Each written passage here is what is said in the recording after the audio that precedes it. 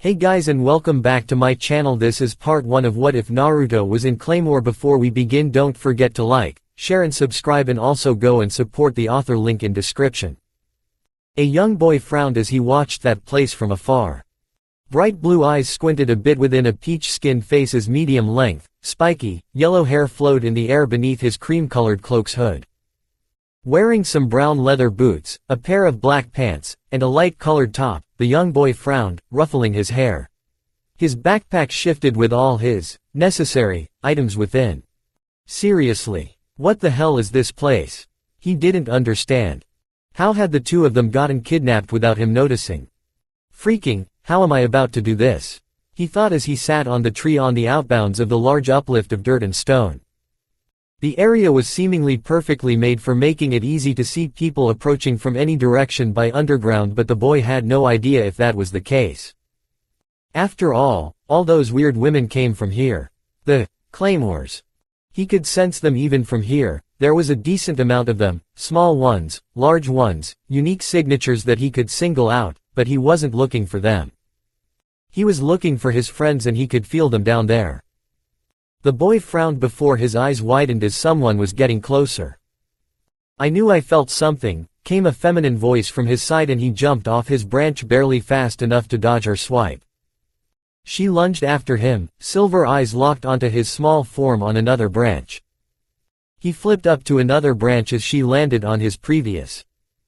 Their game of cat and mouse continued as he barely dodged her several times over, the woman seeming to grow more annoyed as he did. Who is this? They're not a Yoma. The child certainly didn't feel like he was full of demonic energy. If anything, he felt very human and full of vigor and spiritual strength, two powerful things that she didn't understand, or knew, could be in a child.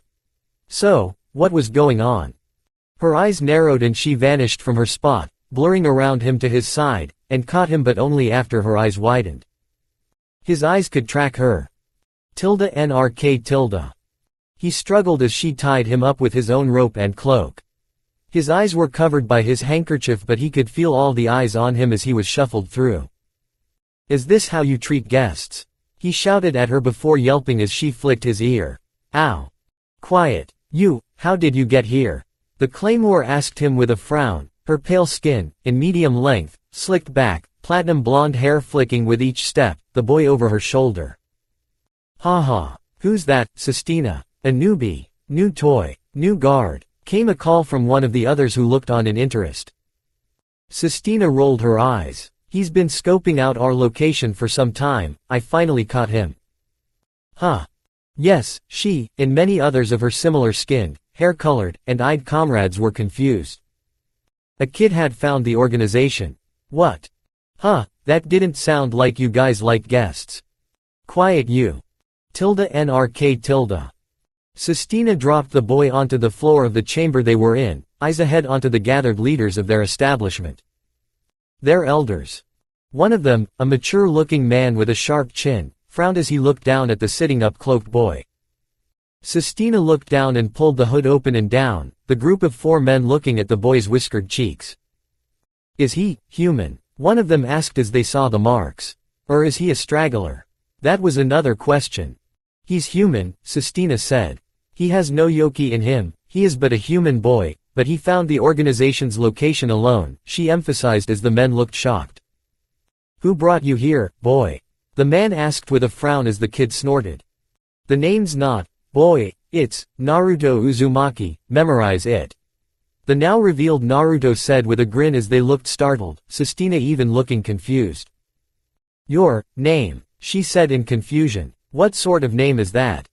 "A damn good one," Naruto said in defiance. "Boy, what part of the continent do you hail from?" the original man asked hastily. "Huh," Naruto blinked. "I'm from a village in the south, Mucha." "Wait, he's where?" one of the others said before listing off, Naruto's eyes narrowing on him. "So, you did take them, didn't you?" he growled, shocking the men. "I knew it," he said as his binds came undone. Sistina's eyes narrowed and she reached for him, but Naruto jumped, removing an item from his pocket and slamming it into her quickly raised hand. White smoke exploded into her vision and Sistina covered her eyes in irritation. "I should have checked him. She realized it too late as quick steps were made away from her. No, where? On her back, a large claymore-type sword was unleashed and swung out, the smoke dispelled with a grimace. What was that boy? Came the original man asked in horror before he grimaced, holding his face with a grunt. He came after the two sisters that just came. It seems so, Sistina said with a frown. I'll find him, LMIT, sir. Go. Grab a few of the guards to look out for him. If I may, I'd like to also grab numbers 45 to 47, she suggested and the men blinked. What? For a mere human child? LMIT was confused. He's displayed physical capabilities that would make it difficult for the human guards, she frowned. He was capable of dodging for a small amount of time in the trees at the outskirts. Not just that, but he came here on his own while bearing items that could be tools. I do not think he is normal. One of the others frowned. How? He's not only human but a child. Take them, LMIT said. And bring the boy back in here. If he's as physically capable as you say, he may prove a worthwhile investment, he considered as the others, and Sistina gawked at him. Go. She blinked before nodding, hurrying out. NRK. He ran along the rafters, steps silent, as he kept an eye out for more claymores. They'll probably come for me, soon, Naruto thought with a frown. How'd that Ne-san find me? Did these women have sensory abilities? I guess it's not just chakra, huh? Still. He had a pair of sisters to find. He traversed the ceilings for minutes at a time, observing all the people below as he found the stairs. That's gonna be rough, he groaned before looking at the men by the stairway.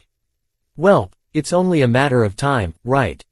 A smoke bomb exploded between them before Naruto slipped between them to rush down the stairs. Ah, intruder, came one of their yells. He guessed they heard his footsteps. If they know I'm going to them, they're gonna try and ambush me, aren't they? Chances were definitely not low. Still, is that Ne-san able to feel me right now, or is she only able to when I'm reaching out?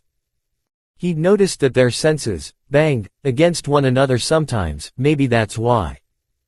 Stay far away from her. He felt out the girl's location before throwing another smoke ball at the end of the stairs, causing the guards trying to come up to spaz out. He leapt towards the wall and ran along it with sheer momentum. Not having chakra in this second life was not easy. Especially with those demons that skulked the continent. Yoma. Creatures full of utterly repulsive energy that made him gag. Claymores were women infused with some of them, that he knew, as they had a bit of that energy within. He reached the end of the hallway before sticking to a wall as those warriors began to dispel the smoke with sword swings. Not good. He didn't have too much time. Time for the next step. He pulled out a big ball item from his backpack along with a cloth mask for his mouth. Naruto threw it into the face of a claymore and grinned as mayhem hit. What is that smell? Not feeling so good. The blonde rushed away, throwing more smoke bombs as he did along with more stink bombs, mayhem aplenty. This isn't going to work forever, they're going to notice. He skidded to a stop as a sword swung overhead, backflipping into thicker cover as the woman who'd attacked frowned. So, there's a little rat, is there? She said ominously as he ducked behind a pedestal of some vase. I'll find you, boy, crap. Did she know about him already? He waited for her to move past cautiously before sneaking around. One more levee. A sword swung out and he bent backward with a swallow before throwing caution to the wind as he beat a hasty retreat. Get back here, you bastard. He's this way.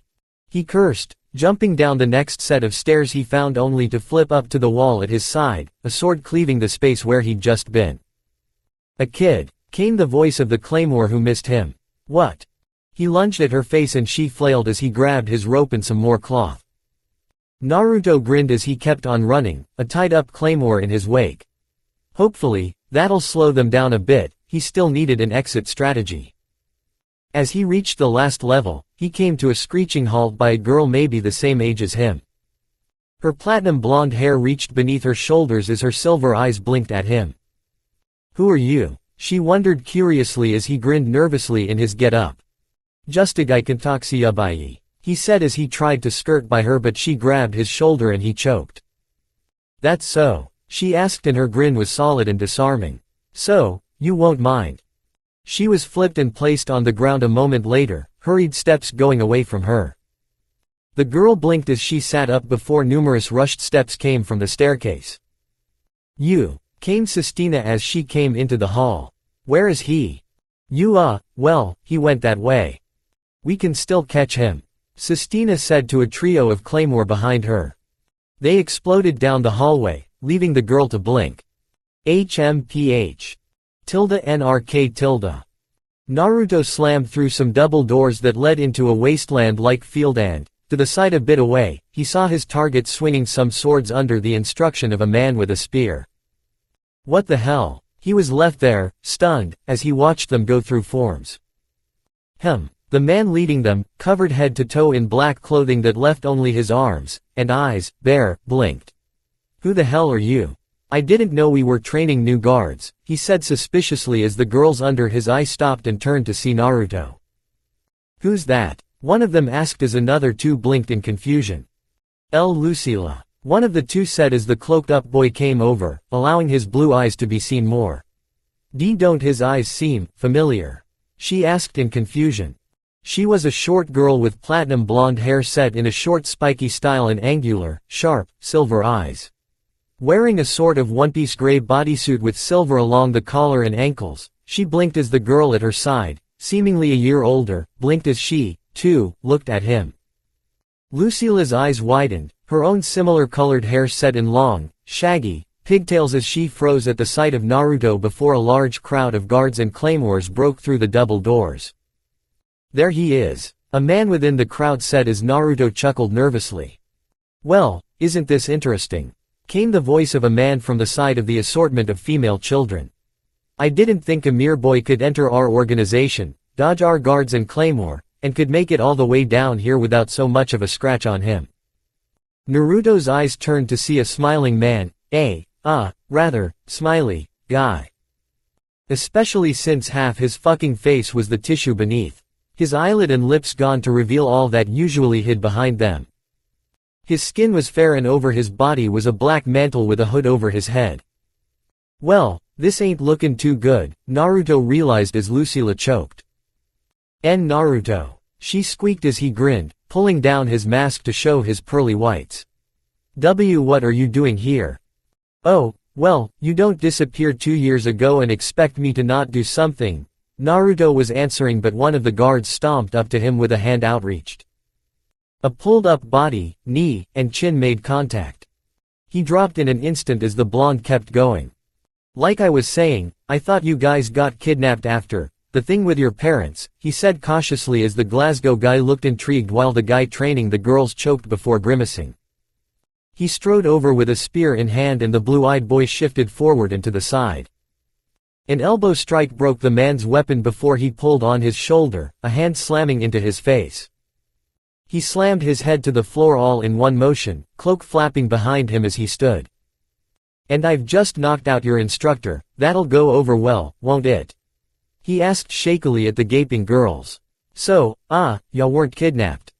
This has gone on for long enough, Sistina said with a twitching brow as Naruto's grin grew shaky the closer she approached.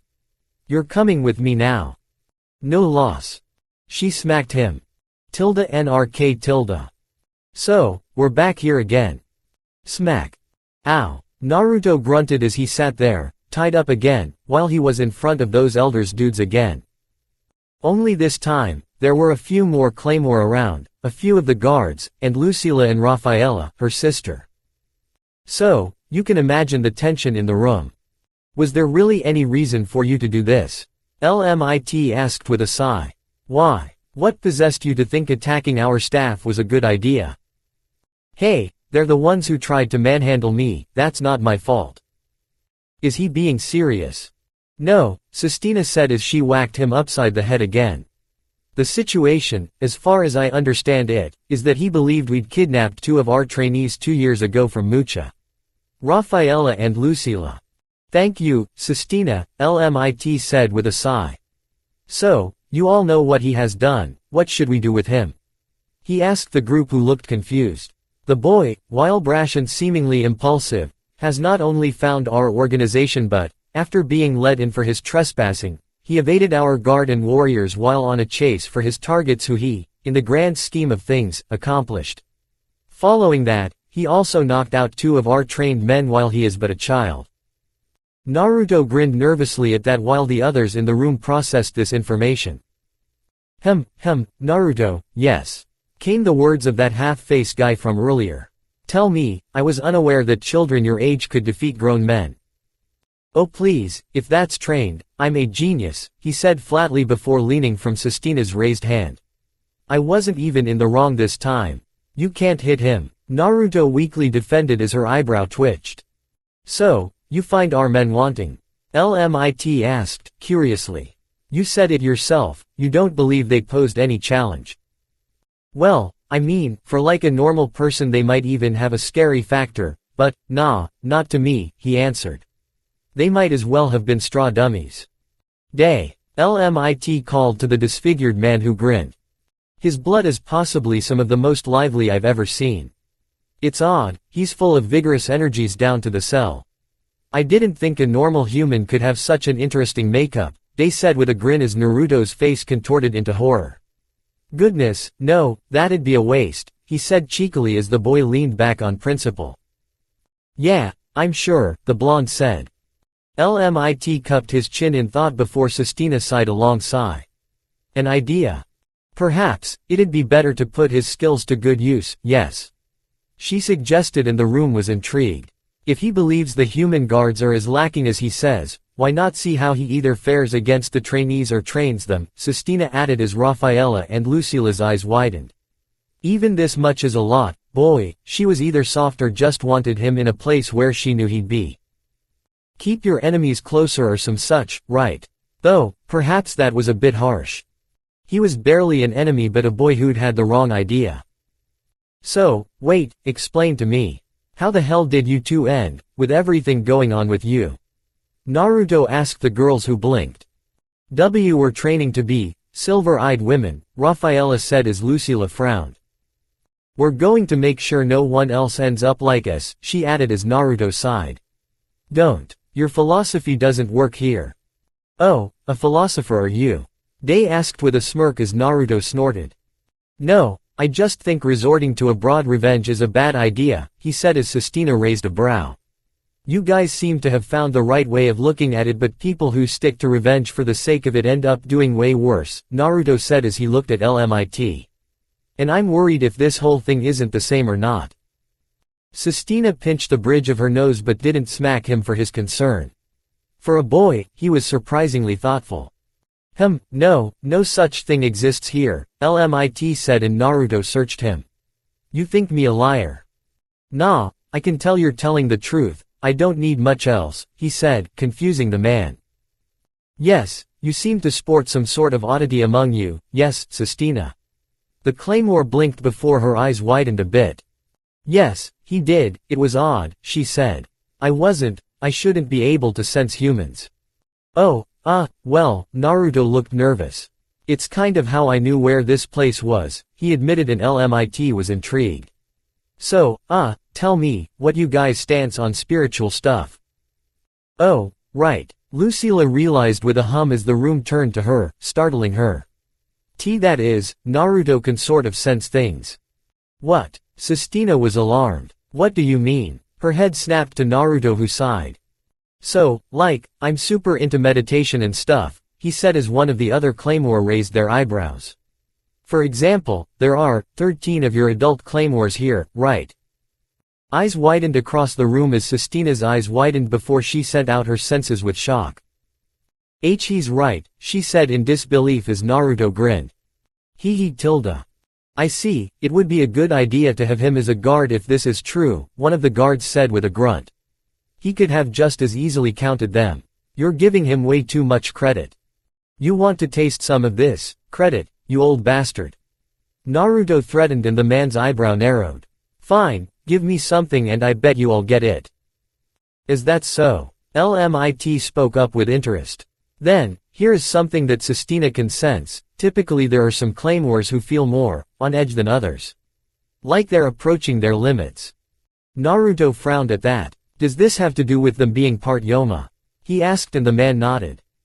Well, comparing it to the lady right here, there are, give or take 2 to 3, right now, who are pretty close to whatever you mean. It's like they're balloons that are close to bursting. Sistina hissed a bit. Damn it, can you tell how strong they are? Well, I can with all the others here, but these ones are muddy.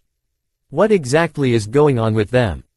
They're reaching their theoretical limits, she said, and the 2 trainees balked in horror as Sistina grimaced. You'll learn this as you become more integrated into our system, but, Claymore, as you call us, can't stay in a human form forever. That's just not reasonable. How long have you been a Claymore? Lucila asked as Rafaela nodded. Give or take over 20 years, Sistina said, and the 3 kids gaped. I bet, to you, I don't feel anywhere near as close as it sounds, she said to Naruto, who nodded. Yeah, you're a bit lower than some of them over there, the boy said, gesturing to the Claymore who crossed their arms. Claymore who fight more, use more yoki, can remain as tame for far longer than those of us who do the opposite, the Claymore said with a wince. Well, glad to see I is pretty unaffected. It's something you'll apparently learn in time. Huh, Naruto blinked. So, I impressed ya enough to not be taken care of in some small village in the east, that basically the situation, yeah. HMPH, not wrong, LMIT said as the other elders, their executive council, murmured. HMPH, honestly, we're the first generation more compatible. You'd have been an interesting warrior, the boy's tilt of the head was all he got in response. Never mind. Welcome to the organization, young boy. I guess, for now, you'll room with the guards. Is that a good idea? Naruto asked with a nervous grin as the other guard's eyebrow began to twitch. Just saying, I am in for some hazing, I feel. It'll build character. If you said so. NRK. Naruto stood in front of the gathered guards, the men all dressed similarly to the first 2 guards he'd knocked out, looking confused or irritable. The guard at his side sighed. So, you all are aware of the ruckus that got kicked up earlier, right? He asked and didn't wait for an answer. Well, welcome to the cause, he's now a guard and he knocked out Cos and Gabe. So, do not try and fight him. What? One of them said. He's a fucking kid. I bet any of the starter girls could have taken him, and you want me to believe that he dropped Cos and fucking Gabe? Is he some wicked experiment they lost track of? Maybe he's some freak of nature, look at his cheeks. They did, looking at his whisker marks like they bore the answers of the universe. No wonder the women here seem like emotionless witches. You aren't exactly great, Naruto spat back flatly as they grew incensed. Ever try being good people? I'm totally surprised. And that's supposed to mean? It means. Alright, enough, the first guy, Ru, said with a groan. Stop antagonizing each other. You don't have to like it, but the least you all can do is try and do your jobs. Save this shit for when you're outside the facility. Naruto crossed his arms with a huff before nodding. Alright, I'm sorry if I hurt any of you recently. Though I think anyone I did is in the infirmary. I still can't believe he beat Gabe. NRK. So, what do you guys do around here besides guard things? We guard more things. Cool, Naruto said as he walked behind Ru. Now dressed in a black tunic, pants, shoes, and a cloak, his mouth was covered as well, leaving only the top half of his face seen along with his hair. God, where does such bright hair come from? Ru questioned as they passed a pair of claymores who were left wondering the same thing, spiky yellow locks bouncing with each step. Well, I'm from an orphanage, so I don't know, he shrugged at the man's raised brow. I learned that I can't just live on a bad past. I have to live for the future, especially those around me. Right, where the hell was such wisdom coming from? Sure, it was kind of naive, not all things could be recovered from, but how had someone who couldn't be older than 10 seem so at peace? God, you're making me think. I don't like that, Ru said as the boy grinned, pearly whites showing and his whiskers seemed to thicken a bit. What are you, a fox? He scoffed before they stopped by a hall. This is the closest to the entrance, the dining hall. Breakfast, lunch, and dinner are the only times we come in here to eat. You want snacks? You better go out and come back with your own. Gotcha, Naruto said before a hobbling form came through the door. Whoa, She's hurt, he said to him, and the man crossed his arms. So, she'll have to walk it off. She's a monster, it's what they do. How can you say that? Naruto asked with a frown. You've clearly seen that they're just as human as you are. I'm not the one who'll eventually turn into a monster. Wrong, Naruto said with a frown as Rue's eyes narrowed. You could already be one, he said simply before rushing off towards the woman. Damn it, lady, get to the infirmary. She balked at him, holding her injured side. What? Wendy, she tripped. And the boy lifted her over his shoulders with ease, rushing off with the shocked Claymore. The guard facepalmed. NRK. Why must you ignore your post? We weren't even on guard duty yet. Besides, it's better that they're healthy, not infected and stuff, and alive, last I checked. Rue groaned as they reached the training room, the man pulling 2 wooden spears off a rack. Naruto caught the one he threw at him before twirling it around his hand and clenching it after a flourish, much to the surprise of Rue. You've used a spear before. Nope, I just go with what I think works, Naruto responded. HMPH, come on, I'll be testing your ability to fend off the potential weak Claymore or aggressive child, Rue said before he froze as ice shot up his spine. I hope you're not stabbing children, Rue. The hell is this? Rue turned on a dime and hopped back, weapon raised at the angry Naruto. He's just a kid, why's my spine turning on me? But was that really true? He'd seen the boy down the 2 before with ease, he was likely a practiced hand. Wait, hadn't Gabe said those 2 trainees had some idea of what training was? So, the boy was why. Naruto let out a long breath, the ice slipping out of the room.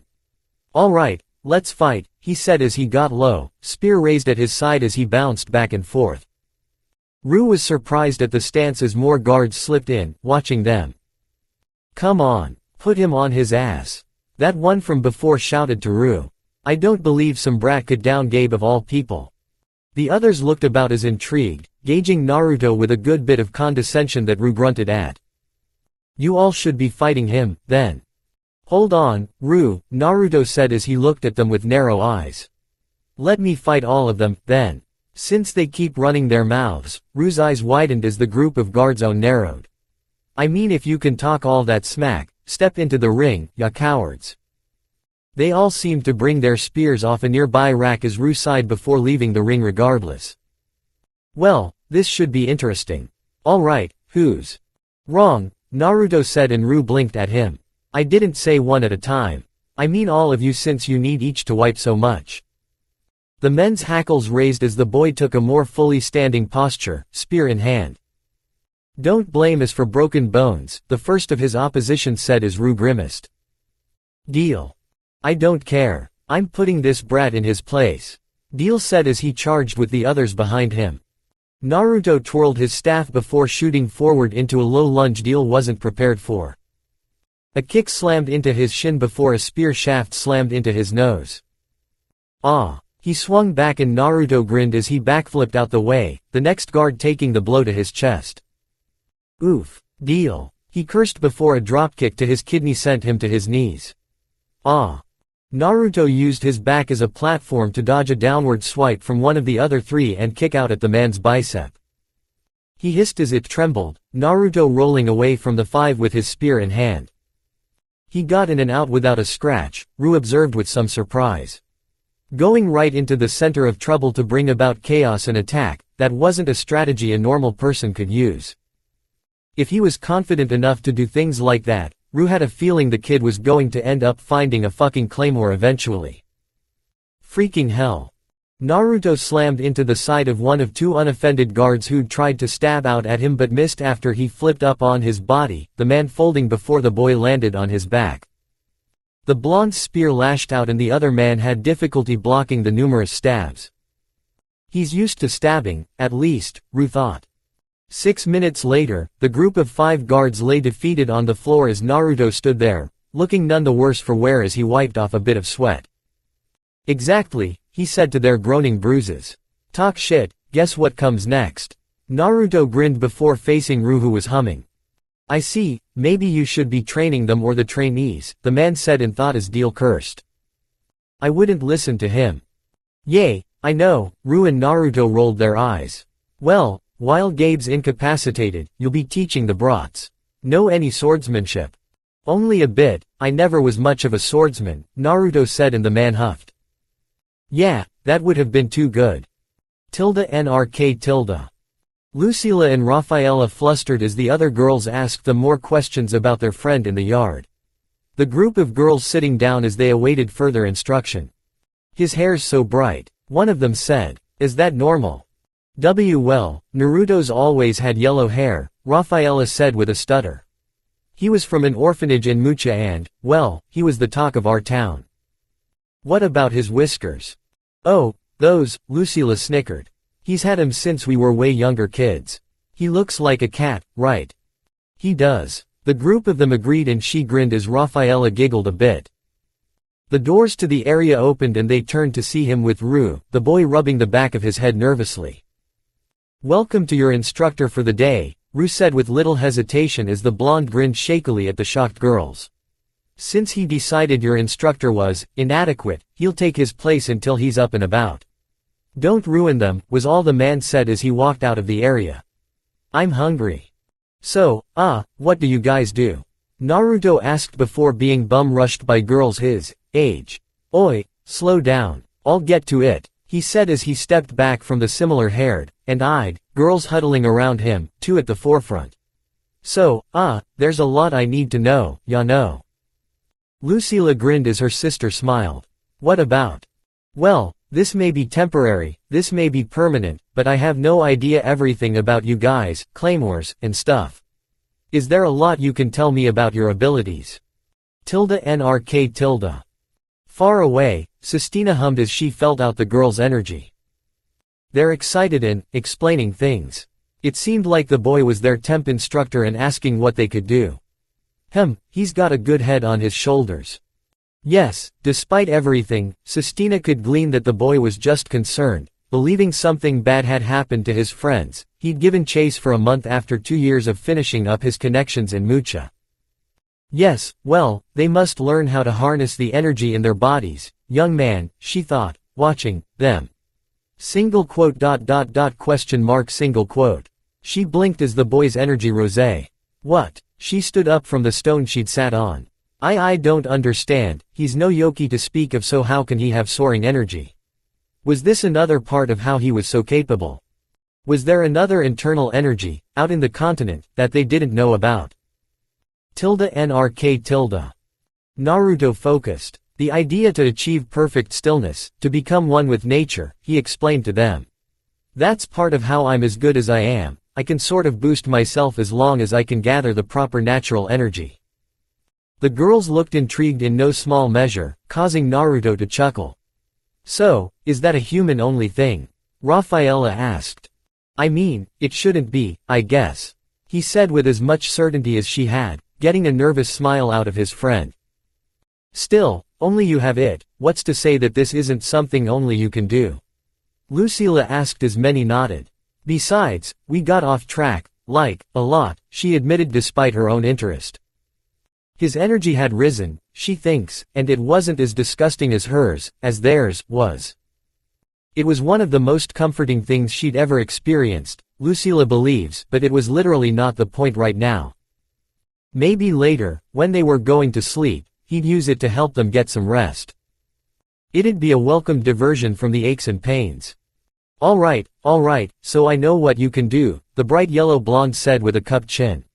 So, in 2 years, how much of that have you guys learned?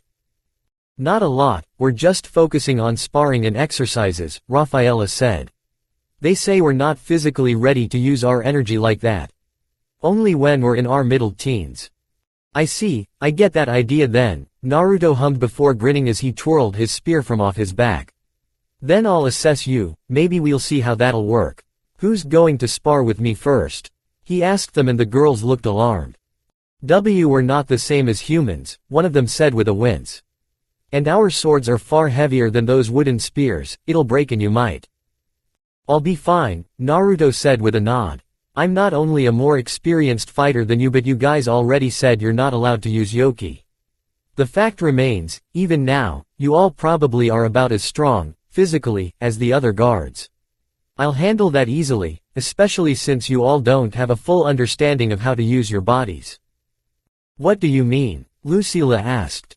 Well, you're not comfortable actually fighting yet, are you? Many flinched before looking down, Lucila frowning as she sighed while her sister's head fell along with the others. That's fine, the fact remains, all you guys have done is fight each other, right? They nodded. So, that's why this'll be different because our skills are so far apart, it'll be an actual challenge for all of you. Now, who's first? They looked amongst themselves before Lucila stepped forward. It'll be me, then, she said with a grin as he chuckled. Alright, then everyone else, back up. We don't know how far this battle will take us. What do you mean? You'll figure it out. Lucila was curious about that. As the others parted, Naruto nodded. Rafaela, do you mind giving us a starting announcement?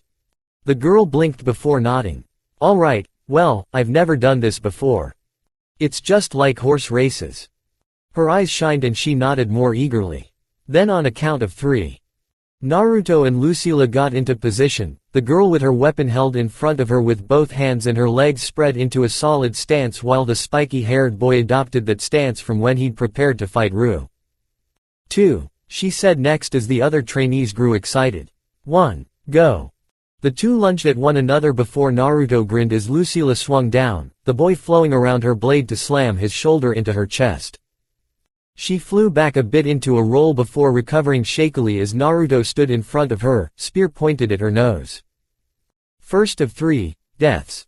2 more shots, he said with a smirk as her eyes narrowed. He jumped back and she stood up from her crouch before lunging once more. Naruto didn't turn to look at her as he stabbed out with his spear to his side. Lucila's sword trembled inches from his chest as her eyes widened at the sight of his spear tip on her handle. What? He then stepped in and pushed out, sending her tumbling once more, before she recovered quickly, blocking his follow-up stab with the flat side of her weapon. But it's too small. How could he hit it like that? Was this really the difference between them? The others had balked as well, the amount of precision needed to pull off such a stunt was not to be underestimated. The two separated before slamming together again, Naruto's weapon skirting against the side of hers, causing the girl to scramble back before he pushed her to the ground, spear at her neck once again.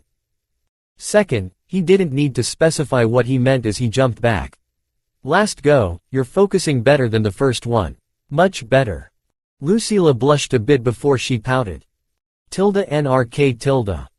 Sistina chuckled at the feeling of the girl's energy. Goodness, being embarrassed by your attraction. I guess to you too, this is almost fairy tale-like, she smiled a bit. Well, we'll see if that changes or not when he sees your bodies. For now, enjoy your blissful ignorance. Now, as for the boys' tests, she was in favor of them. He was right, he was a more skilled fighter than these girls would ever be. It was kind of impressive how he'd stopped that child's slash, it was that was about as skilled as she'd expect from a decently strong Claymore. How curious. Why was he so skilled?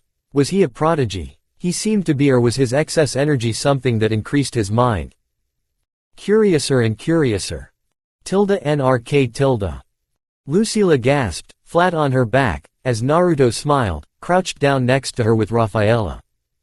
You did good. You not only remembered to recover better but you also made sure to never let me out of your sight. Well played, Naruto chuckled as he held out his hand. She pouted at him but took it all the same, allowing herself to be pulled up. Alright, who's next? He asked and Rafaela raised her hand along with a few others. A little favoritism, let's go, Rafaela. She nodded as Lucila placed her sword in the dirt and stood between them, their referee. The trainees were sparred with for the next hour, Naruto giving tips and praise when he could. Come the end, he wiped his brow. Alright, you guys got some guts, I'm glad. How is he still standing? Is this what it's like to fight a Claymore? It's horrible. He sweat dropped at the dramatics. Right, sorry. Rafaela hummed from her cross-legged position at his right side while Lucila laid down on his left. It was fun, she realized with a smile as he chuckled. Getting stronger, training, and learning from your friends can make any form of training fun and useful, Naruto said as Lucila scoffed. Yes, drama queen, that's the truth. Rafaela giggled a bit as her sister pouted. It was, okay, I guess, the long-haired sibling said as she sat up. I guess I did learn something, too. From watching the others, right? Yep. Alright. So, how long are you guys usually out here for? Isn't it almost? The double doors opened, allowing Ru to come through. It's lunch, get up and go some food, he said before leaving, getting a snicker out of Naruto. Alright. NRK. He looked at the food with interest as he sat down, flanked by his friends before their table was flooded with the others. So, this doesn't look so bad, it's kind of decent, Naruto realized as he ate some bread. Not bad. That's one of the few good things in this place, Lucila said as she bit some beef off a bone. HMPH. It's always full of nutritious things, too, Rafaela said as he nodded, the other trainees nodding. Everything here seems to be for the sake of making claymores. Yeah, I'm starting to notice.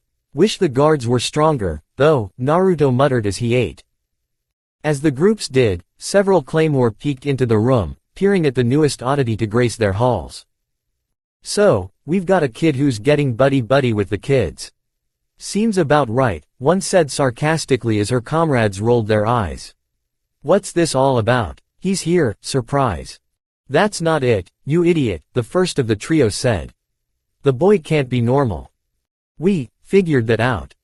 Hush, I mean there's no way he's human, right? She asked and the two hummed. Well, it's not like he's out here fighting Yoma, so I can't really say he isn't, the second one said, once more. He's in need of proper tutelage, the third of their trio said as she held a cross to her heart, long hair around her head with separated strands bouncing as she moved forward. I must assess our potential followers. Hold on now, the first one hissed. What the hell do you mean follower? We're employees, not apostles, Elizabeth, cripes. They're all the same in the arms of the goddesses. Can you not? The second one said as she sighed. You're rather thoughtful, today, Uranus, Elizabeth said with a smile as the medium-length, spiky, hair of her comrade dropped with her loss of energy. I don't have the energy to respond, she said flatly. If you want to spar with the kid, she stressed as Elizabeth hummed. Just ask, Uranus groaned with finger pinching her nose, Elizabeth smiling as she walked over to the trainees. Nidine, please help me.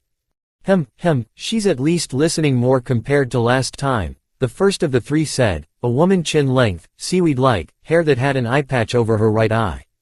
All things considered, I wouldn't mind testing the kid myself. You heard how he dodged Sestina. That's very interesting. Well, a bit, Uranus said. Back with Naruto's group, he was cleaning his mouth with a napkin as he explained their next training exercises when a presence was behind him, surprising the trainees. Well, this is a new person, he said as he turned around. Hi. A Claymore, now that he was paying more actual attention. Wearing a thin, light gray, long-sleeved top with triangle-shaped ends, her lower half was covered by similar-colored pants and metallic, gray boots. On her shoulders were thick metal pauldrons with a waist-length cape behind her that was clasped by a metallic cover by her chest. The last two things were a set of metallic places that protected her hips and her sword, her Claymore sword. All Claymore, the adults, wore this outfit and he really wondered how useful those pauldrons were.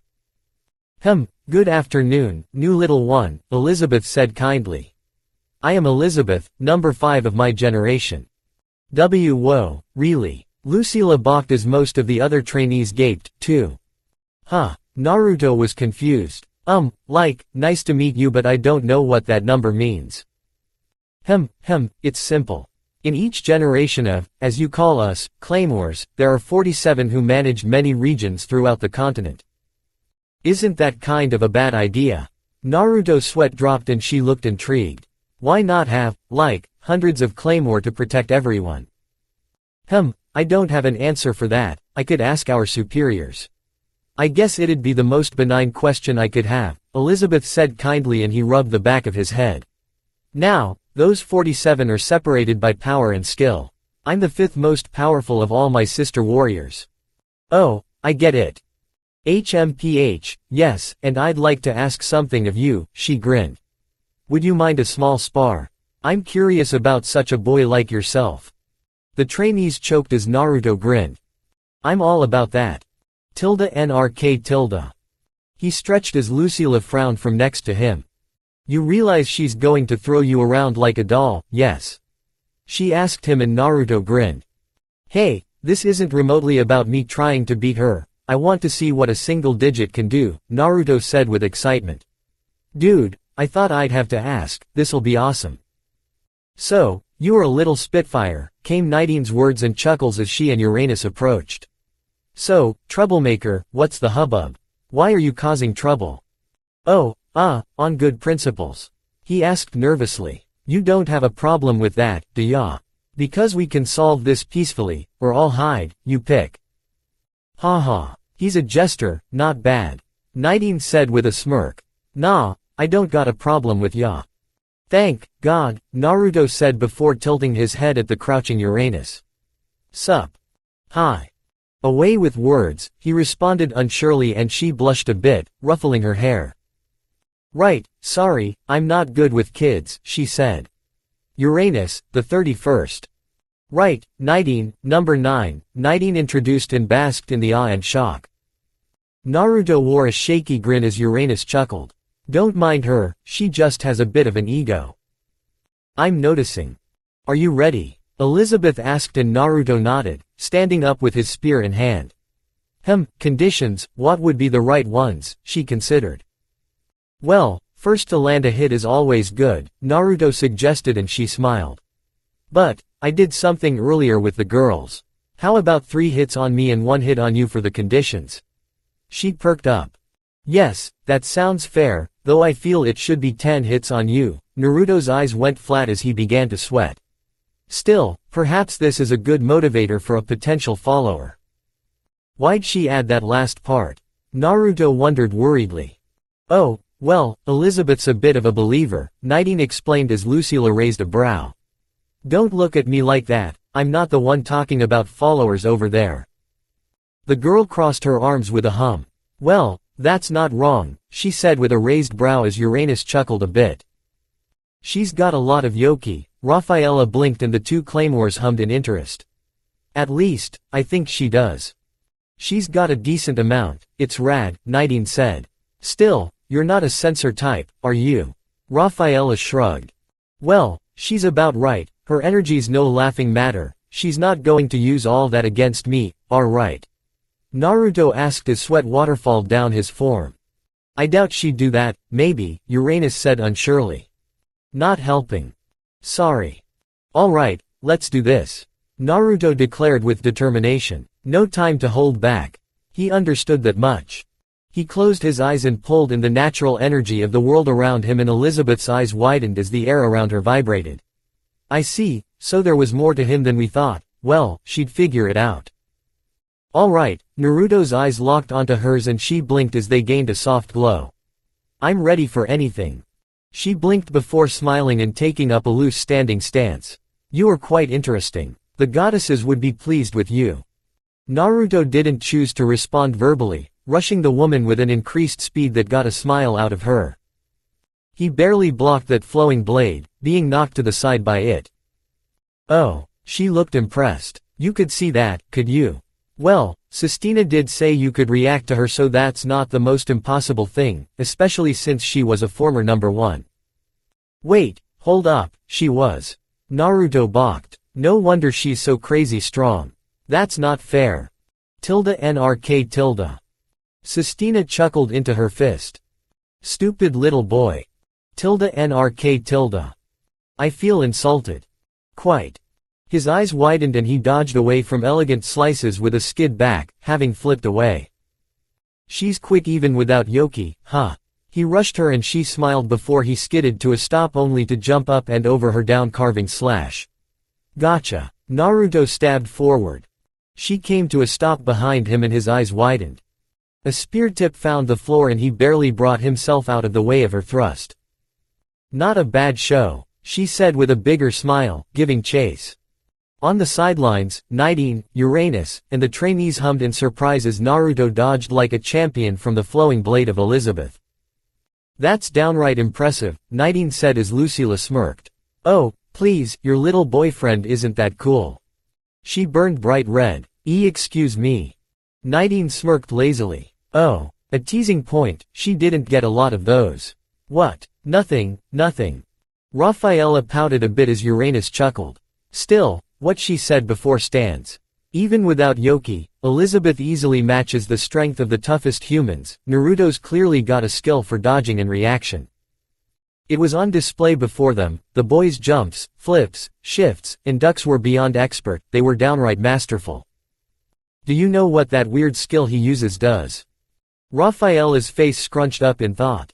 He said it increases his speed and power, and I think he also said something like range.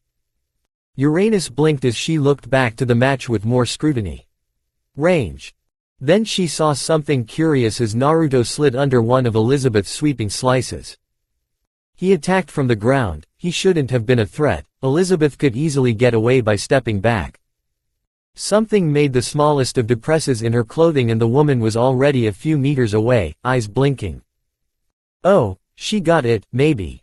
It's extending his attacks, Uranus realized as Lucila and Nidine turned to her. That's part of his little skill. Maybe it catches wind pressure or his energy reaches out. All I know is that he can reach her from a bigger distance. No foolin', Nidine asked as Lucila looked proud. Oh, I will rain on your parade, kid. She blushed and stammered like an idiot. Magnificent. Then they saw a pair of Claymore come out to look at what was going on and blinked. Well, if it isn't number one. Back with the two combatants, Elizabeth contemplated something as she and Naruto came to a stop. The boy wasn't winded, having controlled breaths as she did the same. Extraordinary. I'm curious, what did you do? Is this a part of your sensory skills? She asked amicably as the boy grinned. Yep, it's my own way of taking my skills to the next level, Naruto said as he chuckled. Sage mode. That's a curious name, Elizabeth said with a hum before smiling. And how do you believe you fare against I? There's not a lot I can do, Naruto said nervously as she smiled. I can get my shots in but you're fast enough to get away when I do, so I'll need to trap ya. She giggled a bit and he grinned. Their weapons cracked in between their twin lunges. I'm surprised, she said as she threw him away by throwing their locked weapons to the side. Those spears aren't that sturdy, Elizabeth said as she blurred towards him. Yep, Naruto flipped before throwing his weapon at her midair. But that's another change. Sage mode had never been that before but then, Naruto had never wielded a weapon while using it. If Sage mode gave him a film of energy, why not the things he was holding? Even as she dodged it, Elizabeth noted that the earth erupted from where it hit. His strength is comparable to the 47th. Amazing, and he was but a boy. Then something came past her, dirt, rocks, and a dust cloud, a trap. She ducked under a flying kick as Naruto slipped into the cloud. Sneaky, she said playfully as his spear swept out at her chest. Elizabeth kicked back, and her eyes widened as her boot's heel sunk into a big hole while Naruto lunged at her with a victorious grin. She smiled brightly and he wore a look of horror as she dropped her weapon and grabbed him with her arms. No. Elizabeth giggled as she hit her rear the same time she caught him. No, wait. She bonked him once and he looked at her in terror as she grinned. 2, 3, 4, 5. Elizabeth grinned as he slumped in her hold. I win. Damn it, he groaned as she stood up with a giggle. Honestly, you are a remarkable dodger. Had I not surprised you, who knew what might have happened? I would have won. Maybe, she said cheekily as she picked up their weapons in one hand. Still, I can't imagine what sort of terror you'd be when you reach adulthood, goodness. As she walked back over, her eyes widened as her mouth dropped. Cassandra, she said in confusion as the woman raised a brow at her situation, Elizabeth blushing a bit. Ahem, I was testing our newest staff, she admitted in embarrassment. Cassandra chuckled as she looked at the pouty Naruto. Cute, he looked like a grumpy cat. No, composure, she cleared her throat. Naruto looked up to see this, Cassandra, and the amused woman at her side. Cassandra was a woman with pointed ears, almond-shaped eyes, and short platinum blonde hair that curled around her head and down to her nape. The woman at her side, though, was far more normal-looking and more bubbly as well. having a bright expression, chin-length hair that parted by her forehead a bit, and kind silver eyes. The two were in uniform, Claymore uniform, and he was allowed to stand on his own 2 feet, handed back his spear by an embarrassed-looking Elizabeth. He snickered and she blushed more. So, cute, damn it, the boy was a weakness. Yes, I was simply curious about the noise out here after we got back from a mission. Who is this boy? The younger Claymore asked with a grin as Naruto rubbed the back of his head. Oh, right, I guess there's going to be a lot of that, Naruto realized and they blinked. Name's Naruto Uzumaki, the newest guard, staff, instructor, friend in here, he declared about himself, proudly. I'm confused, do we take boys this young? I believe something happened with Mr. Uzumaki, Cassandra declared as she kneeled by him. He's got such big eyes. They're so blue. Gah. What she wouldn't give to just snuggle with him at night like a teddy bear. I think she likes me, well, not romantically, that was for sure. Does she think I'm cute? Naruto began to sweat in horror. Weren't people like this clingy? So, the council decided you'd be here? She asked curiously. Don't break character. Yep, hey, ya know. After some breaking and entering, yeah. What? Both Claymores blinked at him as Nidine laughed. Yup, don't we have a story to tell you guys, she said with a grin. NRK. Sitting back in the cafeteria, the two looked at Naruto like he was a four-headed man, the former ninja rubbing the back of his head. You found the organization, got caught by Sistina, broke away from Sistina, and led the Claymores and guards on a chase through the compound. Am I sane right now? The woman, Odi, Naruto had learned her name, said in disbelief. It's kind of unbelievable, Cassandra said in shock. A boy did all that. What were they, chop liver? They were super-powered half-monster people. And the whole place couldn't catch a boy. I think my faith's been shaken. Why yeah, a little bit too over here. Allow not your faith to leave you, trust in our goddesses who brought him to us, Elizabeth said and both shot her looks of calm confusion. Right, Cassandra didn't think she'd need to let Elizabeth get into her mind right now. So, from now on, you'll be an instructor. I hope so, Naruto said. I mean, I can help them train better than that Gabe dude, help them out since I'll be nearby, and get stronger as they do. It's got too many pros for me. HMPH, Cassandra could respect that, finding people you enjoy being around wasn't easy, that's for sure, she'd know. So, how'd he do? She asked Elizabeth who smiled. Please don't go on a diatribe, she just got back. Getting into a battle of verbal wit was not in her power, most of the time. Well, for one, he's got an interesting skill similar to our pushing of Yoki, she explained as the two perked up. He calls it Sage Mode, a rather interesting thing but I can't deny the benefits. Oh, right, that's what he called it, Rafaela remembered as Lucila nodded. It's supposed to be super good. He dodged Ms. Elizabeth for a long time, the girl said with pride as Elizabeth chuckled. He did. It's rather surprising but he was capable of dodging me for the entirety of our engagement without Yoki, she clarified for the women who looked very alarmed. Of course, I won in the end but he's rather amazing. You just needed to throw that in, didn't you? Naruto huffed. I have my pride as well. He rolled his eyes. So, I had a question for Elizabeth. Why aren't there, a million of you guys instead of 47? Well, it's not like there aren't more, potentially, but the top 47 are spots contended for via tests, Cassandra said as Elizabeth remembered. Yes, I might have misplaced the thought, she said in embarrassment as Odi snickered a bit. It's not like we all remember that, she said. Still, yeah, there are potential ones who stay behind, prepping for a possible spot in the top ranks. That makes sense, I guess. Still, it's not fun and games, she said as she looked at the trainees. You all have to train hard to get those spots. Especially if there's still a Claymore in one when you try. Wait, how long did they train for? Naruto wondered. Never considered that question before. Hell, how often do ranks change? Not often, Nidine explained. But sometimes unfortunate shit happens or one of the rookies is really good. It can be a thing. Sounds interesting, a little friendly competition. Friendly, she snorted and his spirits fell. It could be, but most of the bitches in here find that thing one of the only important ones. Trust me, it can get very not friendly, super quick. That's so. Yerp. Fantastic, Naruto said as Ru came into the room and jabbed his thumb back. Alright, looks like it's time to go, girls. We've got training to do and I've got a good idea, he said as they looked intrigued. The kids rushed out, leaving the chuckling adults in their wake. That sounds interesting. It does, doesn't it? NRK. Well, Naruto was glad to have more powerful helpers.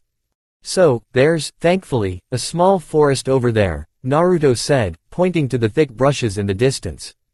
That's going to be where we train in the next exercise, so, first of all, we run there, he added with a smirk as Elizabeth smiled while the trainees paled beyond their normal skin color. That's brutal. I know, but, like, I traveled way far to get here, ya know. It took about 4 days or so of running, hopping, and so on, Naruto said as Cassandra blinked in confusion. That's unwise, she said, and he shrugged. Where does all your stamina come from? That was absurd. The sheer distance he'd have had to pass shouldn't be underestimated. And what about Yoma? Ah, wait, why you can sense Yoma, right? Odi asked and Naruto nodded. Oh, right, that, too, he said with a frown. So, like, you guys know about super powerful Yoma, right? The Claymores looked surprised. Does he know about? If he did, that was a powerful utility to have on their side. How strong? Nidine asked. It's like, way strong. I felt a hint of it when I was Rabona, Naruto explained. To the west, back then, and then the more I came here, I felt something big in the north. I think. Cassandra winced as the trainees looked curious. Classified information. Start running, she declared to them and they gawked. You have training regardless, don't you? Oh, on that. Make sure to use your enhanced bodies to the limit without Yoki, Naruto said as the girls looked at him confused. You can do more than run, can't you? You can climb, jump, and jog. The whole point is, get to the forest in whatever way that you can. All forms of non-hurtful methods are allowed. The girls looked apprehensive before Lucila huffed and started off running with Raphaela not that far behind her. Come on, you slowpokes. We've got training, she commanded them and the girls jumped before hurrying after them. Honestly, this is certainly better than normal training, she said and Naruto threw her a thumbs up. They're gonna be good leaders someday, I mean it, he said to the Claymores who looked worried. Now, on those signatures. What are they? When you said they were above a normal Yoma, can you give us a good estimate? Nidine asked. The comparison is as different as the lake is from the ocean, they all winced at that. It's not wrong to say, these guys are monsters among monsters. Damn it, it is them, she cursed. Those Yoma you felt aren't, they're not normal. They're special in that the power they wield is beyond any Claymore in the upper ranks. His eyes widened as Elizabeth and Odi looked uneasy, Cassandra frowning before speaking up. To you, how would we compare to them? She asked Naruto who frowned. That bad, huh? They're monsters, so I don't know if they hold the number of skills you guys do. They do, Sistina said as she landed by the group. Those beings are called awakened beings, but even beyond that title, those two are creatures in their own right, as you said.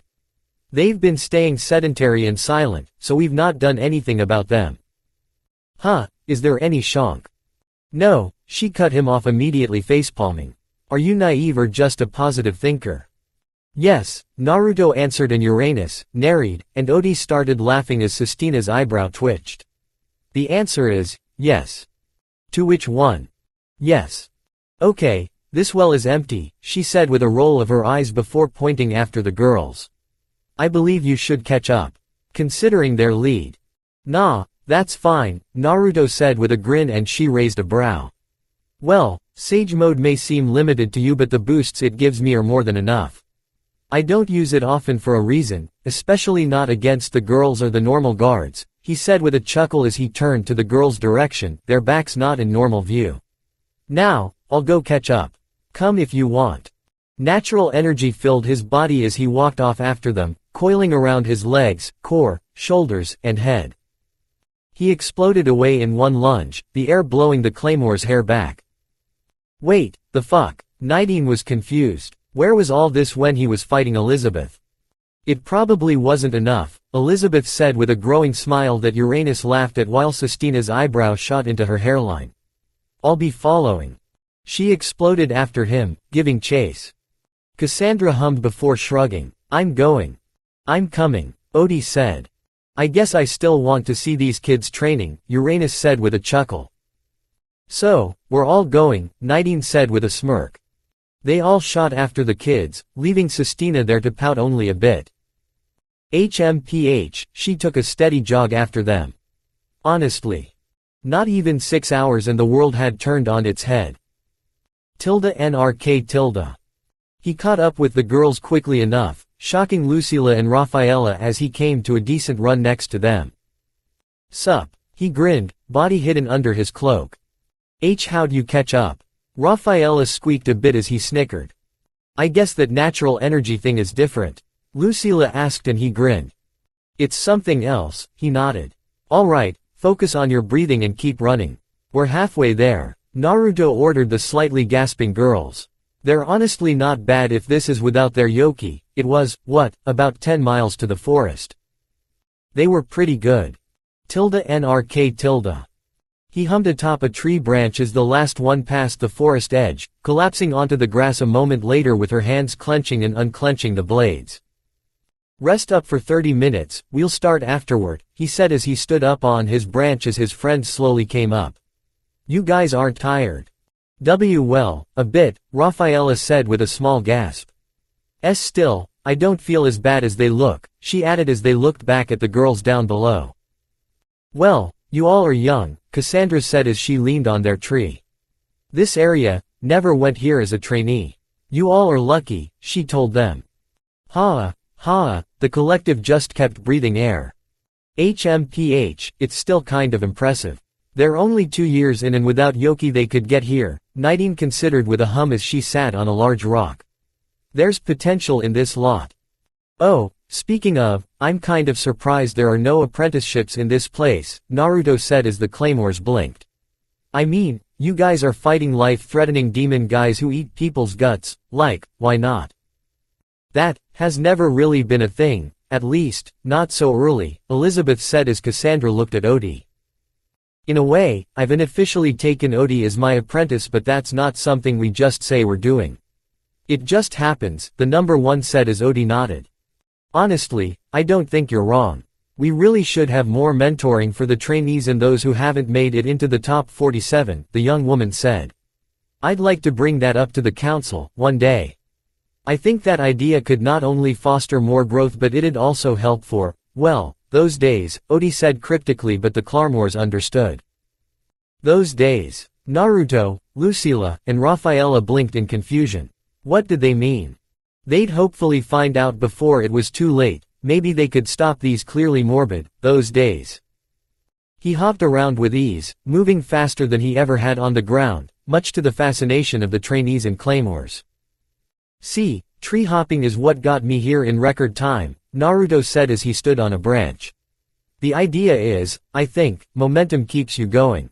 As you keep hopping, you can adjust on the fly but it's extremely fast in a large forested area. So, this is how you got here. Sistina considered as she vanished before reappearing on his branch, mindful of its shaking. I don't understand it. Naruto grinned before hopping backward across the tree line. Well, try and catch me then. You did it before, he said cheekily and she snorted before lunging after him. The bright-haired boy landed on a branch before jumping to an above branch, Sistina landing on his previous one with an audible crack being heard as she kicked off after him.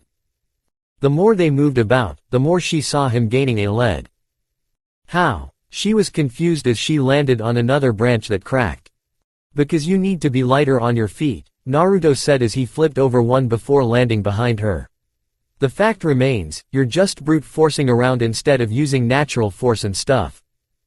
Sistina's eyebrow shot into her hairline again in less than 30 minutes, at that. Her life had become odd in a matter of hours. Is that so? Try just hopping around without yoki, just use the rebound and keep moving. She hummed before doing as he suggested, hopping around in small leaps that she blinked at the ease of. I see, she did, this was rather relaxing. Lucila's eyes narrowed before she hopped from one branch to the next with a grin, doing the same thing a few more times before steadying herself on one. Whoa. She was grinning all the while, still, and, quickly after being settled, she took off again. Rafaela, on the other hand, shivered on her second tree, Naruto popping into view next to her from a branch above, leaves falling about. They locked eyes and she was embarrassed something fierce, cheeks reddening with blood as she looked down. He chuckled. Moments later, they were leaping through the trees, Rafaela on Naruto's back and gasping at the rush of air across her face. This is, she nearly squealed as she latched onto his back some more, eyes alight with fascination. Amazing. He chuckled. NRK. After some quick playing, Naruto had them all on the ground for their next exercise. Now, this is going to sound kind of weird but, trust me, Naruto said. From here on out, you all will be doing your best to try and catch me in the forest. All ways of doing it are valid, the only rule is you have to try your best to catch and grab these, he said, showing them some acorns tied on a bit of vine on his belt. If you can grab one of these, I guess I owe you a favor. What kind of favor? One girl asked and Naruto was surprised to find out it was the one he almost ran into. When did she slip in there? Oh, well, I don't know yet. I have to see if I can leave and come back and when I can do that. Maybe I can pick up toys and stuff. The girls perked up at his words as Sistina chuckled. Yes, I remember those ideas, she said as the other Claymores nodded. God, I would have killed for a doll with curly hair I could braid and play with. Not about that now, Nidine said jokingly as the older Claymore snorted. Haha, ya gotta enjoy stuff, I'll tell ya. It helps a lot. And what do you do?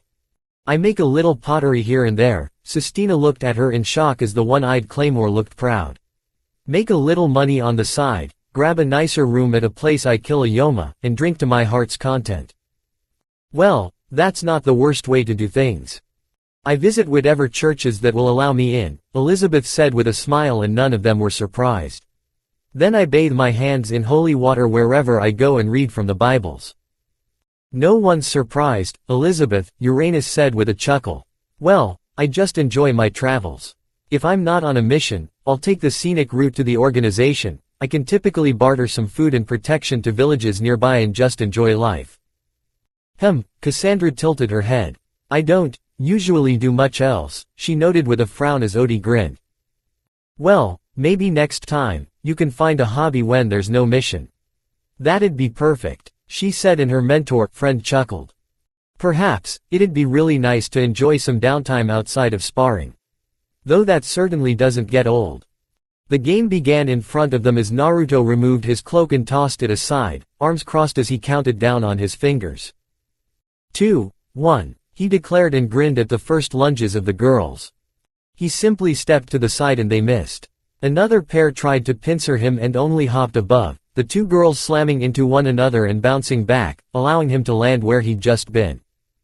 Naruto rotated low and around a trainee's swipe before flipping over another's attempt to grab him. They lunged, attacked, made to grab, and more and he dodged each one without moving his arms. They're not thinking, Sistina said. He's not even moved into the forest as he said, he's just waiting for them to make a move that'll make him put in the effort. I mean, is it surprising? Cassandra said with a shrug. He's not just a boy, he's clearly got fighting experience along with all other forms. He's more wise and worldly than they and has a better battle intuition. That's not wrong, Uranus said with a hum. He even gave them an easier goal. All they'd have to do to snap those string-like vines is tap them hard enough, yet they're not even focusing on that. It was true, the girls seemed too focused on catching him and not trying to grab the bells.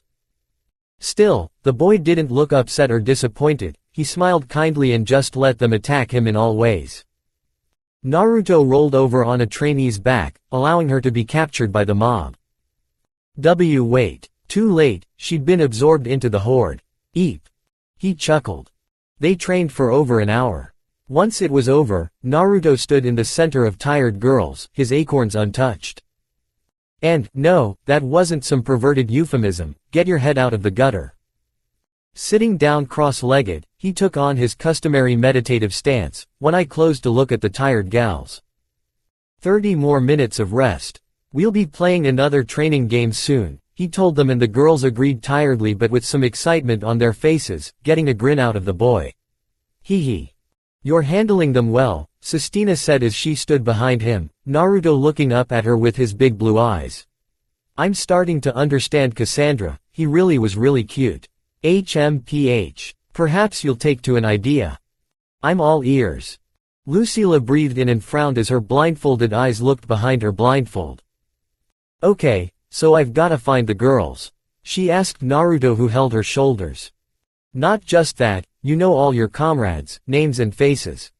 You have to touch one of their shoulders and guess who it is, he said with a snicker as she pouted at him. That's the game, sis over there came up with. Sistina blinked at sis over there, before shrugging as Cassandra pouted a bit, much to her roll of the eyes. Honestly. Alright, so I'm just going to reach around like I'm looking in the dark. No, just tell me where to go and I'll help you there. You have to feel out your friends, though. She nodded before swallowing, cheeks reddening. Damn it, I'm going to look stupid, she whined as the girls giggled around her. Damn, that didn't help. Oh, sneaky, Nidine said with a snicker. Someone's got some smarts. HMPH, Lucila pouted before grunting. Forward, I can feel two girls kind of. They found their first target, Daisy.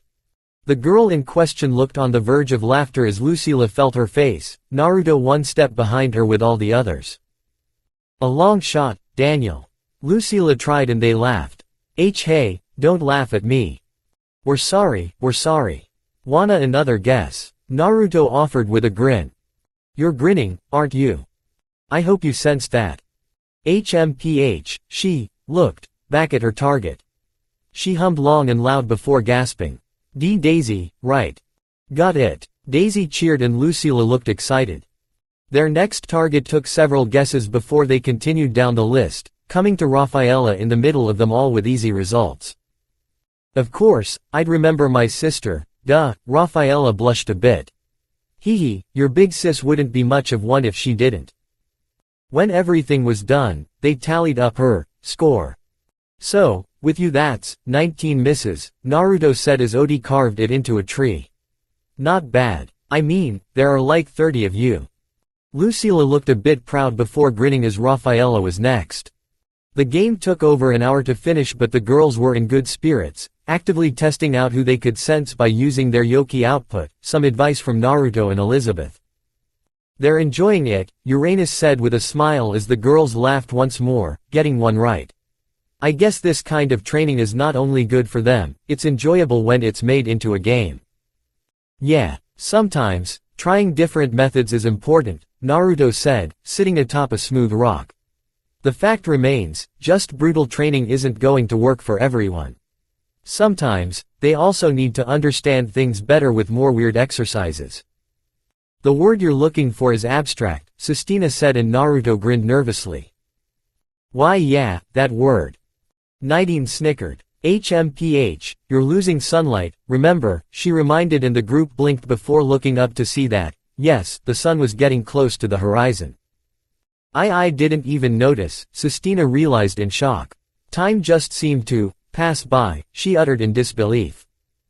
Naruto chuckled. Of course, when you're having fun, learning, playing, and working together, the days can pass way too quickly sometimes, he said, and Cassandra nodded with a smile. Finding a relationship with your comrades, friends, and siblings is important for everyone. I bet even for you guys. That couldn't be closer to the truth if you tried, Odi said with a sad smile. I do hope you can train them from here on. I think you're the kind of instructor they really need. Naruto nodded. I hope so. _NRK. Come tomorrow, Naruto, Gabe, Sistina, and Ru were before the council once more. So, how is it training the trainees? LMIT asked kindly. Oh, easy, Naruto said with a grin as Gabe grunted. We went on a 10-mile run to the forest to the side and back when we were done. I sparred with them to figure out where their strengths were. Had them perform a test by trying to grab some items off me, and we even tested their senses. The group looked surprised sans Sistina. Really? Rue asked.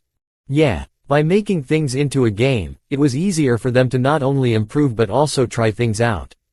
They've even tried out some stuff because they wanted to. Gabe looked alarmed. I couldn't get them to follow my orders, he grunted. Because not everyone needs an iron fist, Gabe, Naruto answered. Are there going to be rough training days? Definitely, they'll need to grow stronger to protect themselves and the people behind them, but they also need time to rest, understand stuff, and put it to use. Just trying physically wasn't going to help them. Gabe rubbed the back of his head, looking kind of embarrassed as LMIT smiled. Then how about this? He suggested. Gabe will train them 4 days of the week and you'll handle them the other 3. That's acceptable, Gabe said. Sounds cool, Naruto said. Oh, right, can I join the training they get? He asked and the man raised his brow. I need to get stronger, too. I was actually considering something. You know how they get guys in black as their messengers and stuff, right? You want to be one. Sistina considered it. That makes sense, I suppose. I'm betting it's also for the sisters, Naruto grinned. You're not that hard to read. He chuckled. Such a capable one would be nice, one of the other elders said. I think it's an idea with merit. I agree. So do I. Very well then, you'll be allowed to follow the current generation in their trials, yes. LMIT offered and Naruto grinned with a nod. Things were going to go awry, he was sure. So, he'd be there when they did. And, so, 5 years passed in a flash. NRK. Naruto grinned as he blocked each swing with his spear, his wooden weapon's metal tip glancing off the side of her claymore. A familiar, sharp-eyed, silver-eyed woman grinned back as they clashed once more before separating. You've gotten a lot better than last year, Naruto declared as he rushed her before a palm strike slammed into her raised forearm, their eyes meeting. She threw her arm down and stepped in, trapping his arm between their bodies, dangerously. Rafaela smiled as their faces were inches apart before she knocked him on his rear, face red like his but also full of pride as she held her sword at his neck. My win, she said as he chuckled nervously, her weapon removing itself from his neck as her hand extended out. Though I don't know if that was fair, Rafaela said with another blush that he reciprocated as she helped him up. Standing 3 inches above her in height, their bodies were barely half a foot apart and their eyes met. Oh, right, Naruto said immediately as he looked away as she looked down, their cheeks even redder. Well, what did you want for a favor, ya know? Ever since they started getting better, he added his stipulation to their spars. Any spar he had with the trainees, he'd give them a favor if they bested him. As of 5 years since he started, the only person who'd ever defeated him was Lucila and Rafaela in spars while the others got their chances when they could grab the acorns. And that exercise quickly got dangerous ever since puberty hit them like trucks. It had been easy to ignore at first, they were growing girls was all he needed to think to ignore it, but then that just wasn't enough. He was noticing that these silver-eyed witches were beautiful in a lot of ways that he'd never considered before. Being 15 now, almost 16 in maybe 4 months, Naruto had been forced to deal with puberty all over again and the fact that he was typically surrounded by nothing but girls he found attractive. Oh, he was forever lambasted whenever they'd crowd him, hug him by accident or when they did a good job, and then when they wanted piggyback rides. So, yeah, he was a lone suffering teenage boy and he'd realized, in the worst ways, that he might not be the only one, yep. So, for now, he simply ignored it for as long as he could get away with it. Hopefully, nothing awakened in him to cause him to become some sort of gigolo. Oh, Rafaela blushed a bit before swallowing and placing her hands on his eyes, closing them. I want to give you something, she admitted, red in the face as his eyebrows rose but eyes stayed closed. Why yeah, what, he'd tried to respond but something stopped him. Something small, sweet, and plump against his lips. He froze as the kiss went on for over 10 seconds before stopping, his eyes popping open like Jack in the boxes to view nothing but displaced air. What the hell was that? He yelled in his mind. NRK. Far away, Sistina shook her head as the isolated spar came to an abrupt end. You're literally in for the weirdest ride of your life, she thought, form not having changed at all in 5 years. Seriously, I didn't think there were women who agreed to that kind of stuff. But, hey, they were sisters. They certainly didn't seem to mind sharing things. Why not him? Naruto was left dazed in his room, night having fallen 3 or so hours ago. As she kissed me, the fact hadn't stopped shaking him young, doubly teenaged, mind. Oh, God, a girl kissed me on purpose. What the hell was he supposed to do? Play it off. Naruto was an idiot, yes, but he couldn't have another Hinata. Damn it, he'd never let himself forget that. He groaned before knocking on his door broke him out of his dazed reverie, the teenage boy sloppily getting up in his black top and pants and going towards the door. He opened it to see the sister of his recent problems grinning at him, waving in a gray set of pajamas he'd gotten for her one day. That being a long-sleeved tunic and shorts. With how she'd grown into them, he did his best to not look further down as he looked Lucila in the eyes. What's up, Lucila? He asked shakily, not prepared for this. Did Rafaela tell her? Was she going to tell me to be careful with her heart? Maybe she'd fight over me. Okay, calm down, Uzumaki. That was too much. I'm here for one of my favors, she said with a smile that he froze at the sight of, blushing with a cough to hide it. That's so late. It'll take a mere moment, she said, coming into his room, leaving him to look at the door for a moment before closing it with a blushing frown. Calm down, you don't even know what she wants. It could be anything, right? He was just being the weirdest pervert right now. What's up? Naruto asked her as he rigidly walked over to his bed before sitting down, Lucila's giggling form bouncing up a bit, her cheeks the slightest bit red. Why can't they all stop being cute? God, he had it bad. Well, I told you, I need 2 things, she said with a smile, surprising him. 1, Annalie's birthday is coming up. Oh, he'd not forgotten, he was just surprised but relieved. That's so, Naruto said as he cupped his chin. Yay, imagine this, Lucila said with a grin as he nodded. Close your eyes. Do you remember that spinning top she liked but broke last year? He did. Man, they'd done their best to cheer her up, too. Good, now, I saw something similar. Imagine something smaller, more compact, and warmer. Warmer. He tilted his head with a frown. Warmer. Oh, wait, does she mean colors? That was a thing, right? So, something red, yellow, or orange. There was a creak in his bed and Naruto felt like he'd forgotten something important. Now, make it smoother, it'd be perfectly circular, she whispered warmly and he felt a shiver run up his spine. Now, add a few layers of wood and...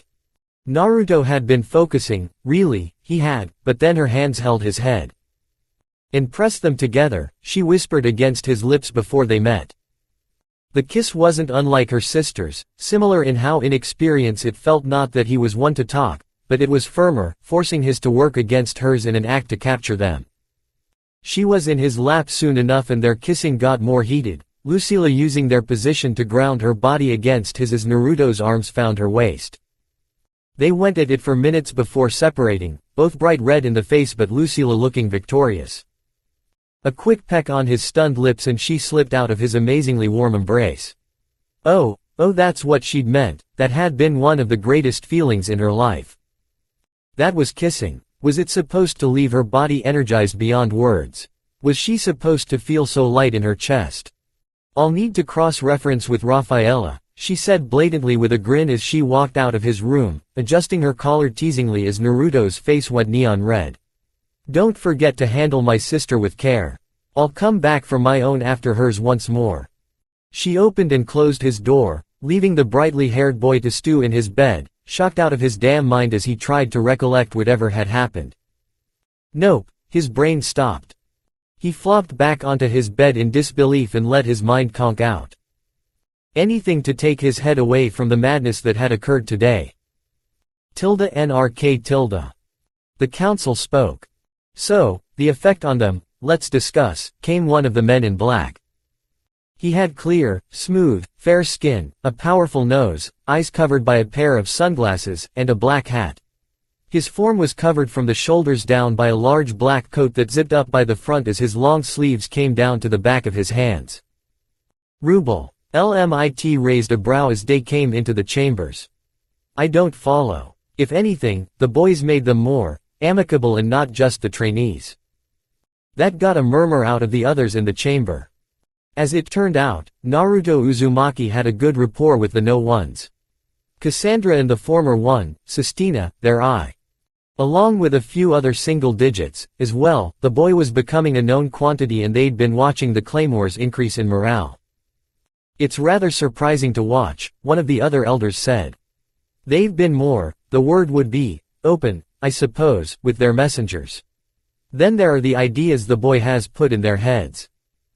Yes, mentoring, honestly, it's an interesting way of having them improve by learning from the older generation, Rubel smirked. Of course, his other questions can be too curious, yes. Well, they're not impossible questions, LMIT said as they nodded. Anyone with any brain cells would wonder why we don't have teams of numbers about, he said with a chuckle.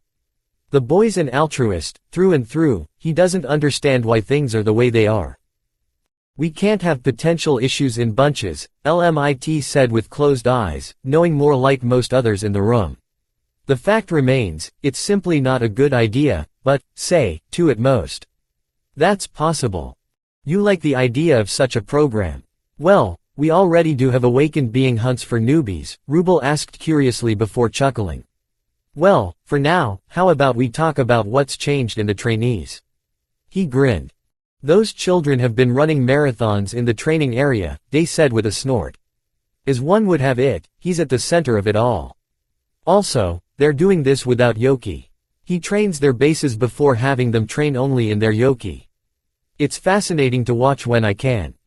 Meditation. The boy's power is getting more impressive, Rubel said, and the room grew more curious.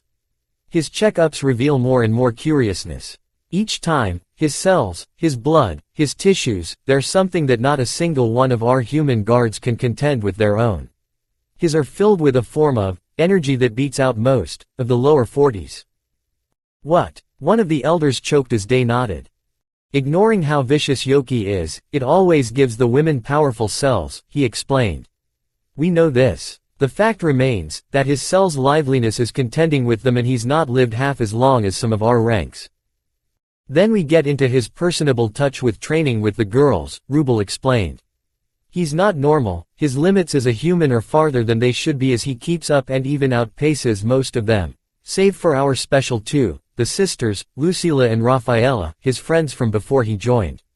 They are the only two capable of besting him in combat without Yoki, and that's not even a guarantee.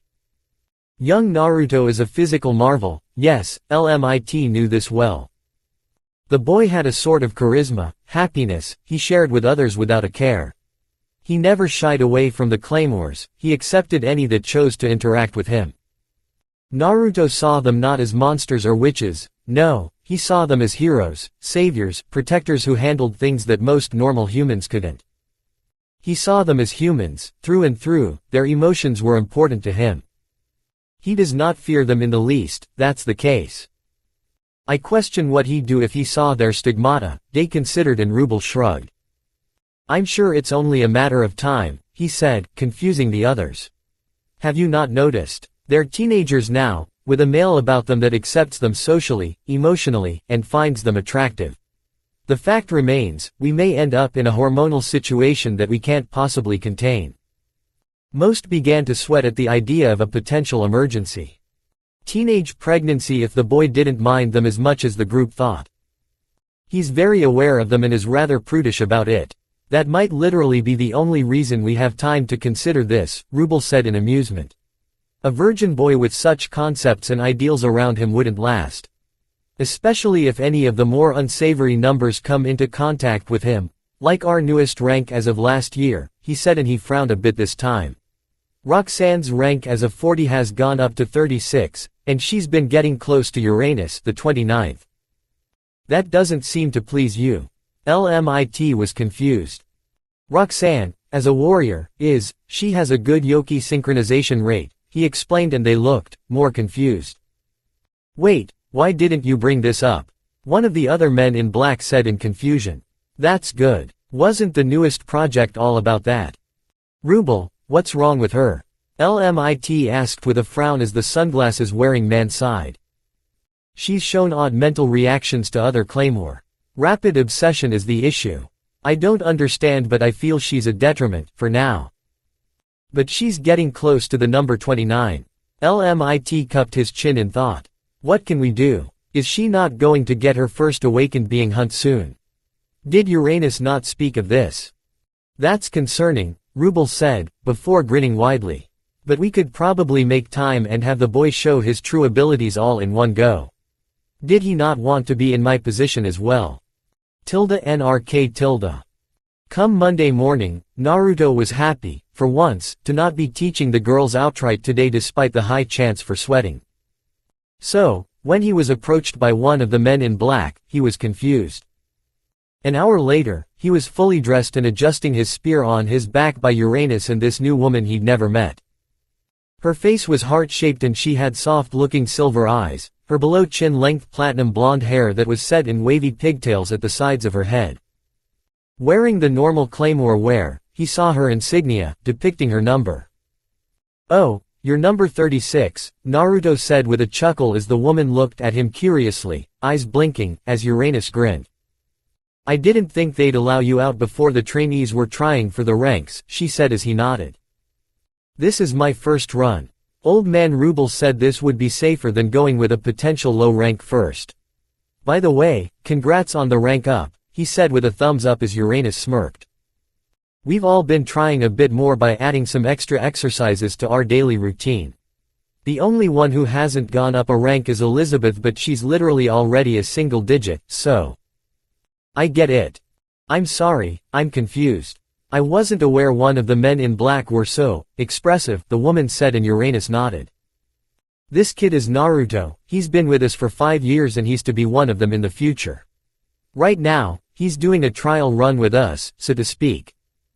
Ah, well, good morning, I'm Roxan, number 36, as you said, the now named Roxan said with a smile and polite bow that Naruto grinned at, the expression reaching his eyes. He's far more open than I've ever seen from those people, how curious. So, you'll be our messenger, yes. Why come along? Oh, well, it's better to go with you guys. Don't know if something will happen that you both can't do, Naruto said with a nod as Roxan was left confused. Like, for example, how good are you at speaking to people? Ah, I see. In that case, what's the mission? It's an awakened being you're hunting. It's to the south of us. 2 days by foot, Naruto explained as Uranus nodded. We'll purchase horses in a town nearby just in case one of you two get injured too badly. You're not a defensive type, are ya? Roxan blinked before tilting her head. No, I'm an offensive type. Alright, I've got medical stuff and rope, just in case. Kinky. What?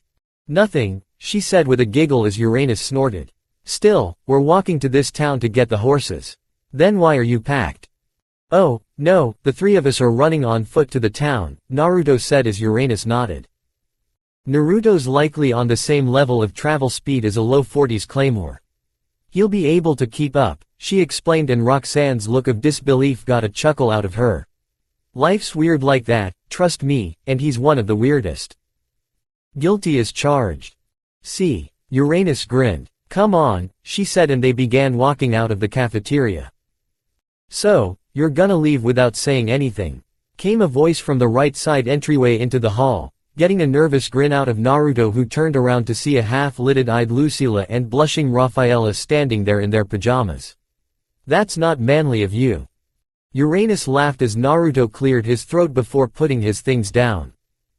Oh, one moment, he said to them as he speedwalked over. I was just processing, ya know.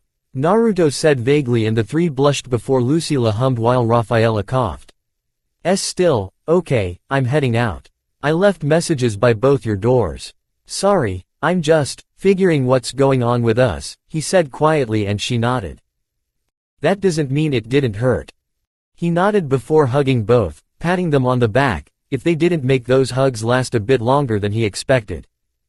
Rafaela the most as she made sure to press into him, much to his hormonal horror. When she was done, she was blushing like a red ball but looked victorious as Lucila snickered, eyes alight with amusement as she pat him on the shoulder. Later, we'll talk. They left him like that, blushing, frozen, and unsure of whether he needed to go, damn it. Let's just go, please. Naruto facepalmed as he walked over to his travel buddies, took up his things, and grumbled as he walked ahead. Damn it. His life is also amusing, Uranus said with a grin as she walked off after him. Roxan was left there, utterly dazzled by the young man's life in but a few minutes. I see, she found her interest piqued. The fact that they actually ran was surprising to Roxan. That this Naruto boy kept up was even more so. We're coming up to the town, he told them as he lunged from tree to tree with a shocking amount of speed. They came to a skidding halt moments later, the three looking down a forest-covered hill at the town below. Getsnim is its name, he said as they breathed out. And we got here in under 4 hours. That's some good time. How are you not tired? Roxan stared at him as he chuckled. We'd run marathons for training whenever I get the trainees. I joined them for all their training. Trust me, it's not that hard, Naruto explained as Uranus nodded. Come on, if we're lucky, we can get to the next village with an entire day to spare, she said. They made it there in under 20 minutes, the three wearing cloaks to not cause any issues. Alright, we'll grab the horses from the stables near the other edge of town. Thankfully, stables are around near all exits, Naruto said. They did what they came for, grabbing horses and a cart, just in case. As they took the slow route, the Claymores rested inside the cart. Get some rest, yeah. You'll be good and rested in 8 hours, Naruto said as he managed the animal's reins. Gotcha, Uranus said as she leaned against the cart's walls with a slow exhale. Man, she's always able to sleep so easily, it's crazy, Naruto said with a chuckle as he held the reins. Yes, he said to Roxan as she leaned out the front of the cart to lean on the back of his seat. Your oddness is simply hard to ignore, she said. I don't understand where you begin and end. From my head to my toes. Smart, she smirked. Not what I mean. You're not from a normal place, are you? I'm from Mucha. It was normal, I'm just a weirdo, Naruto admitted and she was left more confused. I don't mind, though. I can help people this way, I can learn in different ways, go different places normal people can't, and meet people they wouldn't, as well, he said, looking at her as she hummed before shrugging. I see, it wasn't fully true but she kind of got it. He was weird, they were weird, life found a way. She smiled widely. Oh, she was becoming intrigued. NRK. 8 hours later, Naruto rested in the cart for an hour before the group went off to find this awakened being. It's over there, Naruto whispered to them with narrow eyes as they hid behind a set of trees, a small cliff ahead not making much noise, except a step of clopping. It's gotta be the thing, it's stronger than a normal Yoma while not being super strong. Uranus nodded before knocking her fist against Roxan's pauldron, the young woman nodding. They snuck forward as Naruto stayed back, senses spread out. The two claymores moved along the cliff edge slowly. When 60 seconds passed, Naruto snuck to the cliff edge as they got into position. Go, he signaled and the two descended onto the ignorant Yoma. Its head snapped to them and Naruto's eyes narrowed as Uranus lopped off one of its 6 horse legs while Roxan went in low. She went to chop off another but was kicked back in the chest, spitting out blood. Damn it, he cursed under his breath as Uranus cleaved through 3 more of the Yoma's legs before going to check on Roxan. It's fine, the thing doesn't have 4 legs, it can't attack. The awakened being couldn't, floundering about in agony before its fingers aimed at the women. Behind, he warned from above and Uranus picked up Roxan before dodging. Phew, that had been close. Then Uranus stumbled as they landed. What's going on? She held her head as the Yoma looked up at him. Damn it, Naruto cursed as he got up before dodging to the side, slipping away from 5 finger vines that crushed the area where he'd just been. Tisk.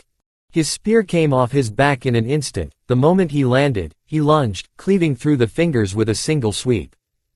Ever since training more with his new pseudo-sage mode, since he wasn't mixing chakra, Naruto had started trying to mix it with different things on his person. His muscles were the first, and that wasn't even fully perfect, but with how far he'd gotten, he felt some pride. Next, he'd tried to enhance his spear. As it turned out, wood was a really good conductor for the stuff. Of course, it required so much more to enhance it, but, over the years, it had become half as slow. And, in that time, his weapon had never broken. So, yeah, right now, his spear was closer to a claymore weapon than a normal wooden stick. So, he grinned as he lopped off the Yoma's digits, the screaming from below causing him to look over before jumping down. While the Yoma was flailing into the walls and distracted, Naruto went to the claymores. "Everything all right?" he asked them as he landed, surprising Roxan. "What?" She looked, almost annoyed, weirdly. "It's all right, you two are fine," Naruto reassured her as Uranus held her head with a slow wince. My head's hurting, it feels off," she told him as Roxan held her. He frowned before nodding, confusing the two. "Roxan, take Uranus to a safe location and hurry back," Naruto said with finality as he stood up, much to Uranus's horror. Wait, what are you?" "I'm either going to kill it or buy time for your return, one way or the other," Naruto said with a grin as he took off his hood and pulled down his mask. "Time for me to see how I compare," he said as he flooded his body with natural energy. "Go." He exploded from his spot and ran along the walls towards the Yoma. The hell is he doing?" Uranus cursed as she stood up shakily. "Damn it. Roxan, we're going," she declared as her face filled with veins. The younger Claymore was let there, startled. What the hell is wrong with him? What had that feeling of power been? "Yes," she answered solidly. A power she didn't know about. How interesting. Naruto, meanwhile, lunged off the wall towards the awakened being's injured arm as it saw him. He swung out with his big claws and Naruto twisted in the air before grabbing onto it. His spear plunged into its wrist. He screamed in anger, his head shooting towards the human's location. Naruto grinned before, at the last second, he plunged his spear into the awakened being's eyes with a swift swipe and jumped away, the demonic creature biting into his wrists. It wailed more as he landed before moving about once more, Roxan appearing at his side. "She's a real stubborn one," Naruto sighed before grinning as Uranus cleaved off the other arm. "Go in," he ordered as he grabbed Roxan's arm. He swung her around before tossing her towards the Yoma's decently big neck. Roxan blinked before grunting and tightening her hold on her sword.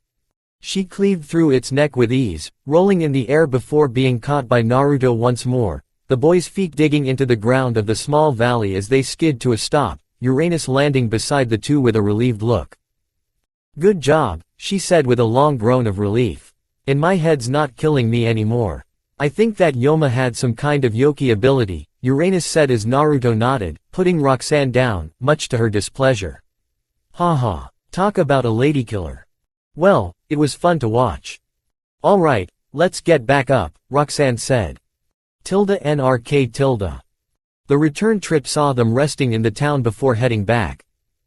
Naruto rested in his room, in his top and pants. "Today went a little off-kilter but we got it done," he grinned. He'd not only learned his weapon was more than good at cutting through Yoma, but he'd also helped beat a low-level awakened being. Sure, it wasn't as strong as those signatures in the north and west, but he knew, one day, he might be able to help make a big difference. Now, what am I supposed to expect when I get back? The question caused him to facepalm as his face went neon red. They're not actually going to suggest what I think was being suggested, alright. If they did, he'd know no end to teasing the world over. Ignoring the Claymores, the other girls, Rue, Gabe, Stupid Deal, and then their higher-ups. He was in for some embarrassment. Naruto swallowed in resolution. If that's what they want, I'll do whatever it takes, to make them happy, to make sure they have a person to come back to no matter what. To not turn into an awakened being as he'd realized earlier. So, that meant those people in the north and south were likely Claymores, powerful ones. I'll have to get stronger, no matter what, he nodded as he closed his eyes. For now, he had his own issues to deal with. The morning following the end of the hunt, Naruto spoke with Uranus and Roxan in the former's room, the number 29th currently nodding to his request as the number 36th tilted her head. Sure, I get it, I won't say a word, it's better to have an emergency backup in case shit goes south, the woman agreed as Naruto grinned. Thanks. I know we've known each other for, 3 days, but I hope I can also count on you, Roxy, he said as the younger woman perked up at his new reverence for her. I suppose, I'd rather like to observe you more without extra eyes on you, Roxanne said with a smile as the teen smiled nervously while Uranus laughed. Alright, we're all ready to go, yeah. Then let's head back, someone has girlfriends he needs to tend to. Oi. The red-faced Uzumaki's eyebrow twitched as she smirked. Let's not. I'm never hearing the end of this, am I? Nope. ~NRK. The travel back was also done in reverse of the way they got here. With the horses and carriage returned to their owner, the three ran across the lands towards the organization. Naruto blinked before whistling sharply. The three of them skid to a stop before slipping into the canopy above, Roxanne looking amused while Uranus raised a brow. Felt something? She asked and Naruto nodded. 3 Yoma, a bit away to the right, they're harassing some people, I think. I think they're disguised. Their energies are weak and that's certainly not a Claymore, he said as they nodded. They're coming. They waited as the young man held up his hand, fingers counting down slowly. When his hand clenched, they watched from above as a small caravan of individuals passed below, the creaking of the carriage's wheels, the chatter of the people, and the horses' silent movements telling. Yoma. Which ones? Uranus asked him and Naruto pointed out the 3 men at the back of the cart, their builds obviously bigger than those they were accompanying and their forms covered in armor but with no weapons in sight. They're definitely small fry, she said with a shake of the head. They're so obvious, this isn't a trap, right? Naruto focused, eyes closed. Nope, there's not another Yoma for a couple miles and those ones are way far off and on their own, he said as Roxanne perked up, eyes alight with interest. You can sense that far. Are you sure you've no Yoma in you? I'd say only Miss Sistina could pull that off, the second oldest of the 3 said with a smile as Naruto and Uranus chuckled. He's a little marvel. I'll handle it, the oldest said as she dropped down behind the caravan with decently muffled steps. As she approached the caravan with all the social ability of a slight professional, Naruto blinked as his tree branch dipped a bit, Roxanne's form sitting down next to his crouched one. What's up, Roxy? Tell me, how does your form of sensing work? I'm curious. Naruto blinked at the intent in front of him, the amount of interest a bit blinding. Well, it's not really something complicated but it's as simple expanding my senses, sorry. Natural energy plays a part in it, too, she looked confused. Oh, right, you probably don't know. I can feel the energy of the world around me, I can also use it to bolster my fighting style and my spear, he said as he tapped his weapon. She leaned back to look at it, expanding her own senses before blinking in confusion. Can I see it? She asked and he offered it without a hint of hesitation with a smile. HMPH, the amused young woman looked over the plain wooden spear with intrigue. It's like his spirit suffused into the wood, she thought with a fascination only really held by children. How curious, Roxanne whispered huskily, mouth set in a large grin as Naruto tilted his head. The way his eyes shined enticed her as well, her hands offering his weapon back to him with a nod. Thank you. It's like your spirit is within it, it's rather odd. I'm actually curious about that, he said as they heard screaming before the sound of cleaving reached their ears. The way the boy didn't so much as look told Roxanne that he was either a monster in hiding, was that familiar with Uranus, or was already paying attention, through his senses instead of his eyes. Curious. I've heard that tossed around a bit but I never paid too much attention to it. Spiritual strength or something. It's odd to explain but it's essential to what we believe holds back our Yoma sides, Roxanne explained with a smile. When we pay more attention to it, we can feel it on some level, that's how we know your spiritual strength is great. It's rather outrageous, I remember feeling it from the fight, you can enhance it, she hummed. It's weird but it's not like you become stronger but you let go, so to speak. Your body likely loses its limiters. Naruto blinked as he looked down at his hands. So that's what it was. He always saw it as him increasing his body's abilities, but if it just released the natural limiters in his form, bolstering this spiritual strength, instead, then that made some sense. Naruto looked at his spear with interest. What did that mean for his old reliable? Would it break if his spirit did? Was that it? Had it become his spirit weaponized? Or, really, what did that even mean? Naruto realized he took a lot of things for granted within this strange second life. I'm back, Uranus said as she walked past their waiting spot, the two dropping down, shocking those still left over by the caravan before they all walked off. It really was just sad, those guys. What did you two talk about? Spiritual strength, Naruto said as Uranus hummed. Finally asked about it. Yeah, I might have been kinda lenient on it, he said with an embarrassed grin as the woman chuckled. Well, ask away if Roxan didn't already explain it.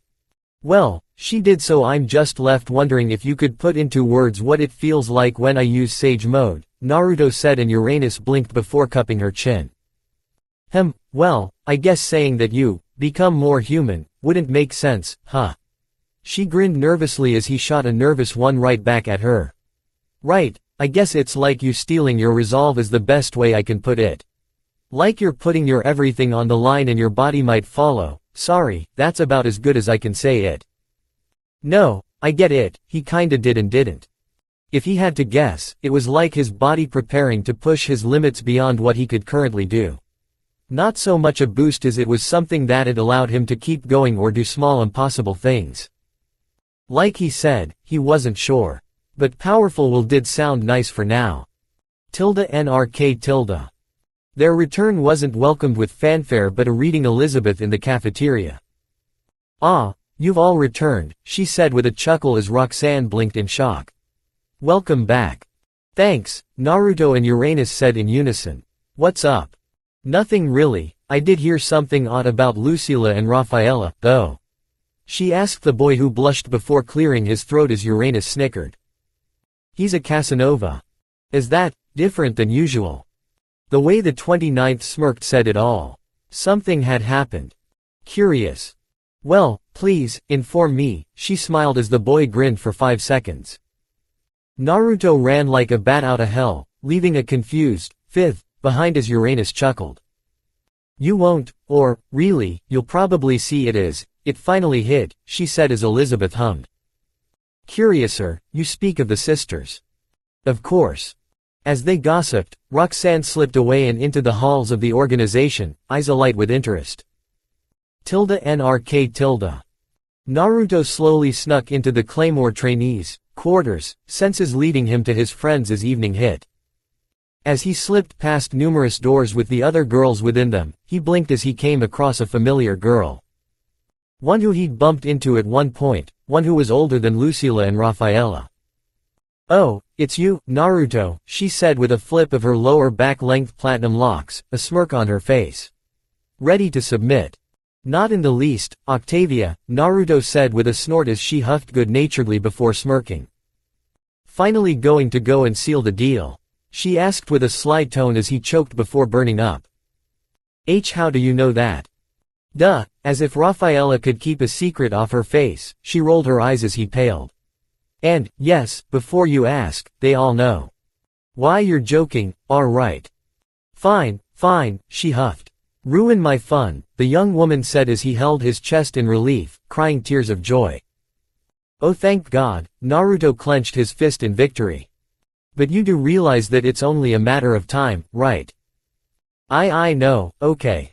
It's just, look, I'm still not sure how this is gonna work. I know those two, they're not competitive in the slightest, so how the hell did this happen? Octavia tilted her head with a hum. Sorry, don't know, she grinned as he threw her a flat look. Whatever, you know where they are, I bet. Bye, Octavia, we'll spar soon. That's all I ask. He power-walked away from here, heading directly for the sisters' room before he was standing in front of it, taking in a breath before knocking. Hello, Daisy. I'll give your brush back in a bit, Lucila began to say. Lucy, it's me, Naruto tried to say only for the door to be ripped off its hinges, damn near close, for a blushing Rafaela to be shown, her sibling in the back of the room with a brush in her hair and a similar red face. Why yo, he rubbed the back of his head as Rafaela blushed harder but nodded, letting him in. She closed the door behind him before Naruto walked over and sat on their shared bed, the two girls looking more embarrassed even if they came over and sat next to him in some new clothes he'd gotten recently. Rafaela in a shin-length black skirt and a dark gray tunic while Lucila wore a dull red tunic dress with a pair of wooden bracelets and anklets on.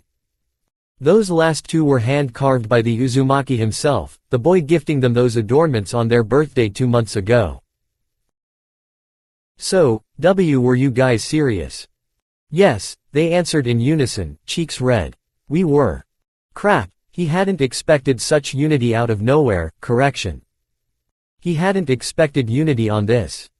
Like, seriously? He asked again. I know I sound like a run-on story and stuff but I really need to be sure you two are cool with this as weird as it feels being the guy at the center of it, Naruto said seriously as they looked at him curiously. Why yeah, I am, Rafaela admitted as she picked at her skirt gently, the amazing feel of the clothes sending her heart soaring some more. I'm serious. I am as well, you know. Lucila said with an embarrassed grin, eyes wide and looking away from him as she fiddled with a few of her bangs, her hair out of its usual long twintails. So, yeah. Naruto ran his hands through his hair as he groaned. Is that 2 sets of presents on your birthday? He asked shakily as they blinked before giggling. Yeah, I figured as much. If you want, sure, I'll do my best to make both of you happy. Though, word to the wise. I've got no romance experience under my belt, he said with shaky confidence but that's where Lucila grinned. Worrying. We get that, you weren't exactly a Casanova back in Mucha, she said with a wave of the hand as he shot her a look. What? I think she means when you didn't even notice the girls who liked you in Mucha, Rafaela said helpfully with a blush before she giggled a bit at the blonde's look of disbelief. They what? The door was knocked on and Naruto groaned as Rafaela blushed. It's Sistina, she said with a glowing red face. And she's really smug right now. Lucila rolled her eyes before answering the door to find the grinning woman there, her sly look causing an immediate wave of embarrassment to wash over her. Why yeah, she squeaked as, the eye of the organization chuckled a bit with another smirk. Girlfriends, huh?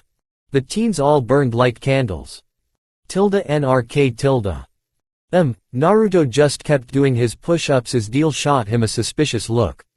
I'll kick you in the balls, Deal, don't try me, he grumbled as the other trainees either blushed or laughed. Atop the young man's back, Lucila blushed but wore a proud grin while Rafaela just stuffed her red face into her hands. I ain't saying shit, ya little pervert, the guard huffed as Naruto's eyebrow twitched something fierce. Hey. Oh, that man's clothes were turning pink tonight. Can you all just focus on your training? Naruto shouted as the others jumped before scrambling about, the young man's red cheeks ignored as he kept going. Please, I'm already in for it when Nidine gets back, don't let them get me, he pleaded to his 2 girlfriends. Oh, God, he had girlfriends. Hee, well, I think we can allow little things, Lucila contemplated as the boy choked while Rafaela looked up with a red face. I mean, we're all kinda stuck in this place, so, she burned while the blonde froze mid-push-up.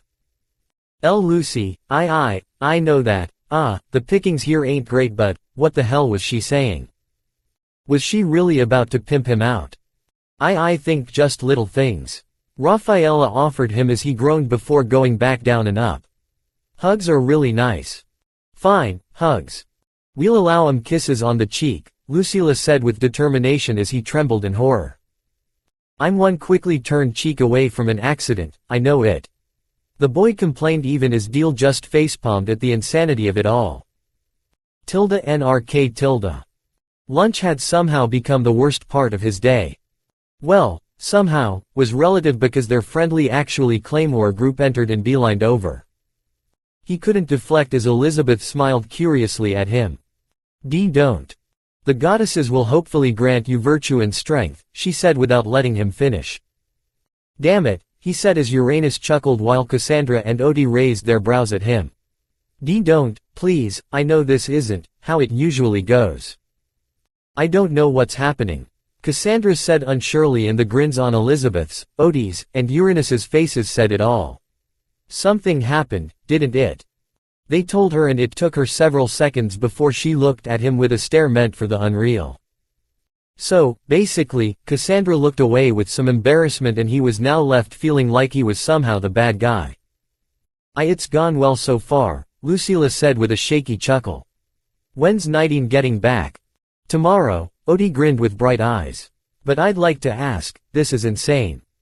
That wasn't a question, Rafaela whined in embarrassment as Uranus chuckled.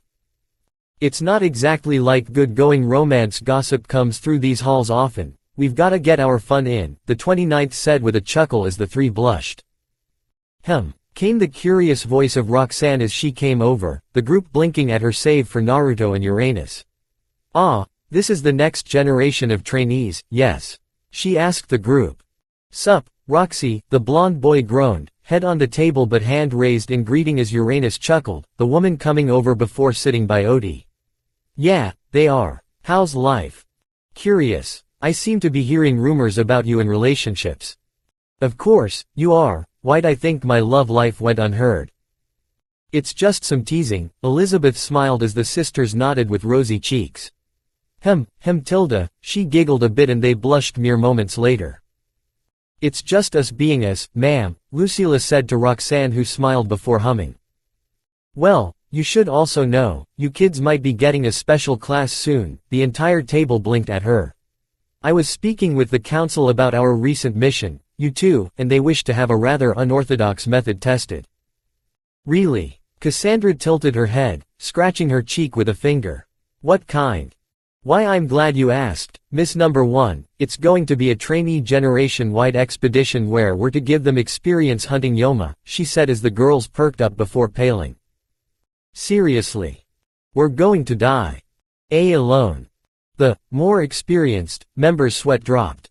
They've never been so scared, Naruto said with a nervous chuckle. Gee girls, come on, it won't be that bad. Think about it. Roxy literally just said it'd be all of you in a group. The girls stopped their horrified whispers to look at him. Besides, it's not like you're going to find an army of Yoma out freaking nowhere. That'd be ridiculous, he reassured them as Rafaela nodded. Besides, we can sense if such a thing happens, she said as Uranus chuckled and she grinned. I've gotten better at it, Rafaela admitted bashfully. That's good, Sistina said as she appeared behind them, getting a jump out of the girls while Naruto smirked smugly. Hush, Casanova, she smirked as his expression dropped with his face.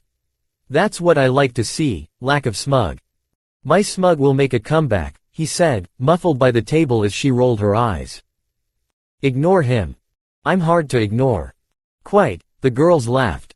Rafaela and Naruto are right, this is going to be real-life experience, but we're not going to just throw you into the deep end, that'd literally be counterproductive to our numbers. So, who's going? Uranus asked before Sistina smiled. You, Elizabeth, Nidine, Odie, Roxanne, Naruto, and Cassandra. Your jobs are to keep track of them before taking them into more personal groups so they can get an actual sense of the dangers of fighting Yoma. The council wishes to use your district, Cassandra. The nervous-looking Cassandra swallowed before nodding.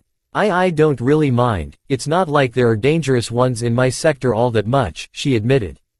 They can't see it. What'd they think if they saw her technique? Odie patted her shoulder with an encouraging smile and a determined look, mouthing, you've got this for her senior Claymore. Cassandra nodded slowly at that. So, tomorrow? She asked Sistina, who shook her head.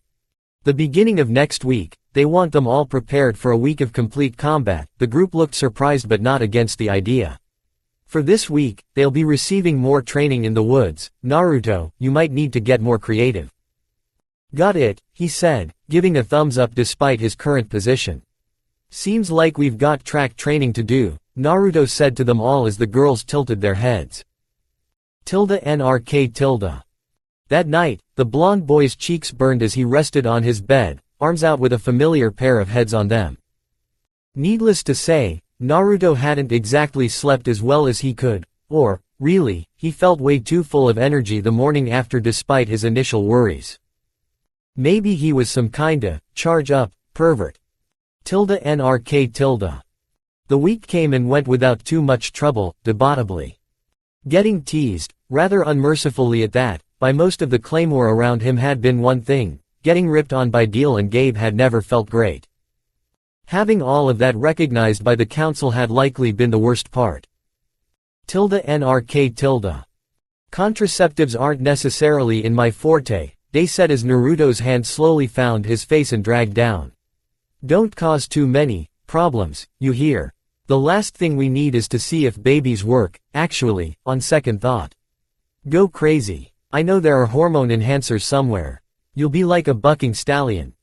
NRK tilde. Yeah, so, he never went to the medical wing and be damned if he ever did under his own power. So, yeah, come the following Monday, the group was ready. Naruto, in his usual, mission garb, looked back at the girls. Their usual training uniforms were on but now they sported brown leather boots, dark gray cloaks, backpacks with futons rolled up at the top, and the group had on both new normal swords on their backs with metal gauntlets and girdles for protection. Their selected mentors were ready as well, the group a sight to see in the cafeteria to anyone not in the know. The heck? Rue blinked as Naruto chuckled. I guess they didn't wait once you hit 15, he said with a shrug. Whatever, you know the usual protocol, right? He said, readying his own gear with a grunt. I really don't want to deal with this but I'm your quote-unquote mentor. Glad to have ya on, Naruto said before nodding. Alright, thankfully, we can all fit in 2 carts so me and you can drive, he announced to the trainees and their Claymore mentors. So, take your pick. Yours. The trainees called out as he sweat dropped while the mentors chuckled. Rue almost felt offended. See come on, you guys. Naruto tried. It's only for the trip. They looked defiant and he groaned, face meet palm, you two were bound for great things together. 10 minutes later, his cart rocked a bit more than Rue's as he huffed at all the girls within it. I'm a sap, aren't I? Only a bit, Lucila chuckled while Rafaela smiled. You're our best friend, I don't see how this is weird, she said as the bright yellow hair of their boyfriend shifted as he pouted. Damn it. As they rode out within their carts, the former shinobi hummed. Where are we heading, anyway? Lucila asked Naruto who nodded. Rue. He asked his fellow guard who huffed. It's a village a bit more northeast from here where the number 1 patrols, it's a slightly colder place but one that's been relatively well kept. Rue said as Cassandra mumbled in embarrassment while Odie snickered, the Claymore in the older guard's carriage. It's basically near a middle point between Alphonse and Sudafu, a settlement called, Go. Naruto nodded at that as Rafaela tilted her head. Go, she tilted her head at the name as Lucila nodded. It's a pretty simple name, she said. The 2 carts traveled in slight silence, those handling the horses only hearing the murmurs or giggles of those behind them in the cargo area. 4 hours of travel were all it took to reach the settlement, the girls yawning in the cart as Naruto spoke up. Yo, we're here, he announced as they all gasped before scrambling to squeeze through the front. Hold on. Wait, please. Why you'll all get a chance. The blonde said nervously as the girls struggled to look through the opening by the driver's seat. Thank God you two were already out, Naruto said to the sisters leaning on his shoulders. Rafaela blushed a bit before nodding, Lucila still asleep from the trip. Why yeah, it was a good idea to sleep out here, she fiddled with her fingers as she whispered a moment later. You're nice and warm, Rafaela admitted with rosy cheeks as Naruto blushed himself, huffing as he heard giggling behind him. You guys are gonna get it if I hear some giggling. They giggled louder and his eyebrow twitched as Lucila giggled in her sleep. Never knew they were even out to get me in their sleep, he huffed as they went on a side path. We're going to settle in a forest a mile away, it's a good distance while making sure we can head into town for anything, just in case, Naruto explained to the trainees as Rafaela nodded while Lucila hummed in her sleep. She blinked drowsily before rolling her shoulders as she leaned off her boy's shoulder. I guess we're gonna be camping for the whole thing, huh? Yes, we don't have the pills for all of you, Rue explained as Odie and Nidine were already following their carts. That's why you've got your things, it's gonna be a rugged week, he groaned as Naruto chuckled a bit. They walked for maybe 4 more minutes before parking their vehicles within a large clearing that fit their crew rather snugly. The moment they did, their cargo unloaded themselves before spreading out with grins aplenty. Alright, hold on, girls, we've gotta talk about the plan," Naruto said quickly before they all disappeared wherever they pleased.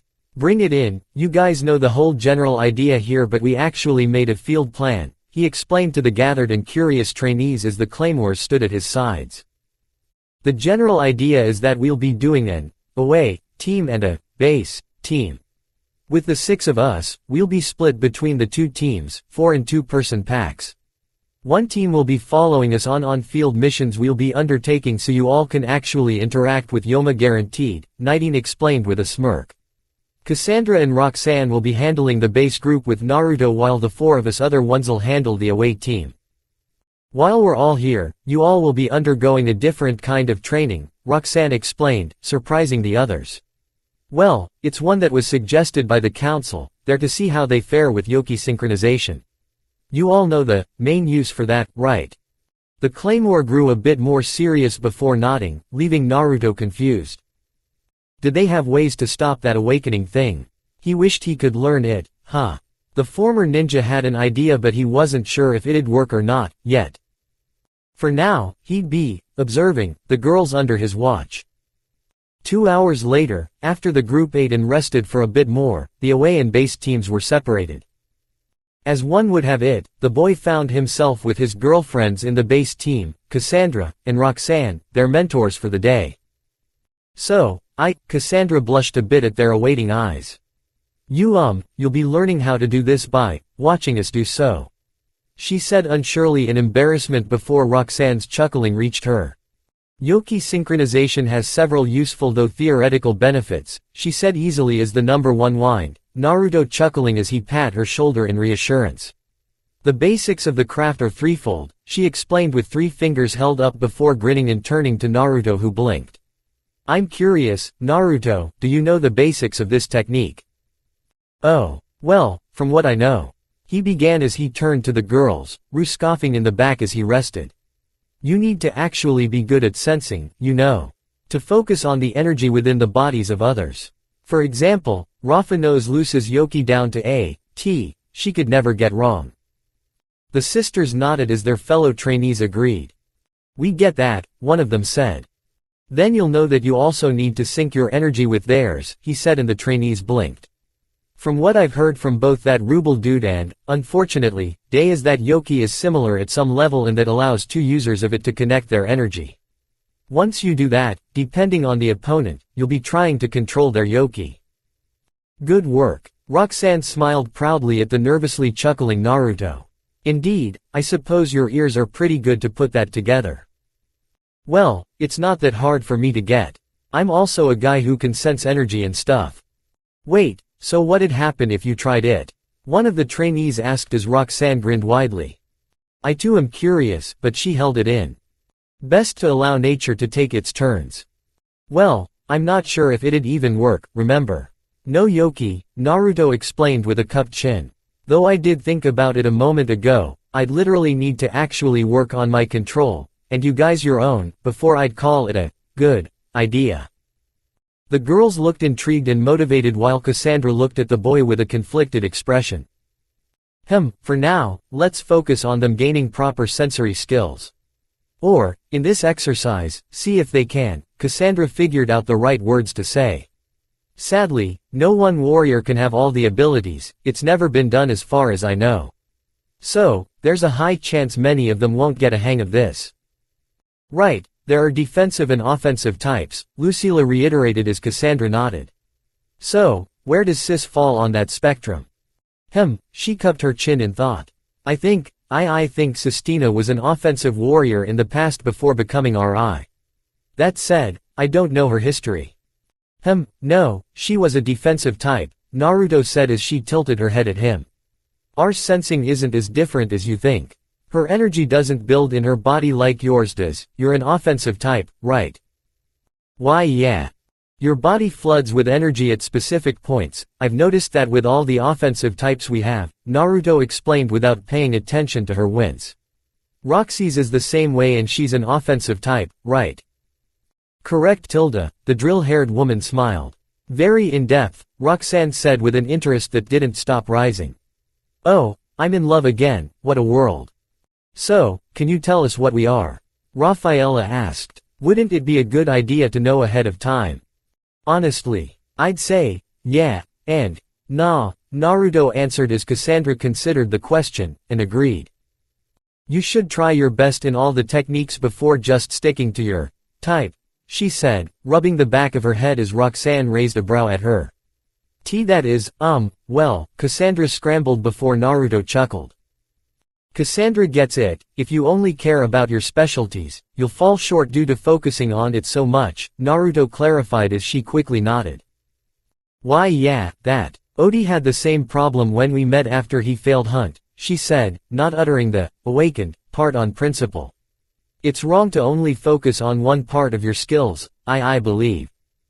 The girls considered the ideas before nodding, Naruto grinning as they did.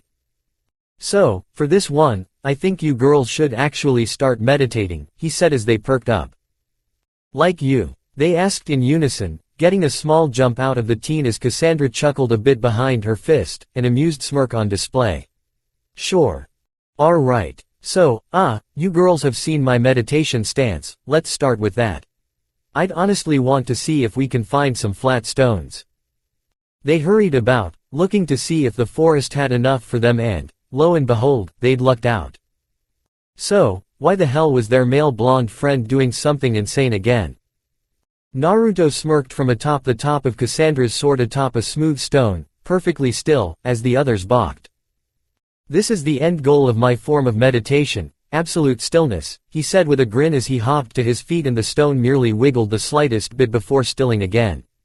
Perfect balance, perfect control, when you're able to slow your own energy to the point that it's like you're not alive, you can achieve a lot, Naruto said, cloak off to the side as he explained this, standing on one side of the still balanced stone, what the hell? Cassandra's mouth dropped as he chuckled before hopping off, catching the flipping stone, and putting it underarm. That doesn't make sense, she looked at her swords in the ground position and was left more confused than before. Perfect stillness. Was that even humanly possible? Roxanne covered her mouth as her flushed cheeks and slightly dilated eyes synchronized with her true self, the one that wished to gain. But this was different, Yoki synchronization wouldn't work here, would it? She should try soon. Lucila and Rafaela nodded to his technique. We've seen him do it a lot of times and it still doesn't make much sense even now, Lucila admitted.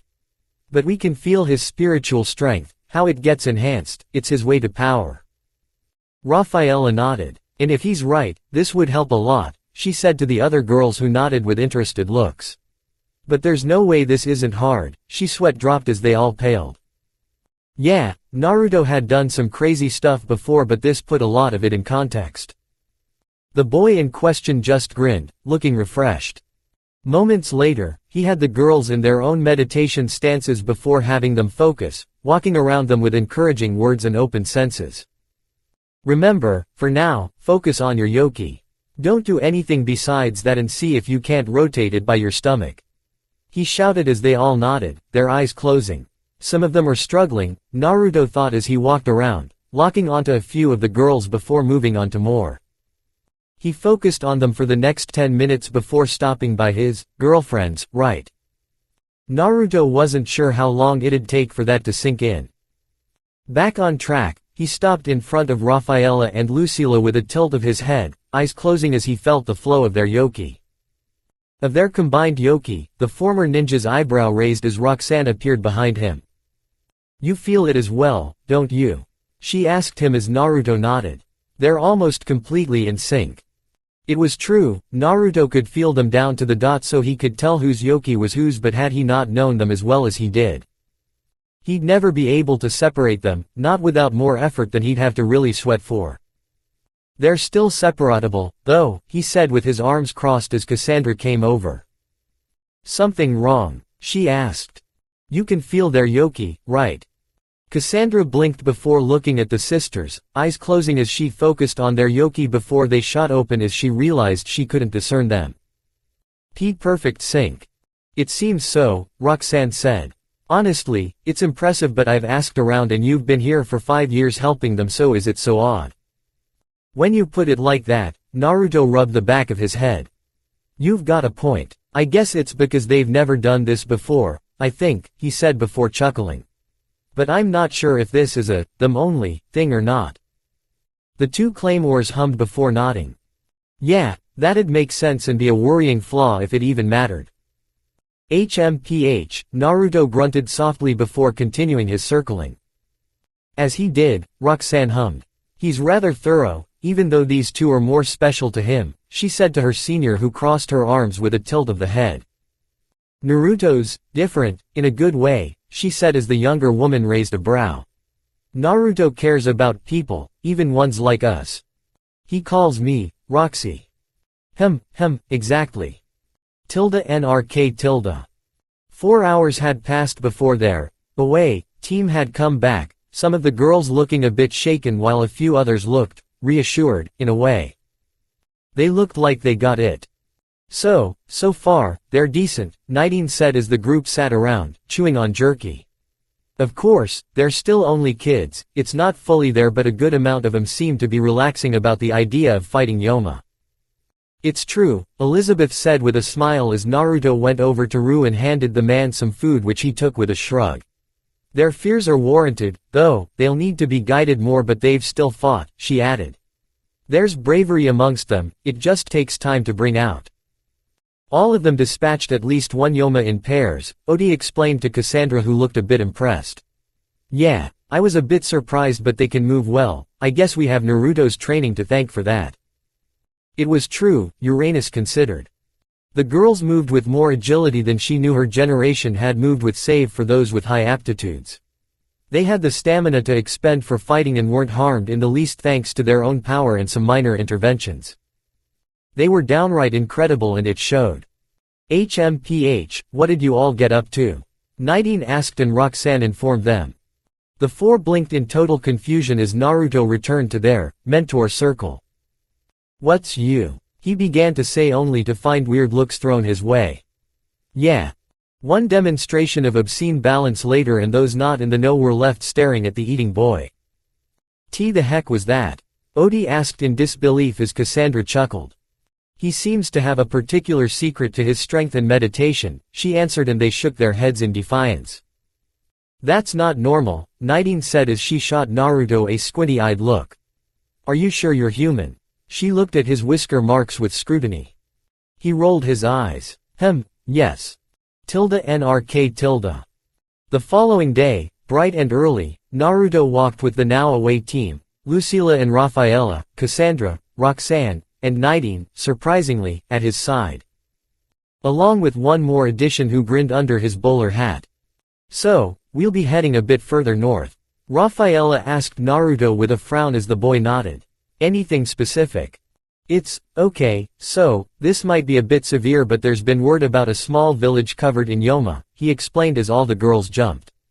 But you all need to be calm, you're literally walking with the numbers 1, 9, and 36, you're all fine. He's quite the reassurance, Rubel said with a smile as his horse clopped alongside the group. But he is correct, you all are going to be mentored rather closely by the four of them, he grinned as they stopped, Naruto, Cassandra, Roxan, and Nidine shooting the man in black shocked looks. Oh, did I not bring that up? The boy's trials only started a week ago, he's to monitor the sisters as they fight some of the Yoma. What? Nidine's eyebrow twitched. Ya know, it sure would have been nice to have that info ahead of time. It slipped my mind, truly, but you all should be fine. The Yoma here are numerous, yes, but they're nothing more than run-of-the-mill variants. If anything, this is the perfect time to try out your Yoki synchronization. Naruto cupped his chin at Rubel's words. You mean you want them to fight while always keeping connected, right? He asked the man as the sisters frowned. I mean, I'm sure we could try, Lucila said. But we literally only learned about this yesterday, how can we be expected to do it on the fly? That's why your handler will monitor the situation and ensure you've the appropriate targets, Rubel smirked as Naruto huffed before nodding. Alright, fine, I can tell where every Yoma is, anyway, he said to the group. If anything, I'll make sure you guys get in and out of trouble if it comes down to it, Naruto said to his girls with seriousness, the two nodding as he did. They traveled for an hour, their walks breaking into runs before they reached the village. Looking over an edge, Naruto stood with Lucila and Rafaela. He donned his usual guard clothes while the two had left their cloaks back in a tree a bit behind them. How many? Rafaela asked a bit nervously before Lucila pat her shoulder. We're good, Naru wouldn't send us into a crazy situation, you know that, she said to her nervously swallowing sibling. Naru. I'm considering where everyone's going, he began to say before sweat dropping as a house exploded. That's Cassandra, he chuckled nervously as the two sweat dropped. The small village seemed to erupt into loud noises as they saw the groups going at it. I've got two trying to run on the right, Naruto said as they all frowned. Come on, we can't let them get away. They ran, lunging over the hillside they were on and shooting towards the two Yoma with speed more than capable of matching a lower 40s warrior. As they approached, the blonde's eyes narrowed as they reached, the three's footsteps announced by the grass beneath their feet. Huh. One of the two human-looking creatures growled as the two of them skirted to a stop, the three teens in front of them. More kids. HMPH, small fry without their bosses to help them, the other one said as their forms began to expand and disfigure, their clothes shredded, their feet settling into claws, forms becoming gangly, all the while their mouths filled with more teeth and their faces throbbed. We can kill him how we like. They look pretty tasty, the first Yoma said, licking his lips as Naruto's eyes narrowed. And they brought us a snack. This might be a da, he began to say, chuckling. Only to be quickly dropkicked by Naruto, the young man's eyes narrowed into a glare. Attack. Focus on the other one. He shouted as he jumped over his opponent before landing in front of him. The Yoma's teeth snarled at him as he got up in a disgusting. A kick sent the offending male's head snapping up before two quick swipes of the blonde's wooden spear spilled blood. Ah! The Yoma stumbled back as Naruto's eyes narrowed, an unnatural glow embraced by his raised cowl. Why you're a male. Not even close, the boy said as he lunged. Meanwhile, the sisters backed their opponent into a corner as they came in and out of view of the Yoma, the male's arms swinging out at Rafaela only to find it blocked by Lucila, the target of his attack quickly coming down and up with her blade. It cleaved through the limb, lopping it off at the bicep. Ah! The Yoma stumbled back and onto his rear. Wait, stop. The two froze, eyes wide at the very terrified humanoid. What? Lucila's eyes narrowed even as she hesitated. Wait, hold on. They said that Yoma can lie, don't hesitate. But her heart wasn't in it. Rafaela's eyes narrowed as she cleaved through the Yoma's neck, shocking her sister. Rafa, Lucila looked down in confusion before a hug from her sibling had her shoulders sagging. I could tell, Rafaela said with a bit of guilt slipping through. I think, she added moments later, looking concerned. Then they heard a yell and their heads snapped to Naruto's fight in concern only to find the boy's Yoma opponent delimbed and on the ground as he sighed, a bruise on his cheek but no other hint of harm on him. You girls all right? He asked them as he walked over before looking at their swords, bodies, and their dead opponent.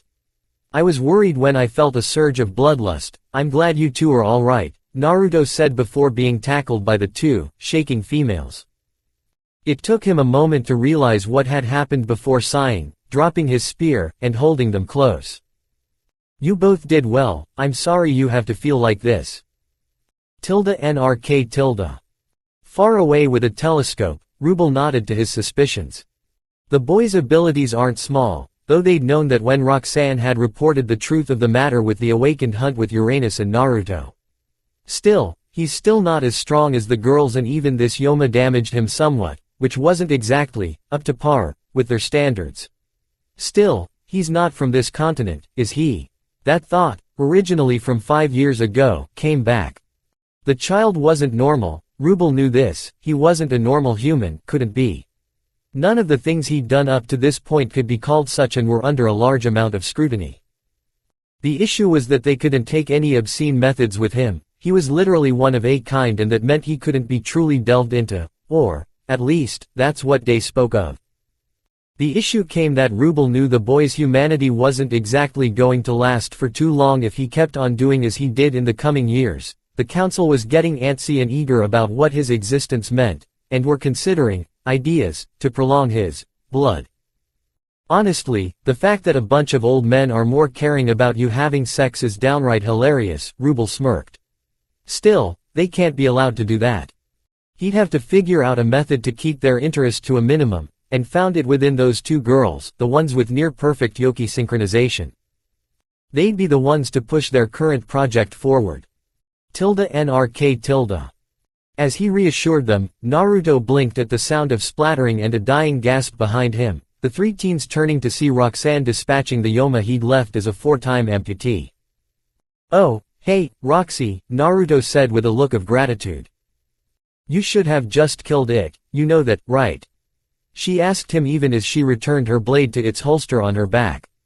"Did something happen?" Roxan asked, noting the lack of injuries on the embarrassed sisters but the one bruise on Naruto's cheek. "Ah, you're hurt," she noted with a smile, coming in close before touching his cheek. The girls squawked. Huh. She chuckled before smirking. "Oh, calm yourselves, nothing's amiss, you know." Roxan chuckled as the three blushed. "I was just ensuring he healed." Wait. She'd already, ignorantly, applied her Yoki and tried to synchronize it, eyes alight with interest as Naruto's eyes widened at the feeling. The former ninja, meanwhile, shivered at the feeling of the energy flooding the side of his face before considering the moment with interest, eyes closing as he focused on Roxanne's energy. Focus, if he wanted to see if he could really help the girls in depth, he wanted to see what this was like. The downright venomous energy of Yoki nearly had him reeling as he focused on it, the voracious energy filling his pain zone and Roxy, you might want to stop, he shivered as he stepped away from her touch, the woman looking confused before the three hybrids' eyes widened at Naruto's bleeding cheek. Yoki tries to eat me, Naruto realized with a grimace as he touched it, Rafaela flinching before hurrying with a bit of gauze coming out of a pack on her lower back. Watching her sister tend to his wound, Lucila sighed as she looked on before her eyes flickered to Roxa. Silver eyes slowly widened at the look in the older hybrid's eyes, Lucila's own snapping back to the blue-eyed blonde in their midst with a nervous expression. The hell was that? The look on Roxanne's face, that wasn't normal. The sight of slight ecstasy had rubbed her the wrong way and quickly made the twintail-ed sister nervous. Is she? I think I need to tell Nidine. Call it a hunch, but she didn't like the way Roxanne was looking at her boyfriend.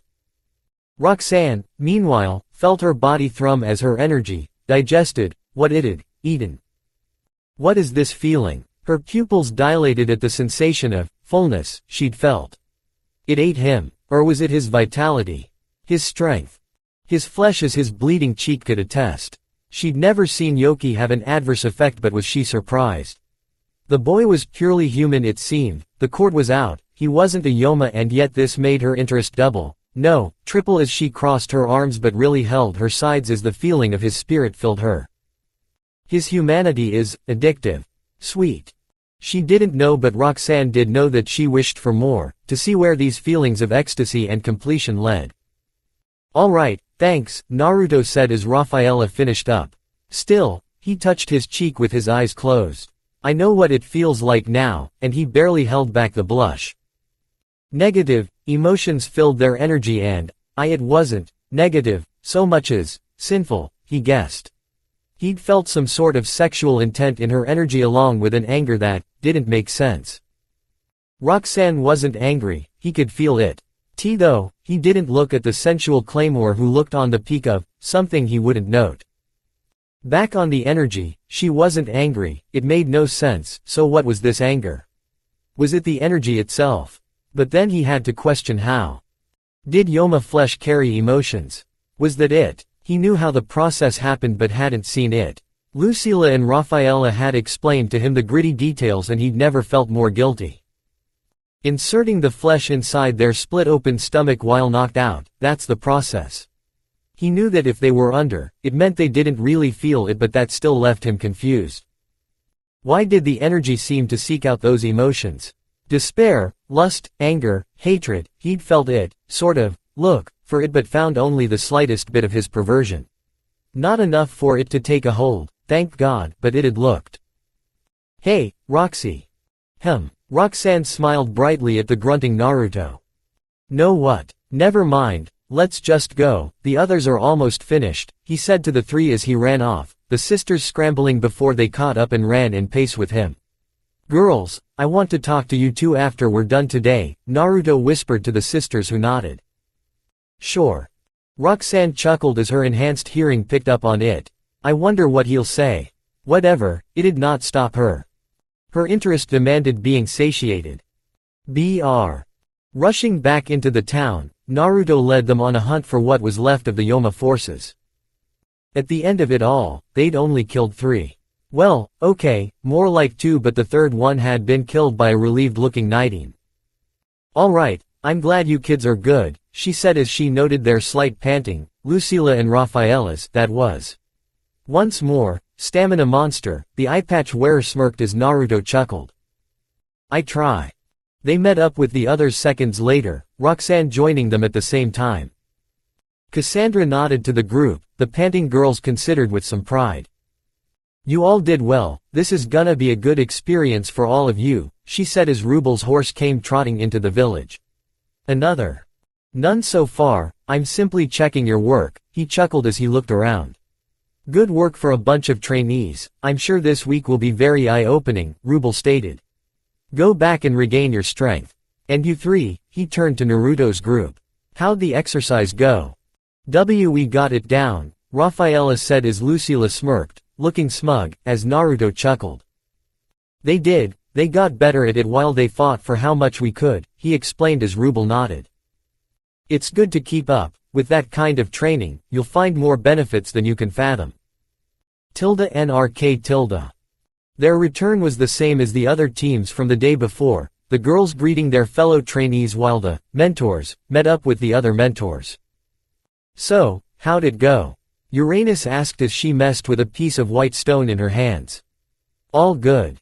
Yes, Roxanne smiled. I'd say that everyone did well, especially the sisters, she added with a grin as Naruto nodded. They're good at the Yoki sync, it's kinda crazy, he said. I guess because they're sisters, maybe. They're connected on a level that most people simply aren't, the boy grinned as Elizabeth smiled with a nod. So, it seems like they'll be able to make the most of it. They chatted for a bit, sitting down and eating some kind of stew that Uranus could scrounge up with nearby ingredients and their dried meats. Hours passed before Naruto, Lucila, and Raphaela sat down in a private area, the boy between the siblings. Alright, so, I wanted to ask you girls about Yoki. You guys never did want to tell me more about it, Naruto said with a small grunt as he looked away from their red faces. And, I think I get it, now, but I need you two to be honest. Is it like, sexual feelings and stuff? God, that was hard to say. They burned like lit wicks and messed with their hands around his. Why yeah, it's really embarrassing, they said. Of course, they never wanted to say that out loud, it wasn't normal. It felt so nice but they both knew it was also dangerous. Life as a hybrid had such weird downsides.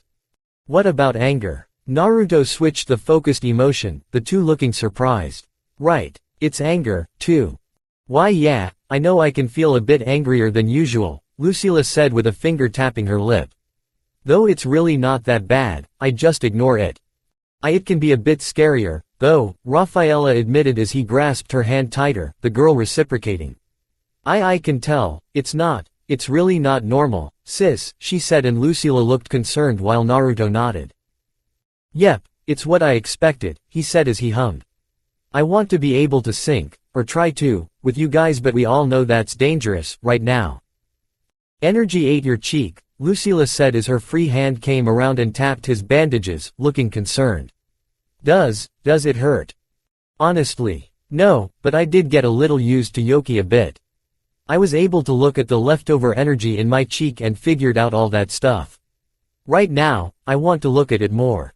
If I can figure out anything about it, I might be able to help you guys more and more. You have to stop if we say so, though, promise. Promise. Lucila sighed in relief as Raphaela nodded. Still, any other feelings about it?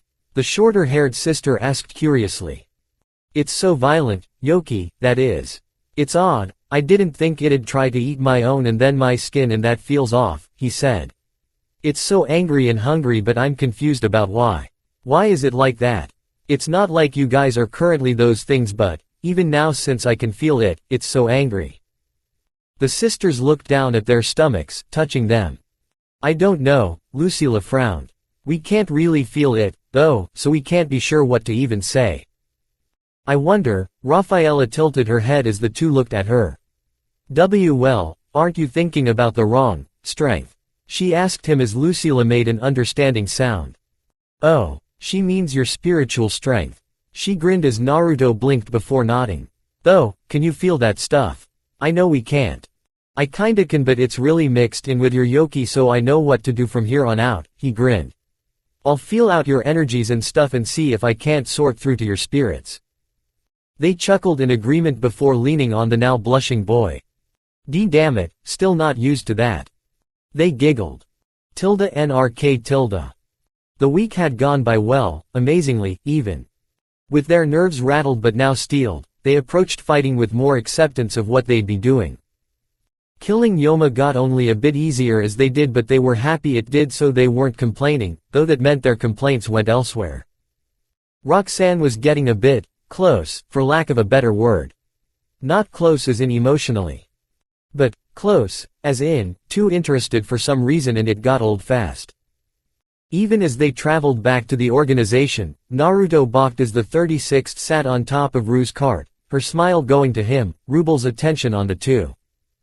This is getting worrying, he thought as Rubel's horse trotted between the two carts. I didn't think she's getting obsessed with the boy. The man in black was now concerned. What was her end goal now? Naruto wasn't a Claymore so it's not like she could care for those facets of him, correct? Sure, he was a curious existence but that only went so far, surely. We might need to do something about her soon, all things considered, Roxan wasn't even that spectacular of a Claymore, she could be replaced. But her Yoki synchronization is so vital, maybe they could do that. Make her part of the project as a nothing to lose type experiment, it sounded good but he'd need to submit the idea. There was no telling how long that'd take and he didn't know how long Roxan would take before doing something drastic. We could bring in the sisters and the boy and take them somewhere, if they wanted to specialize them, this made the most sense. They arrived at the organization before the group departed from their carriages, the trainees carrying all their things in as they chatted, following Elizabeth's lead inside. Naruto, Lucila, Rafaela, Rubel spoke to the three before they could leave. Follow me, Naruto, you'll be giving your first report with your handled Claymore, he smirked as the boy blinked before nodding. Number 33, could you take this cart back? Odie perked up. Alright, sure, take care, you three. She grinned as they nodded back. Following Rubel into the building, they walked past the cafeteria and down a corridor before walking for 3 minutes to reach the council chambers. The only ones inside will be LMIT and Day, that'd be the best outcome, Rubel didn't want to hear the smatterings of random old men. He just needed the important ones. Going inside the chamber, he grinned as his prediction remained true, the two men he wanted there. Welcome, I'm guessing a week has passed already. LMIT said, looking surprised. How did they do, Naruto? The boy recounted their entire trip, adding in their Yoki synchronization training and the sisters' high aptitude for the skill. As he finished, the three teens nodded before Rubel stepped forward. I want to speak on expediting the Soul Link project, he said as the teens blinked in confusion while LMIT frowned. I think it'd be to our benefit to do so now and have these three moved to a different location, they squawked. What? Rafaela flinched. But what's wrong with us being here? Ah, I see, they said as Naruto groaned. Something tells me that I won't like this, he muttered as the Glasgow man chuckled with a wheezing hiss. I'm sure you know, after all, she joined your little group a week ago. Roxan, Lucila frowned as the men nodded. So, there is something wrong with her? She asked the now surprised males. You knew? Rubel asked with a raised brow as Naruto nodded nervously. She's giving me way too much attention, he said with a frown as LMIT sighed. It's like she's obsessed with me and she's getting bolder every day, Naruto grimaced as the sisters frowned. Yes, that's her biggest problem, they said as they sighed. Roxan, number 35 as of next week, is prone to becoming obsessed rather quickly. Wait, what about the whole mental tests and stuff you all do? We'd let her pass due to her notable Yoki synchronization, LMIT explained before sighing once more. But it seems that it's not worth the skill if she does something, now Rafaela frowned. Wait, what is she going to do? She asked. The room was silent as the men shot them apathetic looks save for Day who chuckled. We don't know, with a human, he explained as Naruto frowned. The issue with Roxan is that once she's gotten what she wants, she grows a powerful disdain for the person almost immediately after, quickly followed by odd deaths. Day. LMIT growled as the scientist chuckled some more while the teens grimaced. Damn you, that was confidential. And what would you have us do? Monitor her. Make her realize we're onto her. Sir, quite frankly, this situation isn't one we can approach normally, Day explained with a shrug, his normal eye closed. Do you want her to just dispose of our numbers without us being able to do anything? You also realize that this will just make them act odder around her, don't you? From their own words, that'd be kind of a moot point. Is there anything we can do about her? Lucila asked, nervous. It's getting weird, she's been around way more than she has any right to be. I follow her signature, sometimes, Rafaela admitted with a frown. She's always trying to hide it but I can sense her, she's good but she's bad at the hiding part, she said and the men looked intrigued. I'd offer to move you to a new location, Rubel explained. The Soul Link project, I don't suppose you'd be interested in it. Soul Link, the three asked him and the man grew amused. It's a project meant to combat beings that you three likely have no knowledge of, LMIT said as Naruto frowned before nodding. You mean those two big forces in the north and west, right? He asked and even Rubel was left startled at the sheer distance the boy had covered. Why you can sense them even from here. Day chattered with an excited gleam in his eye. Outstanding, for a sensory ability to be so advanced. Rubel was left confused. When? He can sense their power. Amongst the Claymores only Sistina, their strongest eye in history, could locate those beings. And yet this boy could find them with his own sensory abilities. Yeah, I can sense them now because when I was coming here from Mucha, I felt them. It was weird at first, faint, but that's probably because they were so far away, Naruto said as the sisters shot him a look. What are you talking about? Lucila asked. Powerful Yoma, girls, real powerful, he grimaced as Rafaela frowned. One in the Alphonse and another in Lautrec, the west, the sisters flinched as he nodded. I don't know what will happen with those guys. That's what the Soul Link project is for, Rubel said as Day nodded. The goal of the project is to create a warrior of similar power but without the chance for a loss of control, he explained as the three balked. Make someone as strong as that. Lucila blinked. Though, really, how strong are these two? She asked Naruto whose face went blank. So, imagine Cassandra times 20.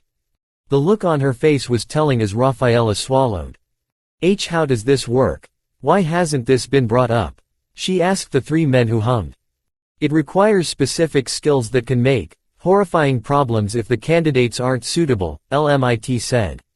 And a few of the high-ranking Claymore know but won't bring it up around you all. It's typically not for the ears of many, but you two are special, he said to Lucila and Rafaela while Naruto frowned. Because they're super good at Yoki Sync? He asked. Yes, the issue with Soul Link is compatibility, Day chuckled. This would be the second time we've ever tried it in 10, 15. He looked at LMIT who nodded. 15 years since the first ever attempt, he admitted and the three grew anxious. Where's the Claymore? Naruto asked. She awakened, didn't she? He sighed as the girls grimaced with some hesitation in their eyes as Rubel nodded. You guys researched this a lot. Of course, Day sighed. The second attempt can't end in failure, it really shouldn't, he frowned. I'm sure you get the issue if it does.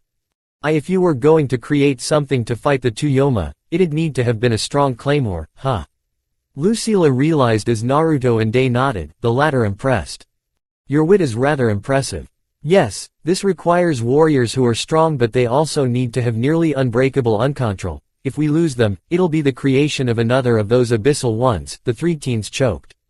That is those two's classification. Not awakened beings or simple Yoma, they're creatures with power far beyond any Claymore in existence. And you want to fight Fire W with fire? Rafaela asked unsurely before the answer came in a trio of nods. The project doesn't need to happen now, perhaps later when you've fully matured, LMIT said quickly. But you two sisters are the best candidates for us to gain something that will destroy them. Have there been any moves? Day asked Rubel, who shook his head. The two have simply been waiting. Their recent clash hasn't left them with much want to fight, but they'd still easily handle any of our warriors, he admitted with a shrug. Right now, they're at their weakest, but that's not exactly an advantage when they're as strong as they are compared to us. Lucila looked at Rafaela as Naruto grew uneasy. We'll do it, they said, surprising the men completely. Wait, you will? Rubel asked, caught off guard in ways they wouldn't understand. Why? What possessed them to? Oh, now he got it.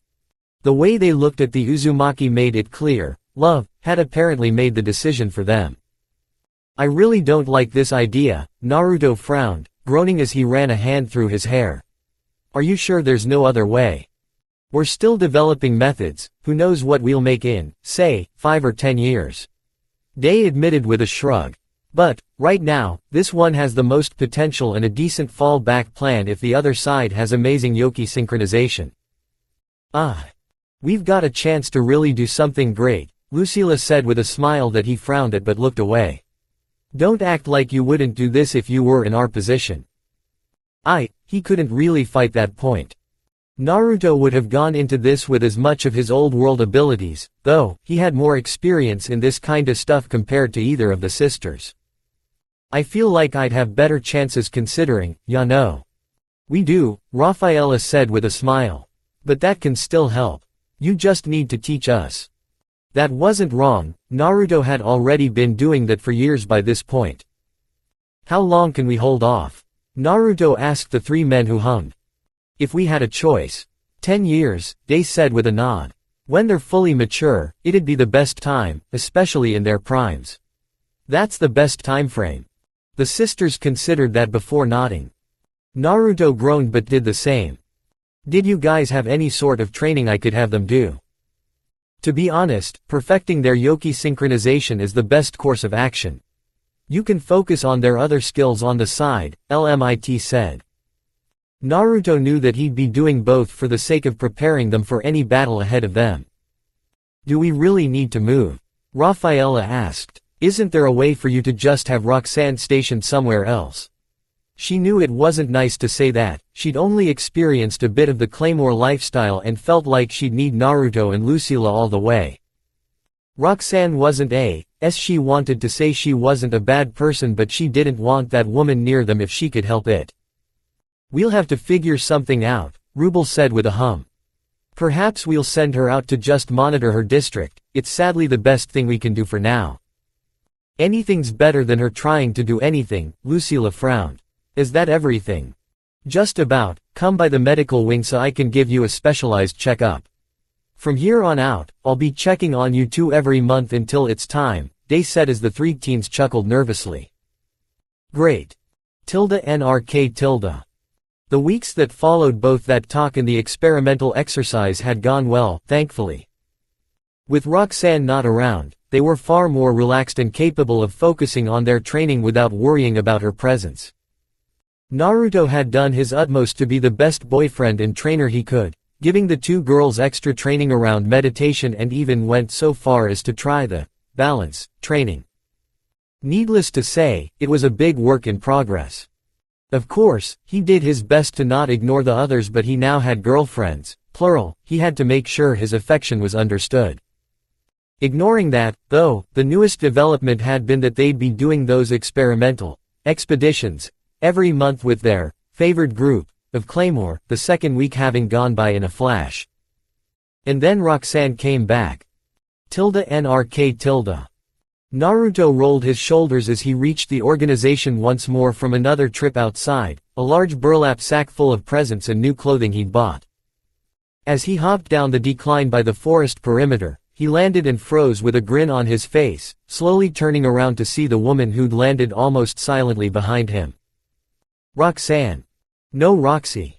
The airspace between them was filled with tension as Naruto considered the distance between himself and Elizabeth's signature, the second closest, to him. It's just been a while, how's it going, Roxy?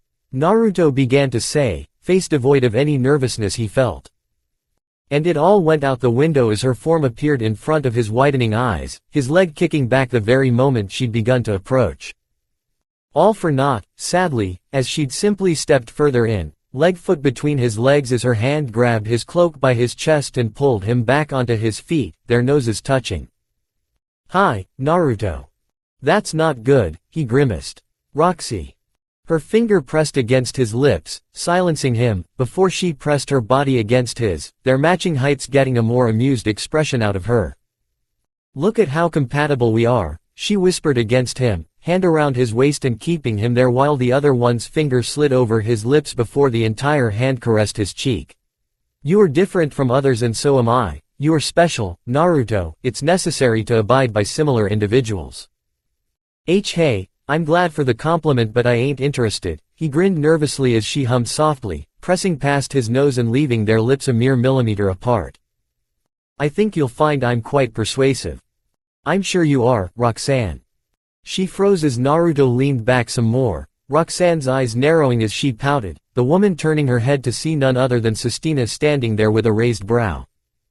Put the young man down and go inside, you won't be pulling any moves on my watch, the eye said as she walked up to, and past, the 35th with Naruto soon in tow. I'm sure if you came at him with a bit more tact you might have gotten something, I heard he shares kisses. I resent that. As they left her there, Roxanne's expression shifted into one of confusion before humming as she followed after the two. I see, my approach, well, she could change things up a bit.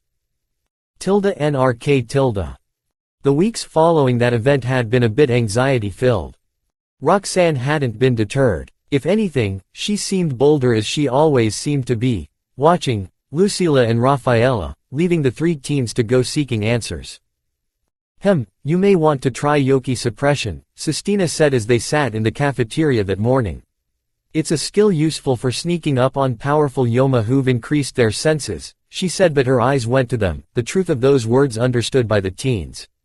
So, you can imagine the kind of uses it can have. How do you do it? Is it really just suppressing your Yoki? Rafaela asked with a determined frown. It's essentially just that, but it requires a sound mind and perfect control. You're essentially sealing your own powers, you have to make a switch that you can turn on and off to seal it away. With that information, the three had taken to training more outside of their designated hours, Naruto sitting on a small stone plate atop a random oval-shaped stone as the girls sat on their own on the ground. Meditating, the three focused inward. Focus on it, Naruto thought as the world around him fell away, leaving only the energy signatures and presences of the living beings around them. There she is, he thought, finding Roxan atop the roof of the section by their small training area. Ignore her, what you need to do, is figure out Yoki, nothing else mattered. In the future, he knows he'll need to understand the violent energy in full and wouldn't let his focus fall away. He sank deeper into his meditation as he looked at the energy signatures around him before locking onto Roxanne's once more. He observed her energy flow for a couple of seconds before noting the rise in her anger column of her Yoki. That's what the anger part feels like. He wasn't unused to how that kinda energy worked. He and Kurama had been on crappy speaking terms for quite a while. Should I copy it? Naruto's eyebrows rose. Could he copy it? Would that even work? Ignoring that there was still a difference between his spiritual strength and Yoki, he'd never willfully called on anger like that. Berry for your thoughts, someone whispered, gaining his attention as he turned his head to see Sistina in this small meditative world of his. I can tell, you're trying to synchronize by copying the characteristics of Yoki, but I don't think it's possible, not for you. Why? Naruto frowned. Because, outside of Yoki, this anger you feel isn't natural anger. I've checked, she frowned. It's not anger that can be synchronized with a human soul. I fear what'd happen to you if you did. You might very well contract Yoki like some sort of disease. Damn it, the boy groaned. I need to figure it out, sis. I can tell I'll need to figure Yoki out for the future. Sistina looked at him, the two of them sitting in the void of his mind, and she noticed the odd metallic surroundings, the water beneath feet, the flow of wind through a large set of bars, and the empty space behind those bars. Your mind is rather curious, all this metal, it's like a metal passageway. Naruto chuckled a bit. Sorry for the water, he smirked as she rolled her eyes. His mind's well developed. This was the kind of mental fortitude he knew the sisters would need, one that's fully in focus and not a bizarre haze. HMPH, as for your efforts, they're admirable, truly, but I'm not sure if you can, Naruto. It's not like this has happened before, you're a special case and we don't know how this all works. He rubbed the back of his head with a nod. Yeah, Naruto groaned, and Sistina sat next to him. The water's wetness, not real, and so it wasn't much of an inconvenience so much as a curious phenomenon. Damn it, he uttered as she closed her eyes. Then the pathways around them seemed to open to her, the boy's sensory skills overlapping with her own, ascending her own. What? When had this been a thing? She'd never had this done before. Single quote.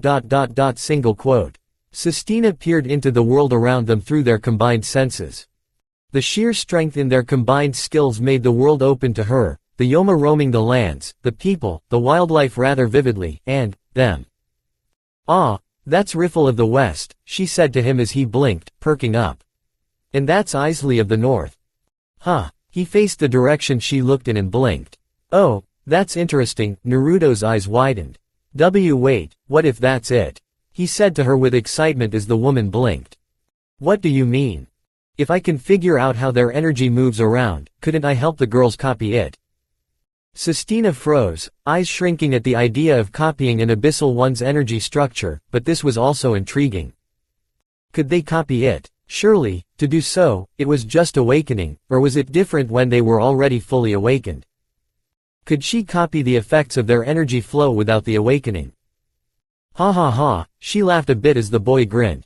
Well, it's certainly still doing something. Maybe, possibly, you can help them copy the flow without the anger. Naruto's eyes widened and she grinned. Liking the idea. How did I not think about that? Naruto realized as Sistina blinked, completely confused. Emotions, sis, he grinned kindly and Sistina's eyes slowly widened once more. At this ridiculously kind soul before her who wanted to take the negative emotions. It's an idea. The thing is, I believe in accepting every part of yourself, your anger, hate, sadness, and I guess lust works. Naruto blushed. Anyway, the point is, if you accept all of them, your power shouldn't be something you fear. It's yours but Yoki isn't theirs, it's not natural, but it has human stuff in it like those emotions, so. Her hand ruffled his hair and Naruto blinked before rubbing the back of his head. They're some of my most precious people, I want to help them in any way I can, he grinned and Sistina nodded. Then we'll need to mix our senses often, the issue is that I do have my duties and you do yourself. You're right but I think we could do it in the morning, when do you normally wake up? Naruto grinned as he awoke to his girlfriend's prodding. You're back, Lucila said with a smirk and raised brow as he chuckled. Sorry, I was having a talk, he tapped his noggin. With sis, I might have a way to help you guys ease into the project so I'm gonna meet up with her in the morning so we can mix our sensory abilities together. Huh, you can do that. Rafaela looked intrigued. See, can we do that? She asked him, cheeks red. Well, I mean, I don't mind. We can do it after dinner, he said as she smiled brightly. For now, any new findings? It's not a lot but we did just try to change the flow of our Yoki, Lucila grinned. It's hard to do that to ourselves, Naru, but if we tried to do it to each other, her smile increased tenfold. There's change. He nodded. All parts to a bigger whole, this was all towards their future. NRK. That night, an hour after dinner finished, Naruto saw in a white tunic and brown pants, awaiting his girlfriend's arrival. She's coming, he groaned before steeling his resolve. I won't let her get in the way, they had a future to ensure. There was a knock on the door and he grinned brightly, getting up and going over and opening it to reveal the sisters in their favorite attire.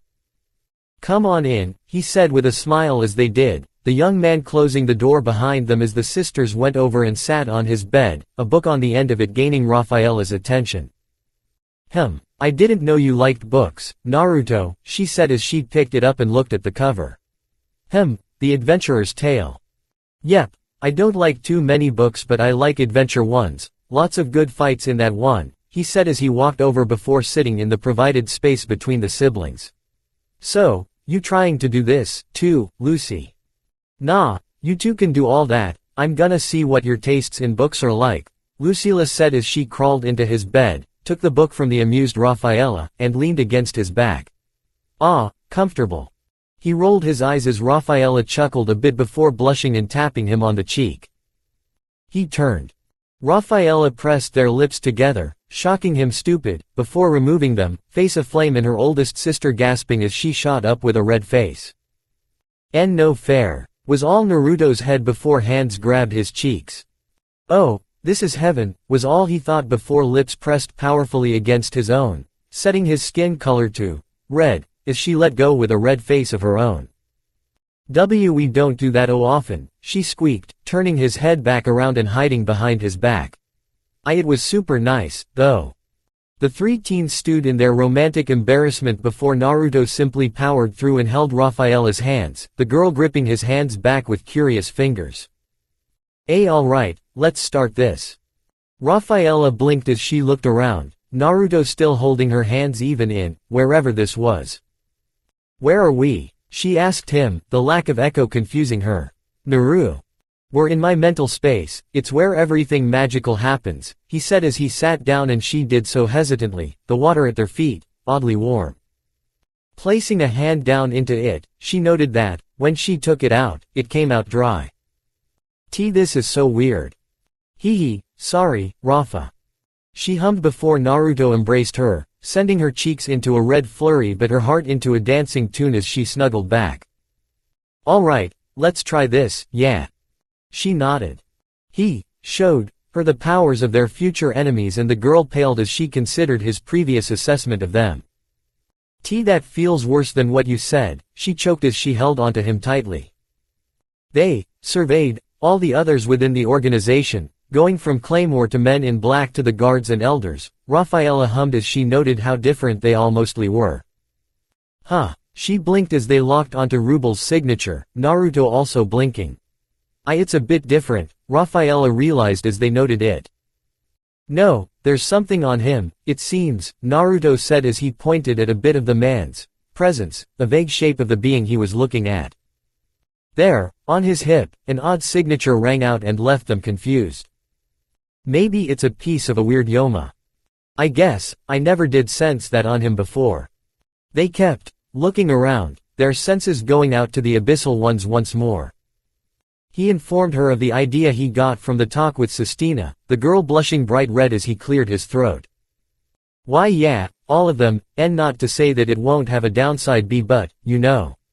He grinned nervously as she nodded, head on his chest. That'd, what if he just attacked us? Her cheeks burned brightly at the thought of Naruto just, having his way with them. As they allowed their embarrassment to ride out, Naruto hummed as he looked into the horizon. We've got a lot of stuff ahead of us, Rafa, he said softly as she blinked but reciprocated his firmly grasping hands. I'm not sure what's gonna happen in the future, ya know. I just want to make sure you guys are alright. She hugged him and he hugged back, Raphaela sighing in his warmth. I know, I'm sorry we kind of just ran into this, we want to make sure whatever happened to us never happens again. Her eyes narrowed and Naruto could feel the heat within her blood, her anger resonating with it. It won't, not if we have something to say about it. They returned to the world of the living, the two blinking as Lucila rested against Naruto's back, thrown over it like a cape with her arms around his neck and soft snores in their ears. They chuckled a bit and Naruto also noted the lack of Roxan's presence. Good things came in pairs, he guessed. They settled in for the night, the three of them laying down on Naruto's bed with Lucila's closed eyes now cracked open after he lifted her up to put her down. He shot her a look. "Enjoyed yourself?" "Definitely," she chuckled as she leaned onto his chest. "What happened?" They explained it all in detail, the older sibling blinking in surprise as her younger sister nodded. "The world's weird, isn't it?" "Yeah. NRK. The following morning, the three were now lacking one notable Roxan as Rubel spoke to them in Naruto's room. "Yes, she's been relocated to one of our other bases. It took some shifting around but I think this should keep your contact at a nice minimum. So, good luck with your training, you've been making interesting leaps, no?" "We're gonna try," Naruto grinned. NRK. Time flew by once that news settled in and the three threw themselves into their training with gusto. They'd come a long way in the 3 years since that day, the two girls now being women while Naruto finally got to reach the age past 18 in this life. Nothing much had changed about him, just being taller and bearing less baby fat, while the girls had seemingly followed the trend but they seemed to mature far faster. When they asked the others, they'd told them that they reached adulthood around the age of 18 and wouldn't age a day following that. They'd accepted that and moved on, before reaching the day where they had their exams. Their placement exams. Said exams going surprisingly. NRK. Naruto choked along with the sisters as LMIT nodded to them amongst their class. "Number 19, Lucila, and number 20, Rafaela," he said with a smile as they all balked. "The lower 10s. Sheesh," Nidine chuckled as Uranus nodded, the new 8th and 25th, respectively. "Then again, their Yoki sync is just that scary." Odi, the newest 30th, nodded. The sisters' senses, Yoki control, and sheer coordination were nothing to scoff at. Their Yoki manipulation wasn't perfect, they were better at using it on one another, but it wasn't wrong to say, in terms of their numbers. They were easily in the top 10 which made this easier to accept. "Honestly, we did need those positions filled, too," Sestina admitted from beside them, the three nodding while Cassandra hummed, "Still the number 1. And, finally, Elizabeth shall be our newest number 4, the man said and they laughed before cheering for the religious Claymore who smiled brightly. "I graciously accept," she said as the elder nodded. "With this, those who've been assigned a number for the first time will defer to your handlers about your district. Any who have been removed will be put to work bodyguarding the other institutes of Suter," LMIT explained as some Claymore sighed. "Dismissed." As their group left the council chambers, Naruto chuckled, voice deeper than 3 years ago. "It's crazy to think that the years just flew by," he said with a smile, taller than every one of the Claymore in their group. "Honestly, I expected things to take longer." "Training and dedication will lead you far," Elizabeth said with a smile. "My newest rendition of my flowing blade has finally pushed my skills into the 4th position," she grinned as the others nodded or chuckled. "We've all gone up in numbers in the past decade," Odi said with a smile as they all nodded. "It's honestly nice to keep up," she grinned. "There's more training ahead," Lucila said, wearing her brand new Claymore uniform. He tilted this as the first step, "We're gonna get stronger, we promise." Rafaela smiled at that, nodding. "We know where we need to work on our skills and we're still not the best at our Yoki reinforcement yet." "It's good to know where to improve," Sestina said with a nod. "Now, though, we'll be meeting a lot less, you two have districts. I'm glad you got ones next to each other." True," Naruto said with a nod.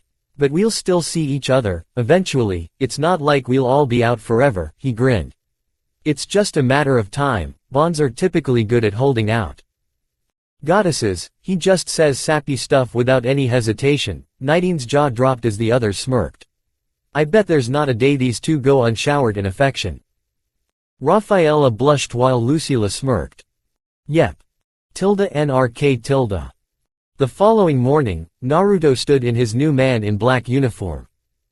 He looked at his black kimono with long sleeves, metal forearm guards hidden within them, black pants, ninja sandals, and his black cloak with a hood and face mask built in. Did they always know how to make kimonos? The blonde man thought, confused. HMPH. Looking mysterious, Lucila said as she approached, uniform on, sword attained, and her necessary things in a large backpack. Morning, she chuckled, pecking him on the lips without much care for who was around. The relationship parts of their lives had truly come some kinda long way, Naruto felt. The shows of affections weren't always public, but they could still happen every now and then. Hugs were far easier to trade, though, so easily that they could be initiated at any time, much to the amusement of many of their friend group and fellow classmates. Hee, morning, Naruto said as Rafaela rushed into the cafeteria with an embarrassed look.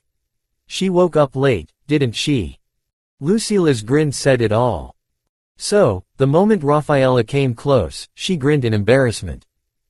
As it turned out, really settling into their dynamic, Rafaela was far more expressive than before. Wearing more grins and wide smiles similar to Odie. Of course, it could also be due to how much time the two spent with their respective Claymore mentors, outside of missions.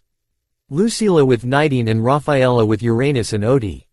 He'd simply spent more time with Elizabeth, Cassandra, and Sistina, following their flows of energy and training as much as he could. To this day, he still couldn't touch Elizabeth without her Yoki active, but the woman's attacks were easier to counterattack against. It was only a matter of time before he potentially got a hit on the fourth. Rafaela blinked before pecking him on the lips and walking past. We're ready, right? Where are our districts? She asked him, barely embarrassed.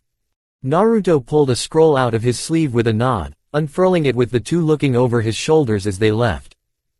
Later, sis, they said in unison. NRK. Sistina snorted from atop the organization building, rolling her eyes. 3 probes of her sensory ability had the 3 laughing. These kids were something else. NRK. They ran towards Alphonse's lands. Their travel speeds, over the years, had been something to behold. With the large tanks of stamina that they'd become, Naruto could say they could all keep this going for half a day before being tired.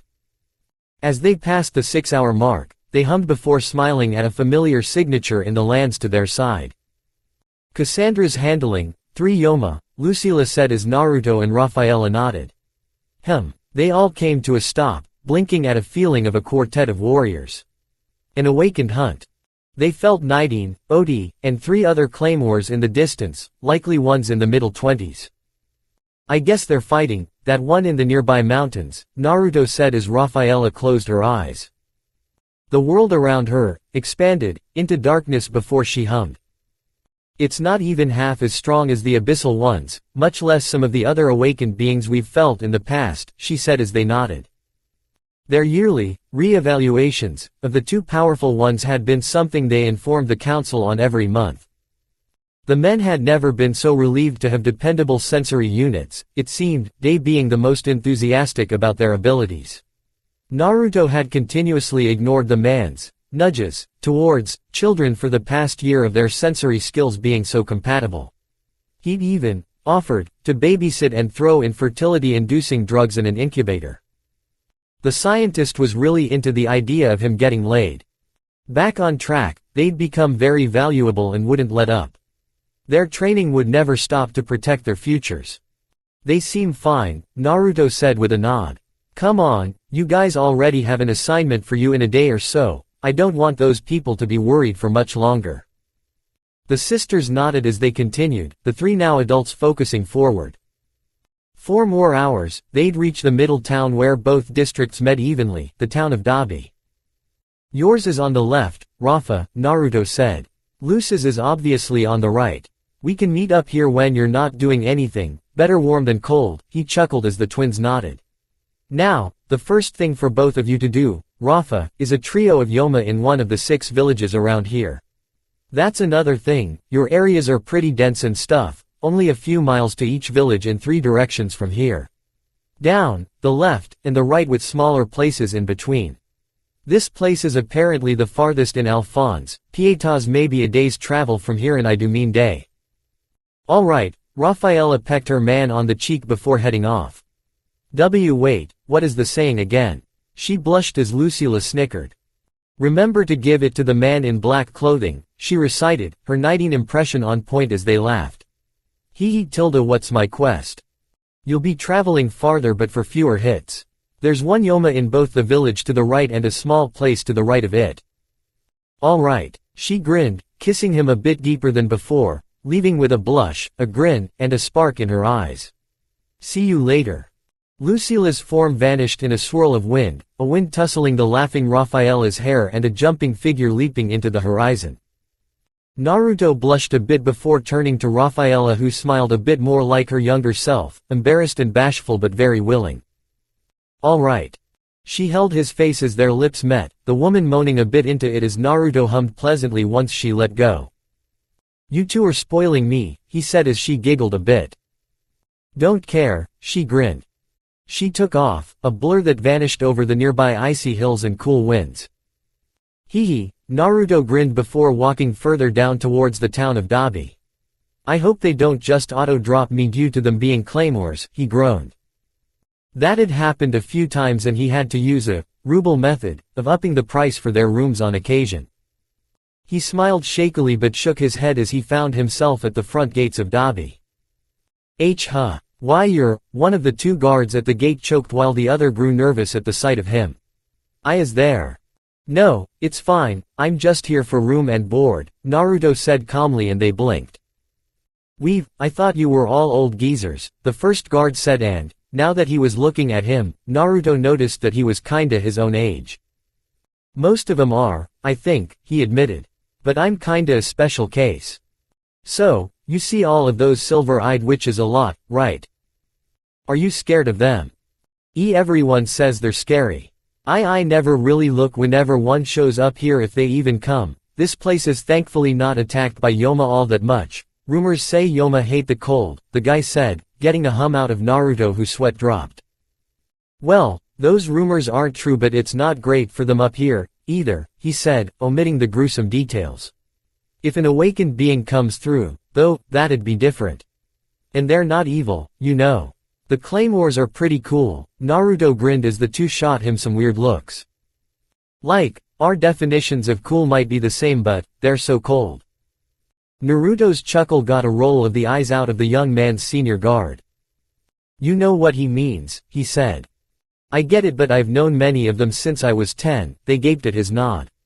They're not monsters, they're the ones who protect us despite how the organization charges everyone. It's not like anyone else could fight them, and anyone who could has to be beyond tip-top shape. Well, the guy his age looked embarrassed. Aren't they part monster, though?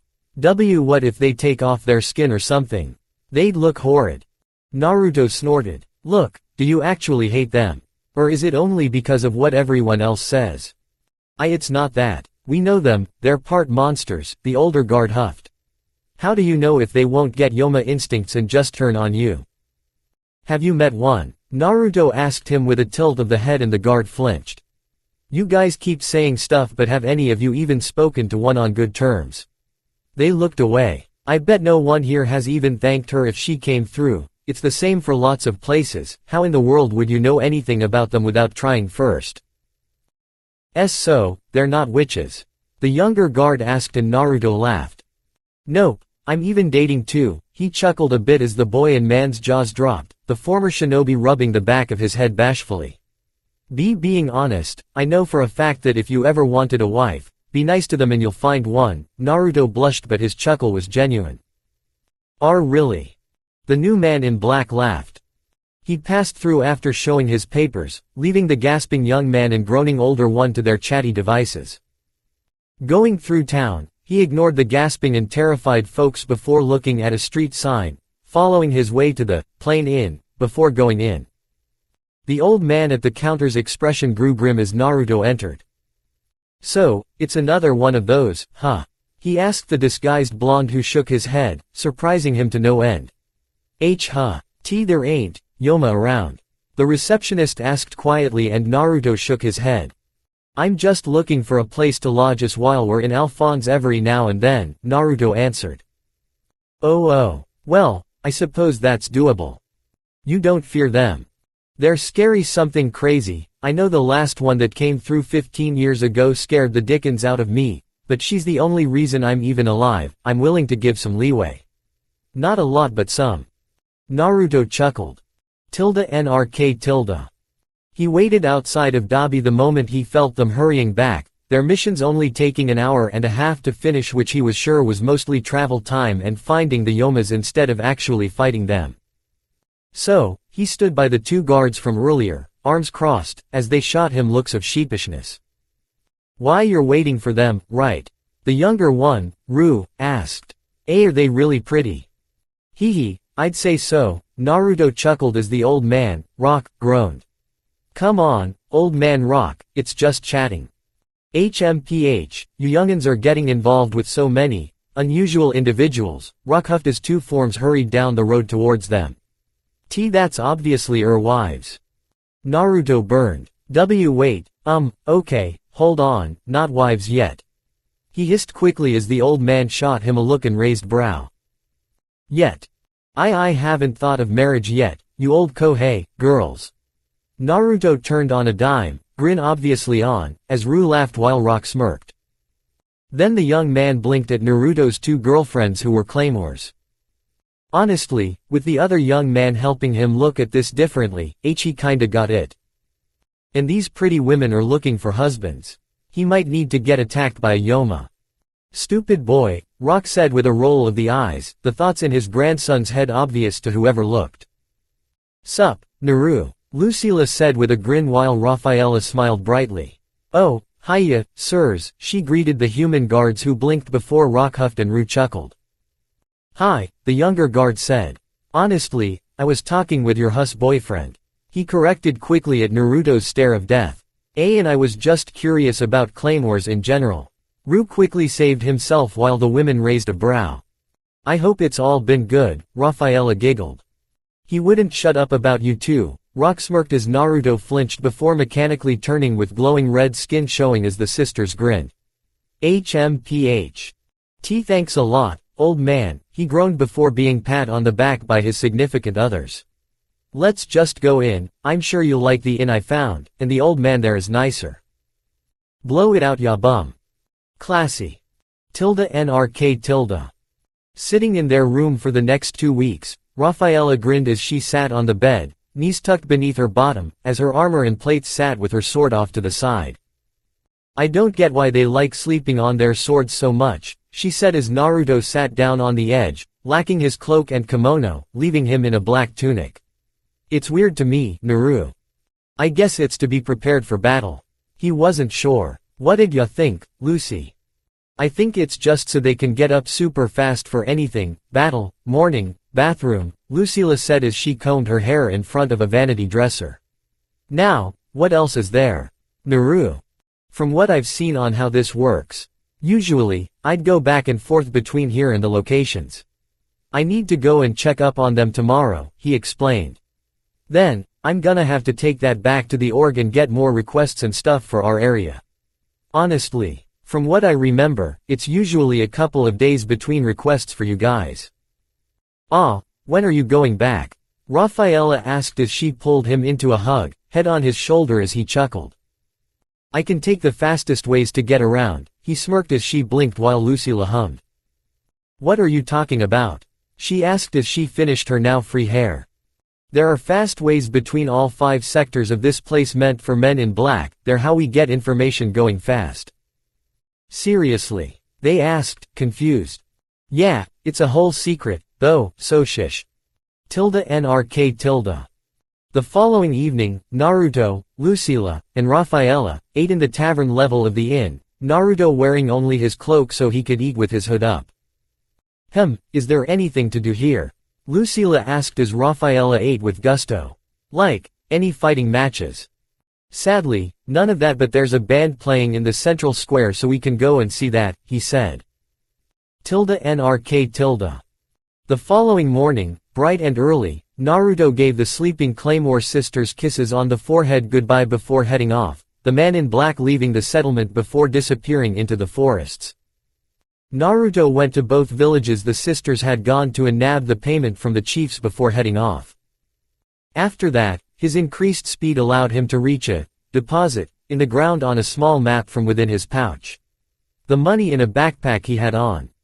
Every one of these holes is covered, he thought as he went into a large number of bushes before lifting a wooden lid to find a ladder going down into a hole. And they're well built and hidden. He dropped down, ignoring the ladder while closing the lid behind him with a flick of the wrist. Landing on a neatly packed and cement-reinforced pathway, the paths of water streams next to him led down into more and more neatly made tunnels and pathways. Naruto nodded before he ran, his form a blur.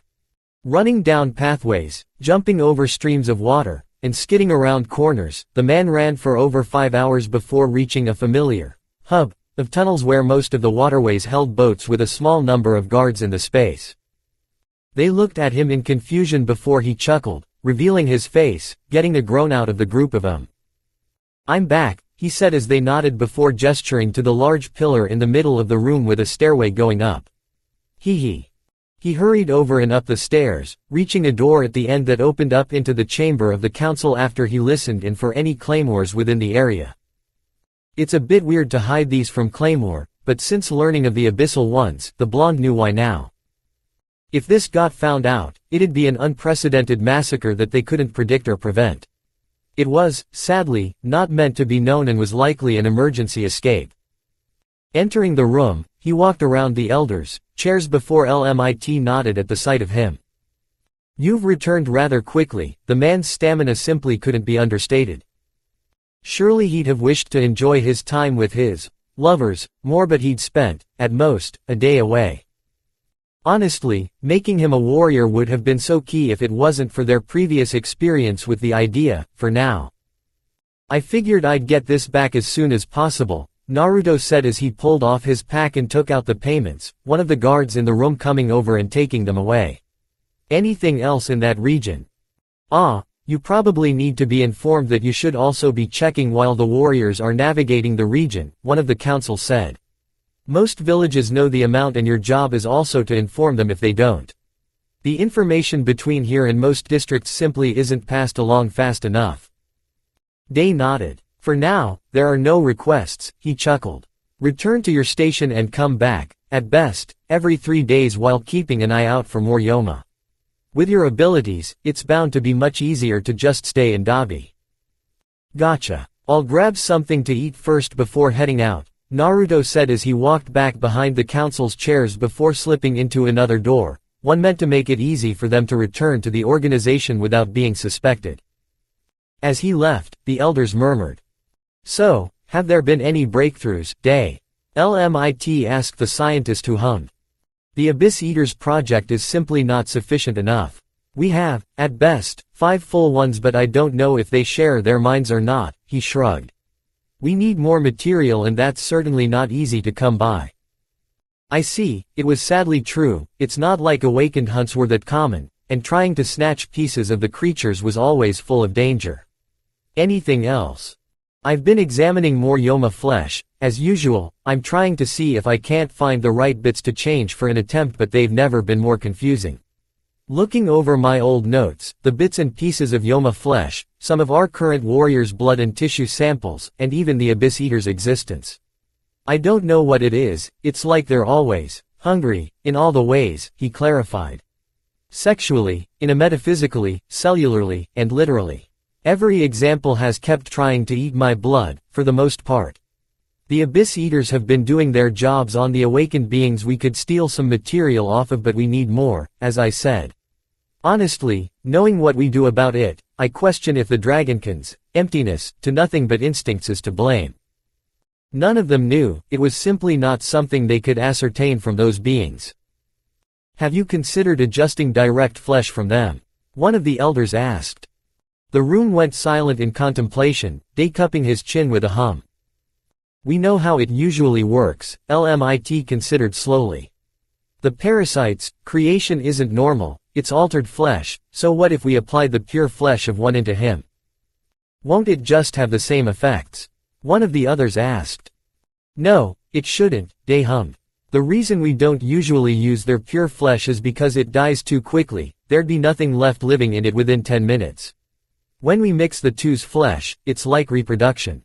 They're creating something new and so it is given life. The Asurakam are so odd, but it's what helped us make it this far."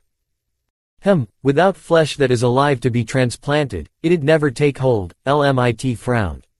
Then we'll focus on the Soul Link project, for now.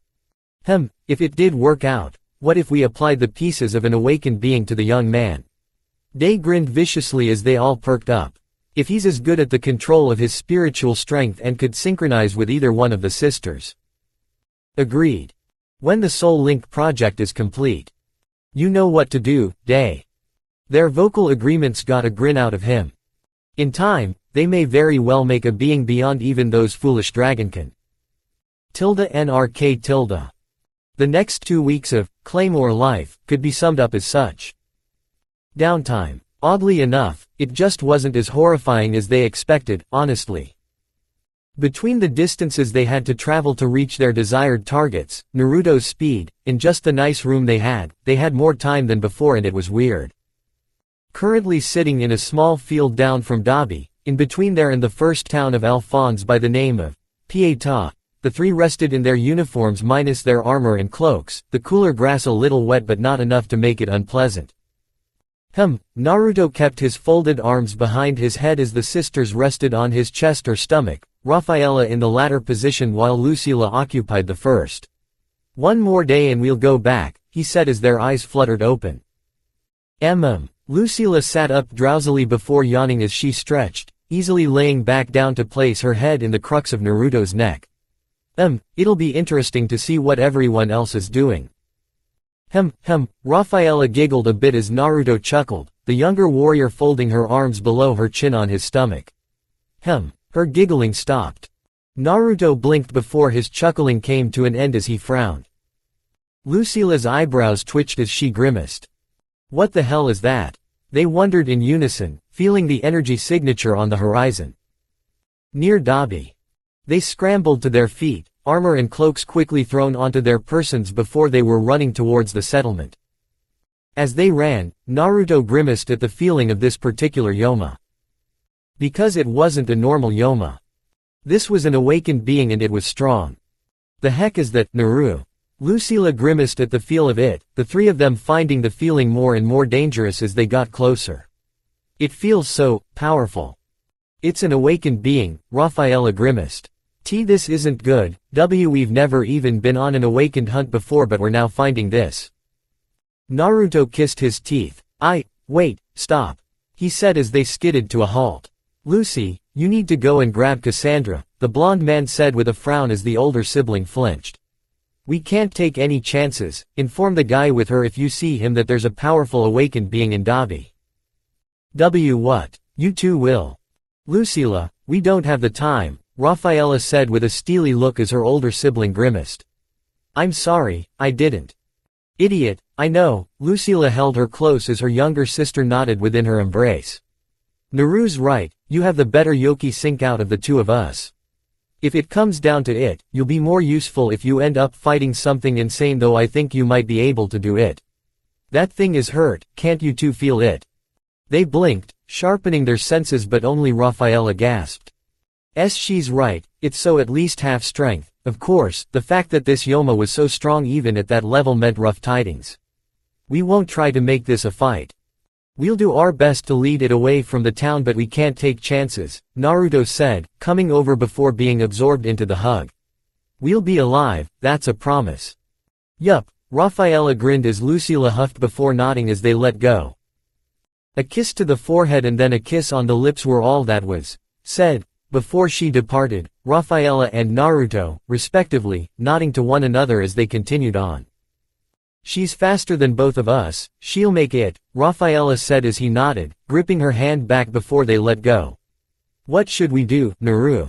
We know that awakened beings have Yoki that's usually greater than a warrior in the tens but this male warrior, his eyes widened.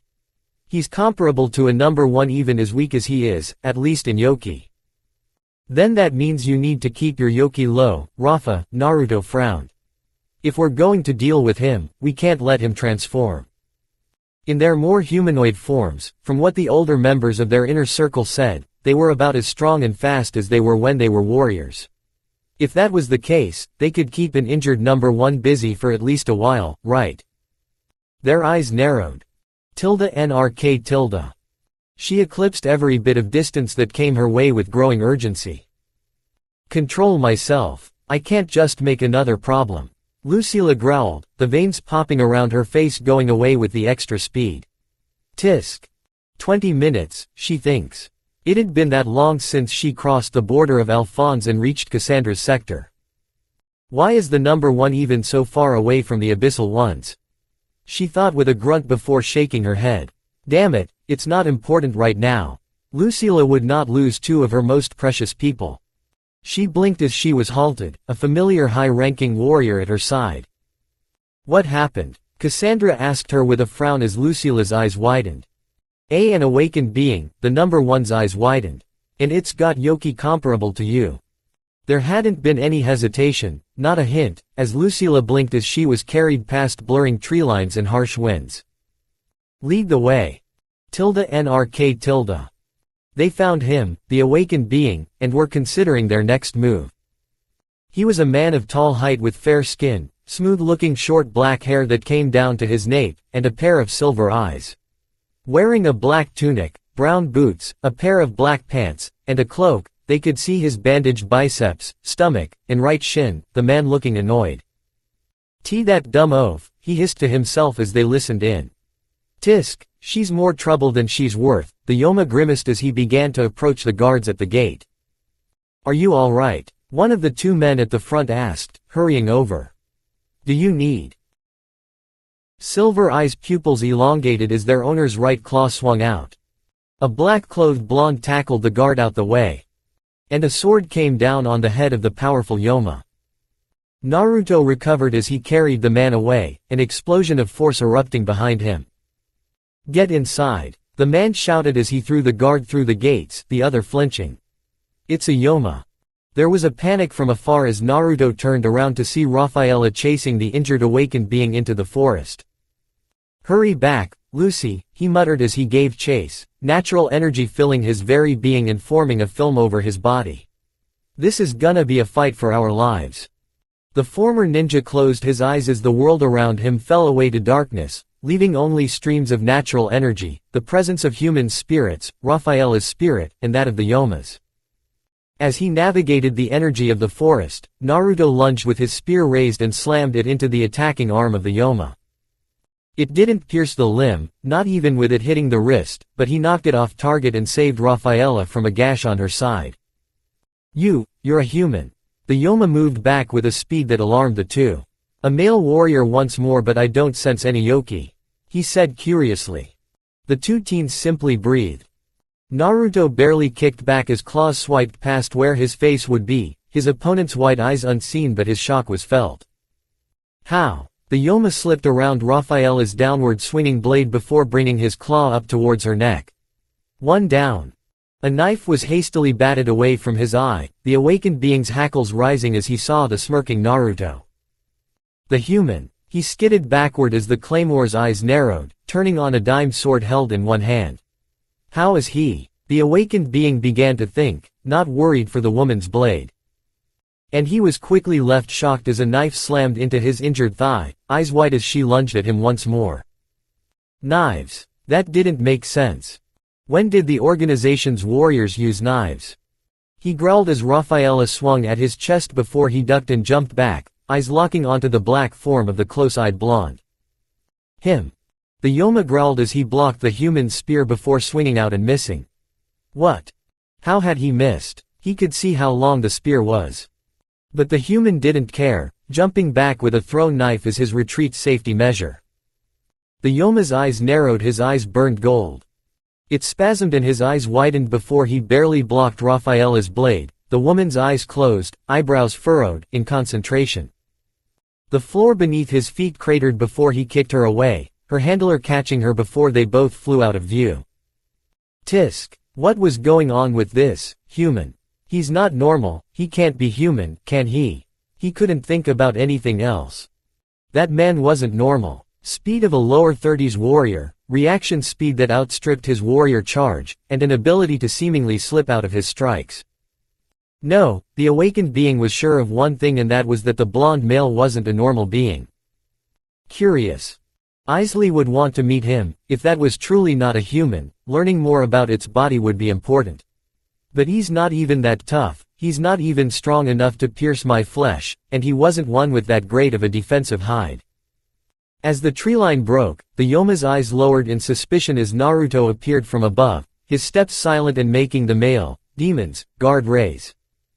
How ridiculous, the Yoma said as he stood up to his full height, standing taller than Naruto. Are you human? He asked, cut and dry. Naruto considered his answer. Yep. I see, the man's form bristled. I can't go all out, too many injuries. He thought he could have gotten a meal easily, but that didn't work out. I can't transform like this. Still, he was more than enough to handle some random human and a warrior who couldn't possibly be past the 20s. He lunged at a speed greater than before and the human jumped back too late. The Yoma sent the handler flying through a tree and into the next one with a crack, the man sliding down it with a groan. What? How? How was he still alive? He jumped back as a cleaving blade tore apart the earth, an angry Claymore glaring at him with her golden eyes. You bastard! She lunged and he blocked her, growling in return before his feet began to dig a trough in the ground. You hurt him. Rafaela harshly turned her body in the air and sent their clash to the side, bringing her blade back around for a beheading. The Yoma hissed as he shot back with increased speed. His legs, now transformed, looked oddly furry, more muscular, and tipped by claws with more powerful toes. Rafaela landed, growling before a hobbling form slipped behind her. Naruto. She jumped back, never taking her eyes off the awakened being. Are you all right? Her eyes flickered to the hissing human who held his midsection. How? The Yoma across from them spoke, standing up with feline-like eyes. I believe you lied to me, boy, you can't be human, he said, raising one of his arms. A swipe back crushed the middle of a tree, toppling it with a look like he wasn't even trying. You took one of those at full power, no human could survive that, much less still be walking, he said with a curious gleam in his eyes. So, what are you? Naruto wiped some blood off his chin. A shinobi, he smirked, golden eyes locking onto golden eyes that widened. Oh, the Yoma crouched. You'll be interesting to hold onto, shinobi. Rafaela and Naruto grimaced as the awakened being crouched.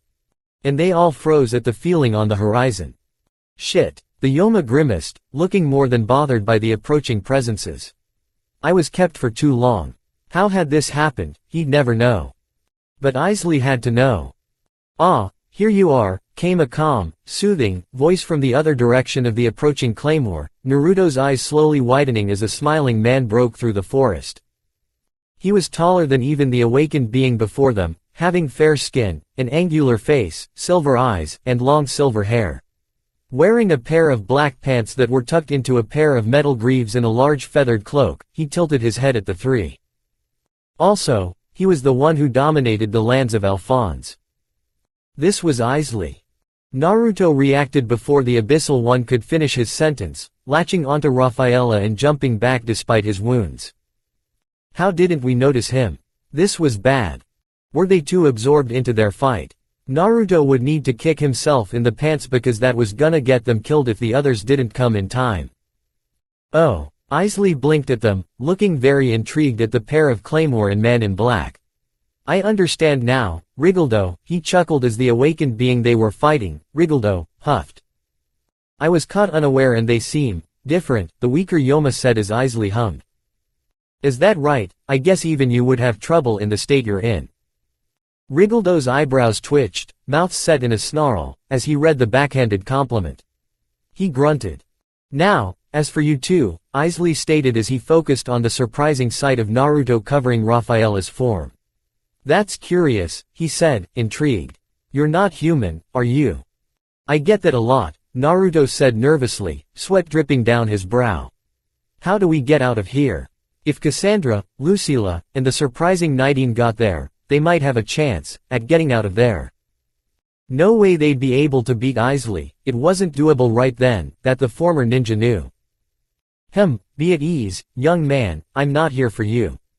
If anything, you'd be happy to note that I'm being rather generous, Eley smiled as Rafaela felt his yoki. And came away with the truth. What? What are you talking about? She asked him, arm around Naruto's waist.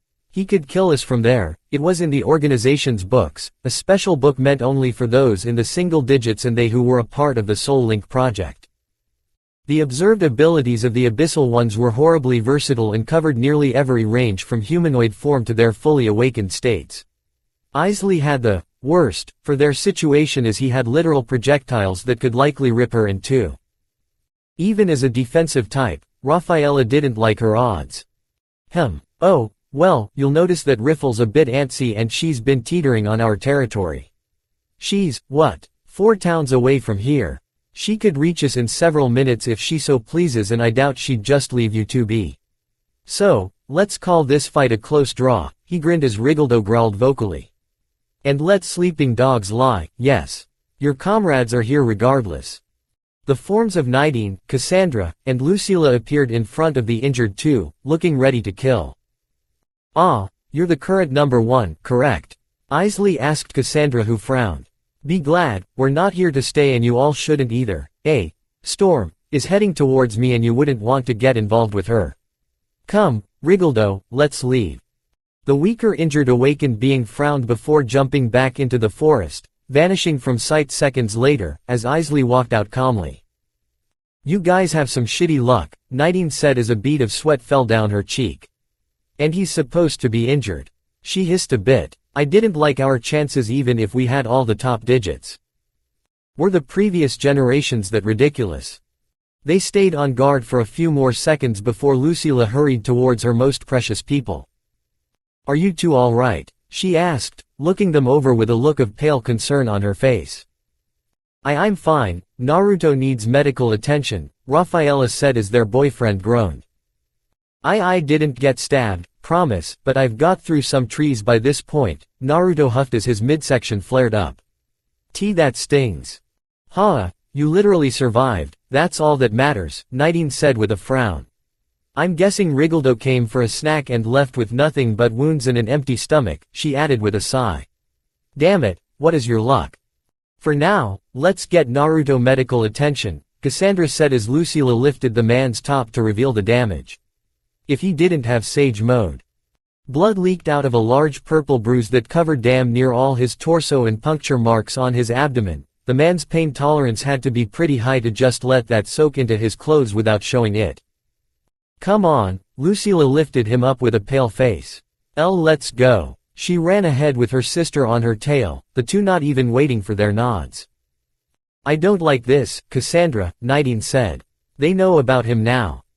They do, but they're still injured, they won't do anything, especially if what we heard is true, Cassandra said with a deep frown. But we need to inform the organization, this would need their attention. NRK. A day later, the 5 plus Uranus, Odie, and Elizabeth stood in the council chambers, the elders looking grim. I see, LMIT grimaced. That's not good, if Eley and Rigoldo knew of Naruto, who was to say they wouldn't tell Riffle about him? Or, better yet, why'd they leave? Odd, it's becoming concerning, what are they planning? Why would Riffle push past her territory? Why did Eley leave Naruto alive? How injured were they and Rigoldo the Silver Lion King really? You'll come by my facilities to ensure you get appropriate medicine, can't let you go to waste, Day said with a grin. And I'll finally be able to see if your body can handle it. Another project with possibilities if he could do it in small enough doses. Day wanted to see what kind of being would come of this. Why yeah, Naruto groaned a bit. Pathetic, had the difference between them and an injured former number 2 really been so large? The man hadn't even fully transformed and he left them for dead, basically. Tisk, there had to be something he could do, Naruto was sure. You're all dismissed, LMIT said even as one thought rang throughout the room. This isn't over, is it? Naruto laid down on his bed in his room as Sistina sat at his desk, sighing, while the sisters went to speak with their particular mentors of their little group. So, you've met one of them up close, she said simply as Naruto laid there half naked, his bandages covering his entire torso.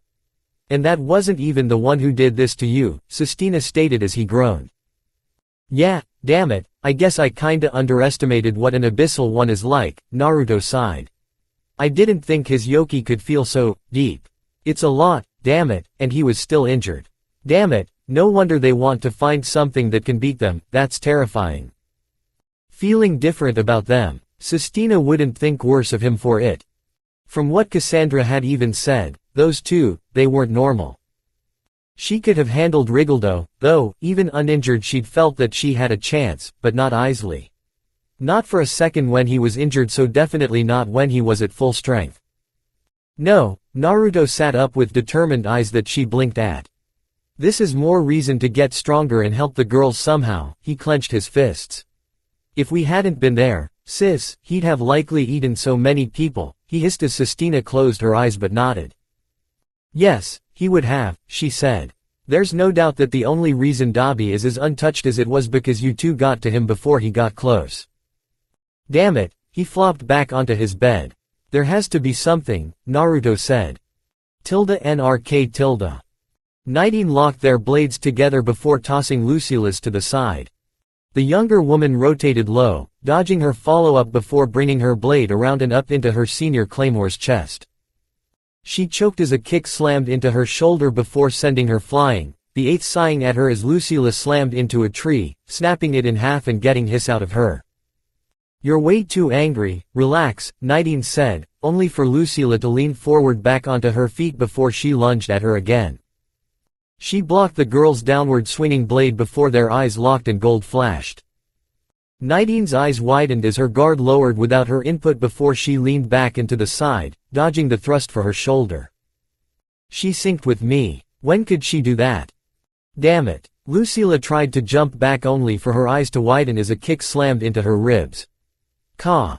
3 trees fell as she slammed through them before she hissed as she slid down the fourth one. Ack. She wheezed for air. Ah, Lucila hissed at her chest. Damn it, I'm so weak. 19 sighed at that, walking over before sticking her weapon in the ground and sitting next to the younger girl. Ya did what you could, even now, it's not like Cassandra or Sistina could have done much better, she said simply at the flat look thrown her way. Hey, sometimes, it's just that simple. It's not when my sister and boyfriend almost died. True, sadly, you're lucky, you know that. How do you really deal with it? Lucila asked as she leaned on the taller woman's shoulder, eyes vacant. If I didn't have Naruto and Rafaela I'm not sure I could handle all of this. I used to have a friend, 19 said and Lucila snorted, getting a smirk out of the older woman. Classy, yes, even I can have friends, outside of our little group. Honestly. She was probably the best thing to ever happen to me in this place before you kids came into the picture. Lucila blushed a bit before pouting. We're not kids anymore. Yeah, it's crazy how time flies sometimes, 19 said as Lucila nodded. For the goddess's sake, we already have more and more kids who used to be your age. Lucila perked up. That's right, I'd somehow forgotten that we're not exactly the last generation. The eighth snorted. HMPH, maybe you guys should do for them what we did for you. Yeah, I think I'd like that. It might not be a lot, we've got training to do. That's fine, besides, you've also got extra responsibilities. Be honest with me, what do you think of the Soul Link idea? Lucila asked seriously and 19 frowned. Yeah, I figured. HMPH, yeah, I don't know what it's like to want to make awakening a thing. My friend almost did, though, Lucila choked. Didn't ya think it's weird she wasn't around? I just thought she went to a different location. I wish though, maybe not. Roxanne's at another one and I wouldn't want them together. Lucila nodded slowly, pulling up her legs.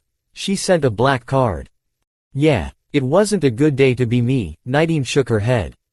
That was 2 years before we met you 10 years back. It's not wrong to say, it was a damn good thing we met, I could enjoy life a bit more than I used to. Making pottery. Making pottery. NRK tilde. Uranus nodded as she and Rafaela walked towards the forest training ground, the site of the newest trainees being given the Gabe treatment happening off to the side. It was probably something completely different to what you're used to, huh? The older woman asked and Rafaela nodded. It was, if Naruto wasn't there, I might have, she grimaced, eyes looking at the upcoming trees. I was damn near useless compared to him, and he's a human, which isn't bad, but you know what I mean. I get it and don't, I'm not the one who lucked out with a boyfriend during my time here. Rafaela blushed as they found a tree and some stones, the younger woman going to sit down against the arbor while Uranus sat in front of her. But I won't tease, right now, you now know what facing an awakened being is like, one with more power than any of us, Uranus frowned. I didn't think you all would get involved with that so early. I think you guys might get relocated, though, she said as Rafaela considered her words. Do you think they'll come back? I'm going to say, on a hunch. She offered. They'll be after Naruto, not you two. Rafaela's eyes widened in horror. You told us that they were intrigued, didn't you? That Rigoldo guy might have wanted to just kill him, but Isley didn't, she said. What if that's because he wants him? They didn't know about his whole sage mode deal, they don't know if he's human or not. And if he did take a hit that should have killed him and didn't, they're now too curious. Shit, Rafaela looked incredibly worried. There has to be something. Anything. I won't let them become targets, she growled as Uranus nodded before considering something. Okay, so, since I know even though I shouldn't, she began as the younger woman looked at her. Your end goal is to have Lucila become an awakened being while you protect her mind, right? But why not try and see if you guys couldn't partially awaken? Uranus didn't know. She knew that you could approach the chance, so what if this was doable? She simply couldn't find out due to curiosity, but these three could. If Naruto's got the flow down, what if you guys tried to make only one part of you become awakened? You told us, that guy could change only single parts of his body, yeah. Rafaela's eyes widened at the possibilities. I'll let the elders know, and could you all be on standby? She asked, looking hopeful as Uranus ruffled her hair. Of course. The following day, Rafaela explained the idea to the elders without revealing Uranus's involvement. Naruto and Lucila looked rather taken with the idea along with the gasping Day. If this is true, that'd be a rather good way to work your ways up to it, he chuckled. I've no issue with the idea, you all. Rubel's face remained impassive as he tilted his fedora. If they could accomplish it, that'd be bad, but he couldn't say that. HMPH, you should focus on not doing this too much, you'll likely be dealing with possible permanent changes if you go too far. Rubel is right, but, at the same time, this is likely the best method to approaching the end goal of the project. You have our permission, but make sure you're supervised, LMIT said with a smile. Yes, sir, Rafaela said with a nod as the three teens left. If we can do this, we can get even stronger, she thought. They just needed to train and keep doing so to figure it out. As they left the chambers, LMIT signaled the guards to close the doors. What are your opinions on this? He asked his fellow council members who hummed. It's a good idea, on principle. If it's only one part of them, that's safer than doing their entire bodies, one said. This isn't something we've seen a warrior do, another said. Could they awaken only parts of themselves while leaving the rest intact? I'll be doing avid observations, Day said. If they could, that means this could be applied to our other warriors or even be a natural step for the project's future candidates. He grinned. It depends on those three, we'll see if things can slip in our favor. Rubel vanished from the room, pensive. Let's hope they can't. NRK. Their first attempts were done in the forested area of the training space, their gathered members watching on with interest and concern. Sistina and Naruto stood in front of the siblings, the two nodding. Alright, so let's go over everything you know about awakening and awakened beings, Sistina said. Starting from there, we'll go into the basics of Yoki, its properties, its control, your control, Yoki synchronization, and only then will we see about you trying it on your left arms, she said as the sisters nodded. Going through everything they knew about Yoki down to the T, the older warriors around them nodded. Alright, time to see what happens, Cassandra said as she and the others looked on nervously. Remember, slowly, she didn't wish to harm these three. They were invigorating and made coming back so much more homely that Cassandra realized she'd treasured most of these individuals around her in some way. These were her family. Her eyes widened despite her words, holding onto her knees in her stone seat. When? She wondered. Alright, how about Lucy does it first while Rafa does her best to keep her stable? Naruto offered and the sisters nodded. Lucila took a shaky breath before swallowing and nodding. As Lucila held out her arm, Naruto spoke. The flow for awakened beings seems to be like it's always moving all around the body, he said as Sistina nodded. It's similar to us in that it's always there, but awakened beings' power is always moving, it's never still, not even when they assumably sleep. I've never given that much thought, but it might be the key to their power, she explained. Constant flow. It was rather ingenious when you think about it, but made far too much sense. They didn't constantly use yoki as they did, their bodies stopped it, like putting a cork on a bottle, and that restraint of a flow led to their awakening after too much usage increased the movement of it in their bodies. Sistina's eyes went to Nidine, the eighth, smiling at her, but it held less fire, less smug, less complacency. No, the younger woman felt a bit resigned but didn't show it, not openly. It was going to be one of those days soon. Alright, do it, Rafaela said slowly as her sister's eyebrows furrowed. In moments, her yoki climbed, veins distorting a bit around her cheeks before her arms' blood vessels shifted a bit, wriggling and growing as she grit her teeth. Slowly, Sistina refocused on the older sister. Nice and easy. Rafaela, you have to help her direct the flow away from her head, it's getting close to causing the main disfiguring. Rafaela's eyes closed as she held out her hands around her sister's limb, eyebrows furrowed. She synchronized with Lucila's energy, a second operator, of sorts, and focused it more around her sibling's arm. Naruto closed his eyes as he and Sistina's sensory abilities connected. Their sight shared and increased, the two watching the very embodiment of Lucila's energy move about before increasing in amount. As they did, they nodded as the flow for her arm up her shoulder began to loop in on itself, the bits of energy reaching up to her cheeks slowly being pulled out and redirected towards the arm only. They're doing it, Sistina told him through their connection. Yeah, I'm proud, but they need to increase the power in it, sadly, he thought back with a worried look. Right then, they watched as the older sibling's arm wriggled, getting a hiss out of her, but she clenched her teeth and bore with it. Keep going, Lucila said to the worried-looking Rafaela. It's fine, I'm your older sis, I've got this, she added with a strained grin as her younger sister frowned. I've got this, keep going, she said before closing her eyes. Focus on them, all of them, my mind's my own. The feeling of it flooding her body, even if only her arm, was worryingly like ecstasy to her senses.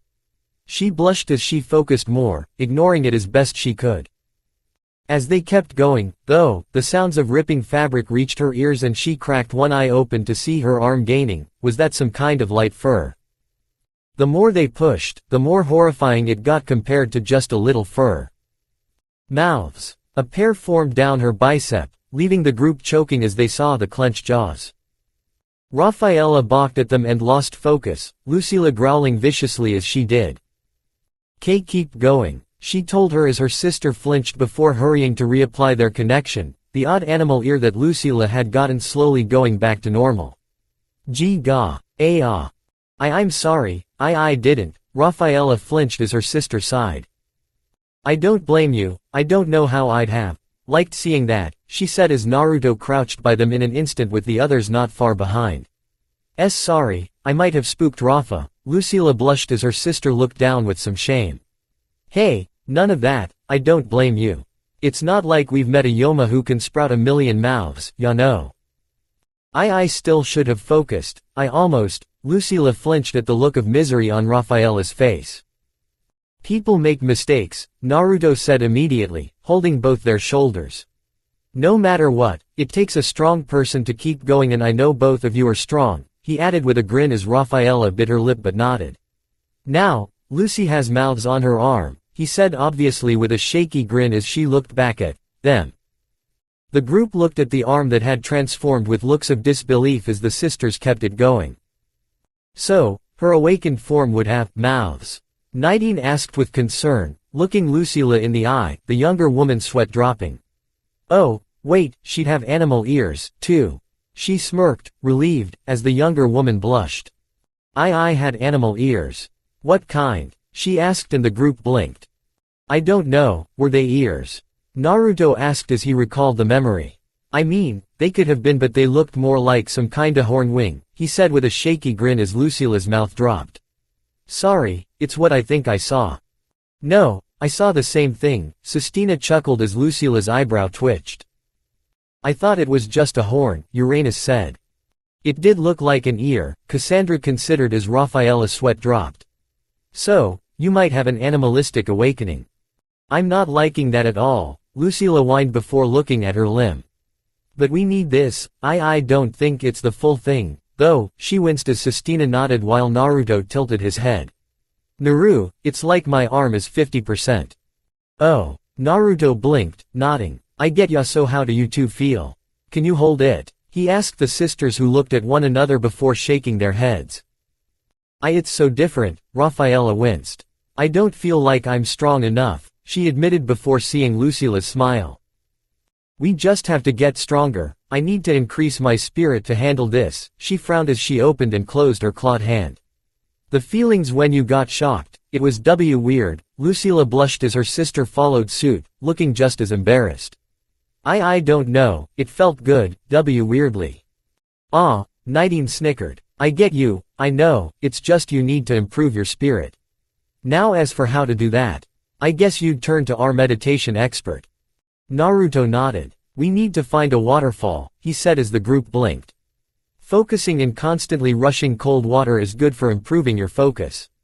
You're supposed to keep a solid stance, no twitching, keep your breathing even, and focus on your internal power. That sounds right, Cassandra blinked. It sounds cold though. Yeah, that's part of the point. You can't be comfortable, you need to power through and focus. The sisters nodded. We'll do it, no more mistakes. They had a path now, they couldn't fail now. NRK. Isley hummed atop a large stone as Rigoldo recounted his fight once more for the 10th time in the past 2 days. Curious, but you felt no yoki from him? He asked, confused. None, it was weird, I can't believe he's human. His reaction speed was, he was able to react to me, even when I awakened my legs, he reacted. His speed was the level of a low 30s warrior and his attack power wasn't impressive, but he took one blow from my claws and lived while also having amazing senses. He can't be human. The more powerful warrior hummed, eyes closed. Did the organization do something new? But the man had been one of the handlers and not an actual warrior unless he was gaining experience. If I could, I'd like to meet him once more. He seemed able to sense my energy in its entirety and I'm just left too curious. Rigoldo could see why. That man, were he capable of producing the power to sever his head, Rigoldo's not sure if he'd have escaped the encounter so easily. Then again, he was so weak that Rigoldo couldn't call that a fair assessment. He wanted to fight him again. One-on-one. I can see it, you want to fight him seriously but it's clear you'd just win, Isley said with an amused look as Rigoldo's look chilled. What if they make him a warrior and he's in some form of test stage? He offered and his leader perked up, looking pensive. We're assuming he's not when he could very well just be being prepared. I'd need to know but that's unwise right now. The organization will likely hide him or move him and his warrior to a different region, now is not our chance. Rigoldo sighed. Damn it. NRK. The following 2 weeks for the trio were spent either healing, in Naruto's case, or training, in the sisters' case. The blonde man had taken to intense meditation as he rested. No matter where, when, or why, he was meditating. While the girls practiced their skills with a major emphasis on their yoki synchronization and partial awakening, he simply focused on his energy, the energy of those around him and in the distance, his body, and his thoughts. I'm currently dead weight, that was the sad truth and he accepted and hated it. God, what I wouldn't do to have Kurama with me, Naruto thought a bit sadly, looking at the bars within his mind. No giant Biju to greet him, no Kurama, no chakra, nothing. All he had was a sort of pseudo-sage mode that he was still not fully capable of using properly yet. Oh, it came with a good amount of upsides. Now, he could gather it on the move and splice it into his muscles and stuff afterward, not needing to worry about being turned to stone helped in that regard. He still had his extended reach which he applied to his wooden spear now. It helped that the spear also was now damn near indestructible, but that didn't leave him with too much. The blonde was currently trying to make small bits of wooden armor that'd fit snugly and keep him light as is. The aura. He considered it. Am I just not using Sage mode to its fullest? If he could expand his range more, he could maybe expand it in sections for extra protection. He'd tried sharpening it like wind chakra, but that hadn't borne any fruit yet, and he wasn't sure how much time he had before something went wrong. Or he got found by the Abyssal One in the north. I can gather natural energy almost as fast as I used to, but it's still not perfect. He needed attacking power, not just defense and speed. Single quote. Single quote. He tapped his noggin before looking down at the water in his reflection. Its still surface as he meditated had always greeted him when he and Kurama were friends and he attained Sage mode. Wait. Still. Like the Claymores. Was that it? Should he be moving his natural energy and Sage energy? Was that it? I'm not sure, though, Naruto said as he sat cross-legged on the surface. A better Sage mode, he realized, one that trumped his former one like six-path Sage mode. But I can't do that. What would it even feel like? He groaned as he tapped his noggin. For now, I should only focus on my actual skills. He assumed his meditation stance before focusing on the energy in the air around him. Sistina's form appearing behind him ignored. She watched it all as he focused. Those odd golden wisps that he said were from nature itself. She looked on as Naruto's form absorbed more and more of it, coating his limbs, stomach, body, and head, forming that slightly golden sheen that signified he'd attained his Sage mode. What ideas could you be considering? Sistina wondered before blinking as the natural energy around Naruto began to swirl. What? Her eyes widened as the man focused more. More and more was pulled into a rotating, multi-directional rotating, ball of natural energy that formed around the blonde male. What idea is this? Rotation. Had that been Naruto's answer?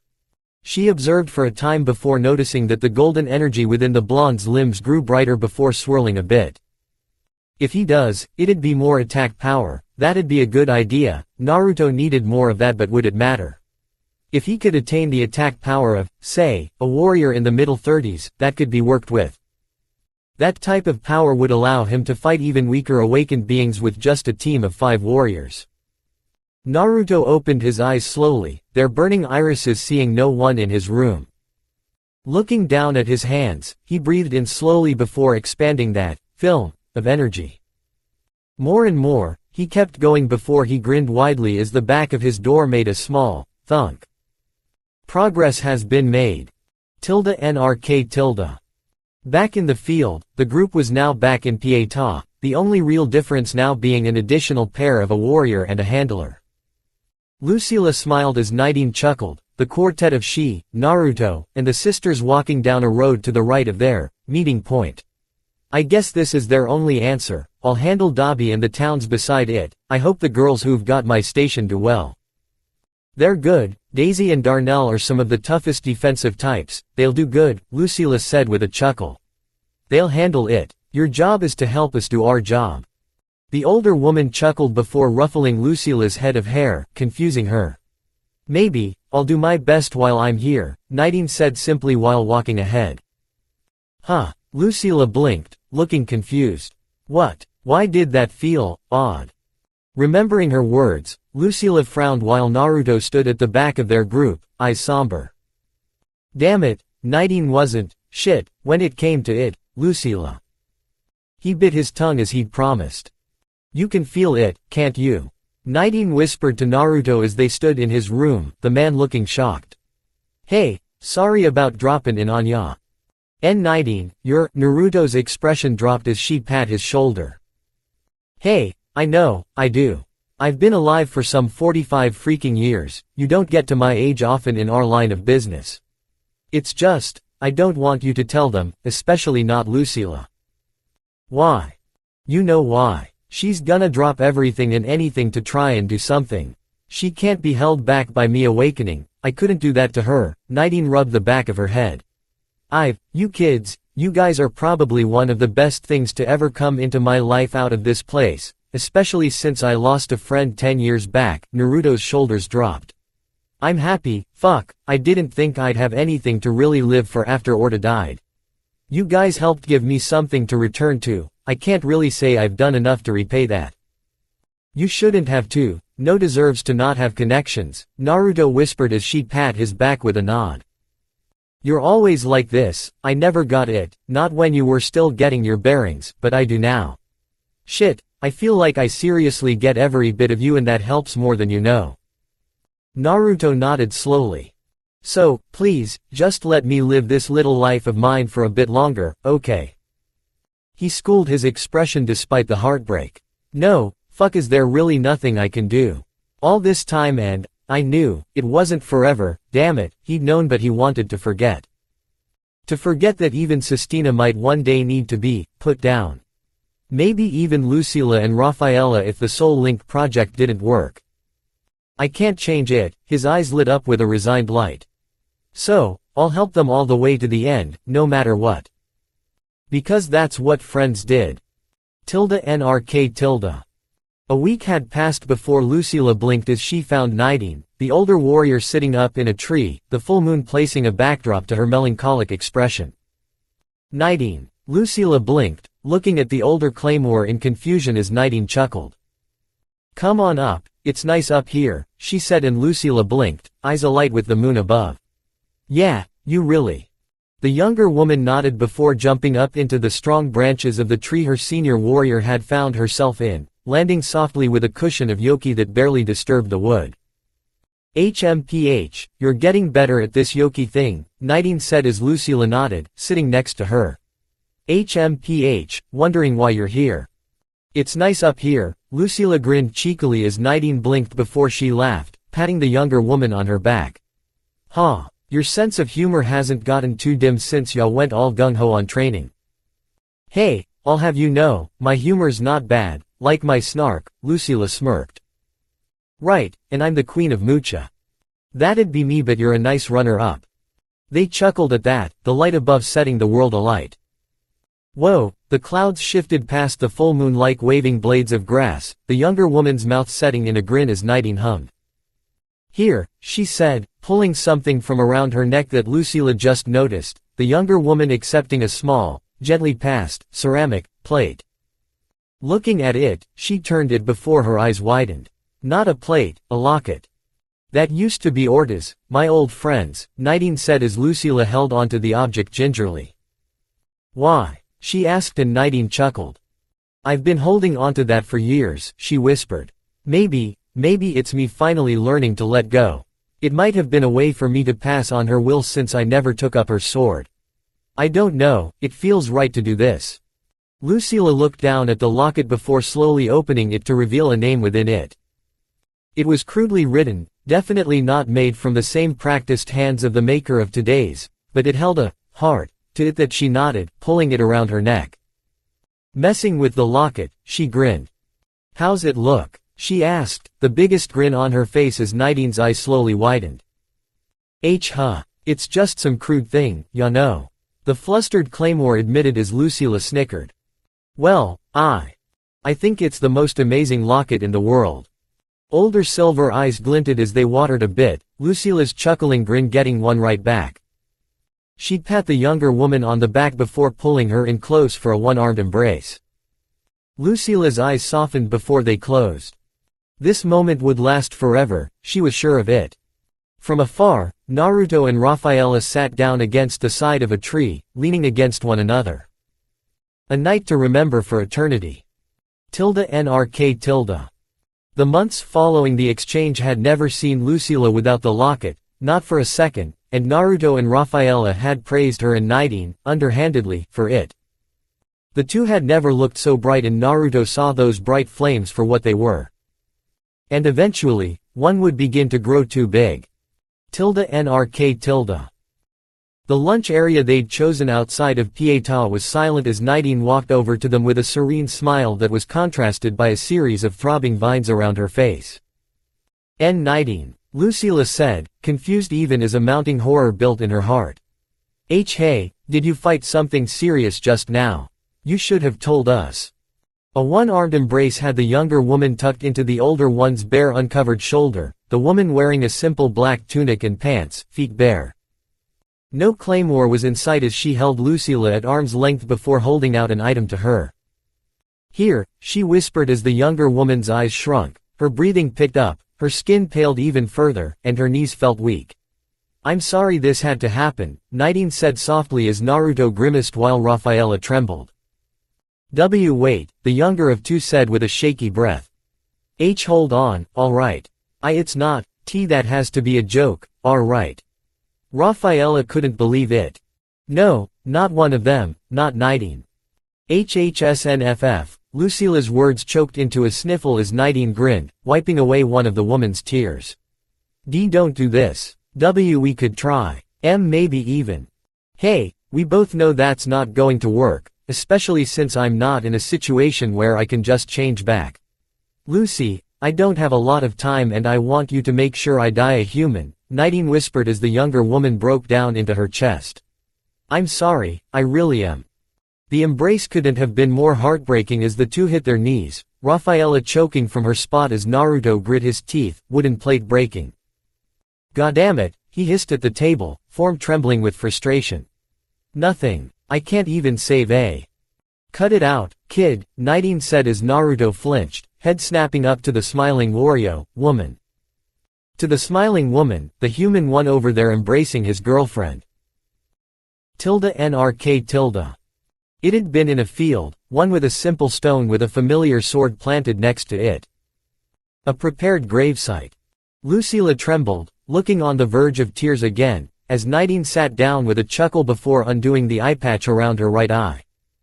A starburst scar was free to look at the world as she sat there, looking somber but more peaceful than they'd ever seen her outside of with Lucila. Come on, it's never easy, it's not funny, it's sad as shit and horrible, but it's one of the most amazing things you can do for gals like us, Nidine said as Lucila walked over while Naruto stood back with Rafaela crying into his chest. Ya know. I've always liked sunny days, she stated as she looked up at the sun, eyes squinting slightly. A trembling blade raised as tears streamed down from quaking eyes. I loved them as a human and I love him even more now, she grinned. Naruto, take care of these girls, they need you more than you'll ever know. Naruto looked down but nodded, eyes clenched.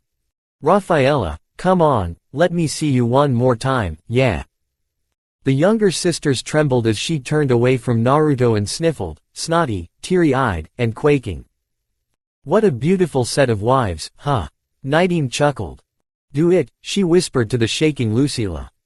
The blade dropped but not fast enough for a single sentence to ring throughout the air. Daughters like you would have been great. Lucila's knees hit the ground the moment Nidine's head did, the grinning woman's visage doing it. That was it, she'd broken down again at the insane pain in her chest. Naruto lifted Rafaela off her feet before carrying her over. He placed her down and the two sisters cried ugly tears in an embrace that couldn't possibly be broken. His eyes went to Nidine's smiling head before they closed and looked away, his fists clenched as Nidine's handler, Michaelo, arrived on the scene. He didn't say anything, no heartfelt words, no nothing, but he stayed silent without a negative expression, a look of apathy on his face. Naruto looked at him with dim eyes before whispering. The handler nodded and the man smiled wetly, tears falling down his own face. He'd already begun digging before Michaelo had left. Naruto kept digging even as the light above began to dip. He kept digging even when he was joined by two pairs of shaking hands. The three teens dug a wonderful grave, one embraced by a circle of stones and her name atop it. Placing Nidine's sword down as the headstone, they stood in front of it, eyes watery again but lacking the accompanying hiccups or sniffles. Their hands gripped one another's as they watched Nidine for hours. NRK. The news had dispersed the moment they'd been seen a week later, no Nidine in sight and the three looking vacant-eyed and slightly miserable. Uranus had taken one look at them before leading them outside into the training areas, familiar numbers following after her.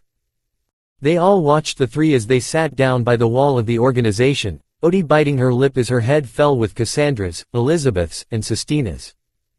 Uranus sighed softly. They're not going to be talking for a while, she thought as she took off her sword before placing it in the ground.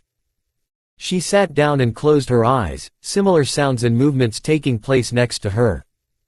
In 2 hours, the story had spilled. In 3, they'd held a small funeral. In 4, the 3 teens were in Naruto's room once more, dazes apparent but addressed. "I won't let that happen to you too," Naruto whispered as he looked up at his ceiling, the flinching at his sides reaffirming his resolve.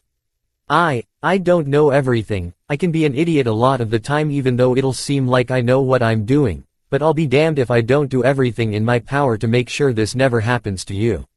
That's a promise I will never break until I'm dead. I don't want to lose anyone else," Lucila said as she tucked into his shoulder, fists clenched as her hand reached across Naruto's chest to grip Raphaela's. I just wish there was something we could do." Raphaela just pushed her face into his shoulder, nodding as well. "We need to figure this awakening thing out," Lucila said with a frown. If we can, couldn't we help them? I don't want to do this again," she whispered into his shoulder as Naruto sighed. "We'll do our best," he said. "Though, how about we not train for a couple of days, alright?" They nodded. _NRK_. In an organization lab in the middle sector of the lands, Roxan hummed curiously as she heard the news from the elder manning the location. "I see, Nighting is dead." She smiled happily. "The newest change in rankings will be handled at their usual times," the man said, confusing her and the others. Number 8's of former area is being handled by number 20 and 19 on request of their handler. If they do well, that zone will be switched with them and the nearby 32s. Wait, her eyes widened in wonder. My district is only 1 away. Roxanne's mouth set into a grin that could have split glass. _NRK_. They traveled out of the organization the following morning, Naruto leading the way. They ran for over an hour west of the organization, eyes on a small town that was maybe 20 miles away. "This is Teo village," Naruto said as they got there, cloaks on. "Alright, here," he passed them half of some pills. "These should last 6 hours so we can enjoy the day here," he chuckled as his girlfriends took their offered medicine, the feeling of their yoki disappearing from his senses, leaving behind nothing but a pair of human girls. "I wonder," Lucila said as her maroon-colored hair blew in the wind. "With these pills, can't we prevent awakenings?" she asked her sister and lover. They looked surprised by the idea. But then why not use them? Raphaela frowned as Naruto shook his head. "I don't really know, I can ask Day if I see him but I have to guess there's a reason. Maybe they don't work at that point," he offered and the sisters sighed but nodded. "Come on," Naruto said, taking their hands and walking ahead, the women catching up and keeping pace with him. It's been kinda long since we've been like this," Lucila said, she and her sister in their casual clothes under their gray cloaks. I don't remember not being able to punch through a wall," she noted slowly as Raphaela opened and closed her hands. "To live like a human, even for only a few hours," her eyes grew somber. "I want to enjoy it, at least, every now and then." Then she got an idea, scrunching in a bit and lifting her collar a bit to look down. The sight of what could have just been a long scar greeted her, eyes wide in shock and awe before she stood up like normal. It looks more like just a scar." Naruto hummed. "Come on, let's go into the village, alright," he said with a smile as he gestured to it. The sisters nodded, the 3 of them walking behind him as he led the way into Teo village. "Odd," Lucila said as they reached the front of the town, looking back into the distance. "I thought I'd feel a bit more tired," she hummed as Naruto chuckled. "You guys do exercise no matter what, it's not like that all goes away," he said as she tilted her head. "Huh." Once they reached the guards at the front, the men blinked at the smiling Naruto as he showed their papers. "Here ya go," he said with a chuckle, his brown-colored versions of his usual clothes not giving anything away. "We're gonna be here only for a bit," Naruto chuckled as one of the men hummed before nodding, handing him back the items.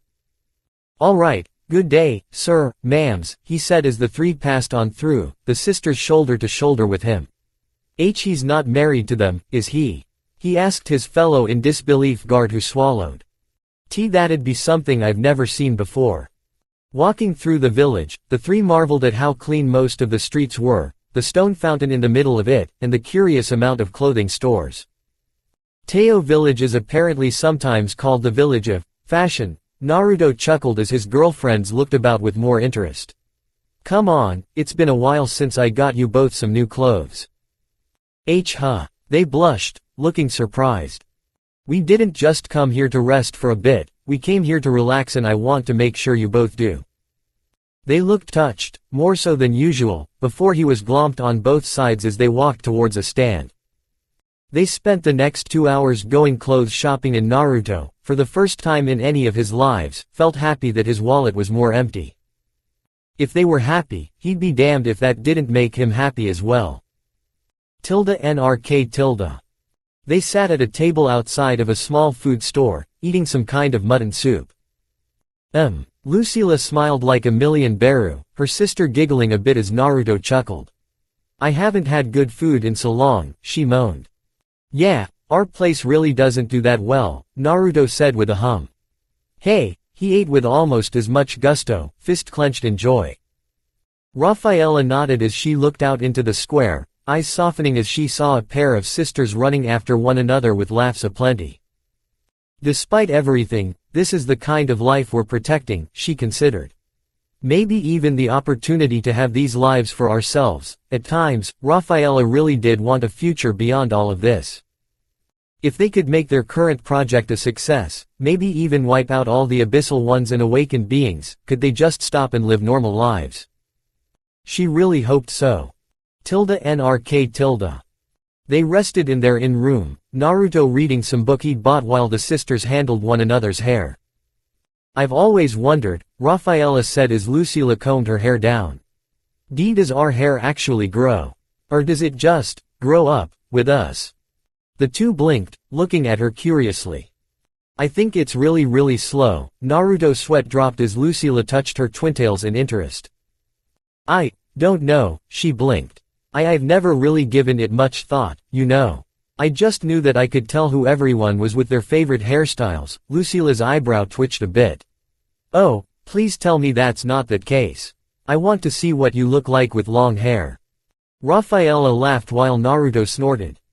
It was only hours later that he smiled softly at the trembling women, asleep and grasping his top for security. I hope you get where you're supposed to, Nighting, Naruto thought before closing his eyes. We won't forget you. NRK. The following day, they returned and spoke more at length with their comrades.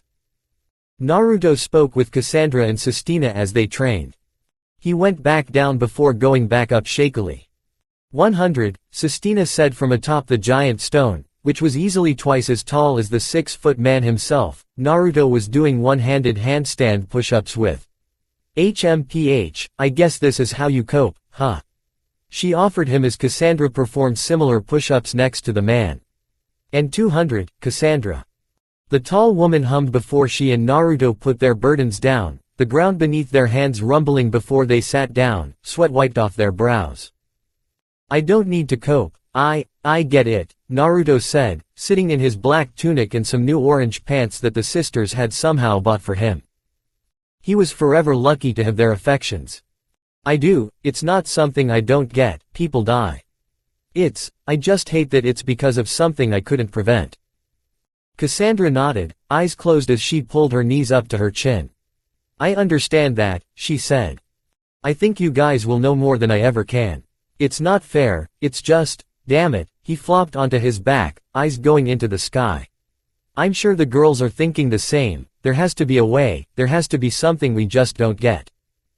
You three care too much, sometimes, Sistina said as she sat beside the two.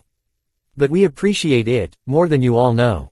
It's weird, this place isn't warm, it's not home, but, well, she blushed a bit, ruffling her hair as Naruto snickered while Cassandra smirked.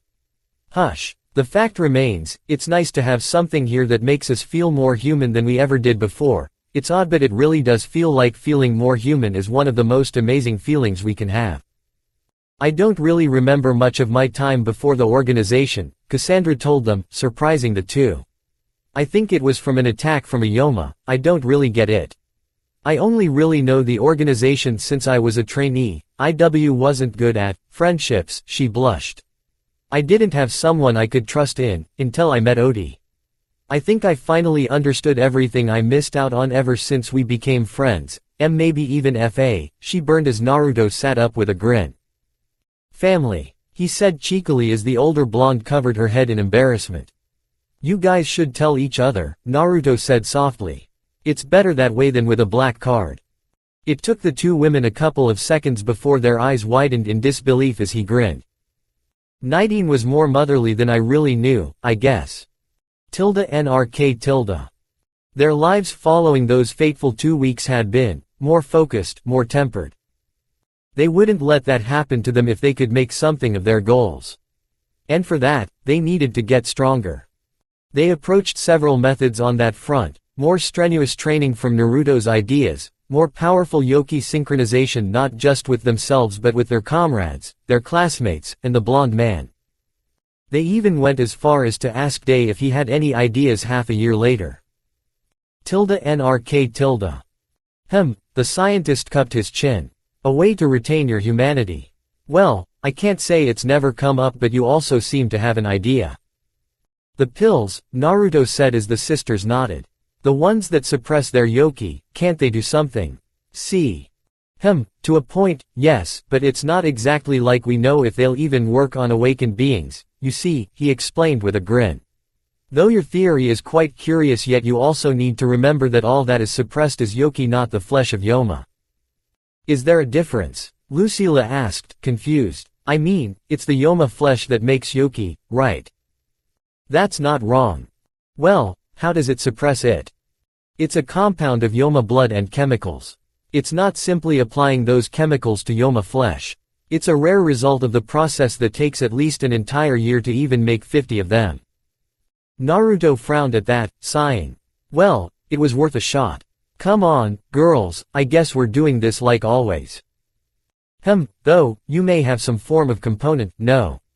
Day spoke up as Naruto blinked, turning around with the sisters. Your strength isn't normal, not human even, yet you're at no danger to yourself.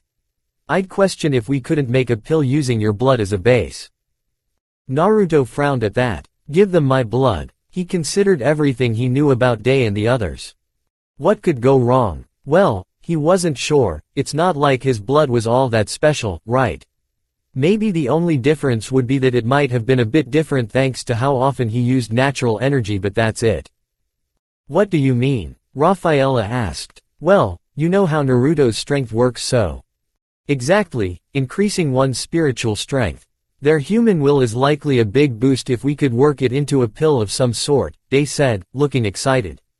If it came with some of the boy's power, what could these new effects be? Oh, he hoped he said, yes. Only for the pills, Naruto said seriously as Day grinned, going to a drawer in the medical bay where he pulled out a syringe. Now he looked nervous as the half-faced man turned around with glee in his eyes. I'm going to regret this. Getting a syringe full of his blood taken, Day had immediately gone to a microscope with a few chuckles, examining a bit of blood he'd put into a petri dish. He made intrigued sounds as he kept examining the man's blood. We were right, his blood isn't normal. Just from first glance, Day could find it full of a vitality that wasn't in the warrior's blood, it was oddly healthy beyond reason. Your blood's health is rather outstanding, downright incredible, Day said as Naruto rubbed the back of his head. Sage mode, was all he could say. Yes, your peculiar technique, harnessing this so-called skill was mostly a trial in futility, the man had been caught on record as a child saying it took training and the like. Annoying but if they could boost the warrior's capabilities and he could teach them. They might very well develop an entirely new generation. One that could, possibly, include males once more. That's too far away, for now, it wouldn't help if they didn't have years of research into this. This will take lots of time, though. You lot should just focus on your current project. I guess, Lucila said. Alright, let's go. As they left, Day hummed as he observed and observed. This curious specimen might very well be a great material to make use of. NRK. 3 years following that idea, the group balked at the number ceremony. Why? Well, it was only because the newest number 8 and 10 were us. Lucila choked while Raphaela's cheek twitched. No way. Hee, Naruto chuckled. Someone might have wished from above that you got that number. He grinned as Lucila touched her locket with a smile while Raphaela nodded. Number 23, Uranus said. I went up, she said in surprise while Elizabeth nodded. And I've retained my own rank, Elizabeth said with a smile. The goddesses are blessing us. Maybe, Odie said. I'm the 29th now, she hummed. Daisy has become the newest 33rd. We'll need to go and see her, Raphaela said as she rubbed the back of her head. This is insane. You've trained the most out of anyone, it's only fair, Sustina said with a smile. Still, 4 more years until you really try, yes. The sisters nodded as Naruto hummed. Thankfully, nothing crazy has happened so we can all keep training, Naruto said as Uranus hummed. For now, we've just gotta keep going. They nodded to that. NRK. A week later, Naruto stared at the sisters' bodies as they wore their waterfall training gear. A pair of short shorts and a navel-length top, both gray, adorned their bodies as they looked at him with nervous expressions. Why? Well, it likely had to do with the stigma of claymores, a seemingly sewed-up line that went from just above their breasts down into even their shorts. This is the stigma, why you know, Lucila said nervously, no confidence in sight as she messed with her now free of its binds hair. Pete, please don't feel weird, she didn't think she could handle it if he did feel some negative way about them. Did they hurt? Naruto asked softly as they flinched a bit. Not really, not anymore, at least, Raphaela said, head down a bit as she blushed. It's just, they're reminding us a lot of the time, I'm sure you get what I mean, she stated as he nodded. Well, as long as you guys aren't, like, in danger of exploding, it's whatever, he grinned with red cheeks as they sighed in relief. Honestly, this is the first time I've seen, why you guys in less clothes. Cheeks activated as they realized that, yes, they were basically wearing swimwear and he was just standing there with a cough, looking away embarrassed. A grin slowly found itself on Lucila's face as her younger sister burned bright red. Right. Let's just focus on training, please. And that had been hilarious. It's so cold. I just got hit by a fish. Eep. Naruto laughed from his place between the two, all 3 of them on some large stones they'd procured from a bit away for their meditation pads. And he'd been able to bear witness to the hilarious sounds of his girlfriends and this kind of training. Come on, we've tried this. Just relax, he smirked as they whined. We know, Naru, they said in unison while he chuckled some more. Come on, we've gotta try and do this every other 2 weeks and sis was right, we're 4 years away. We've gotta power through. They nodded even as they shivered at water thumping against their heads. This is gonna suck. They kept the exercise going for, give or take, 3 hours before stepping out of it, the women looking cold and miserable while Naruto looked prepared to take on the day. Actually, there's something else I wanted to try, he said to them as he faced the 2. And only then did Raphaela and Lucila remember that he was basically naked as well. Wet muscles gleamed in the sunlight and both sisters went bright red as Naruto hummed, stretching a bit and making all that nice muscle dance. Needless to say, they weren't cold anymore. And that is. Lucila blushed but looked on with more scrutiny. Wow, had she really been sleeping next to this the entire time? Raphaela simply nodded rapidly as they listened, barely, to their very toned boyfriend. Needless to say, they had to ask for a repeat. And then they were staring at the water in disbelief as he urged them on.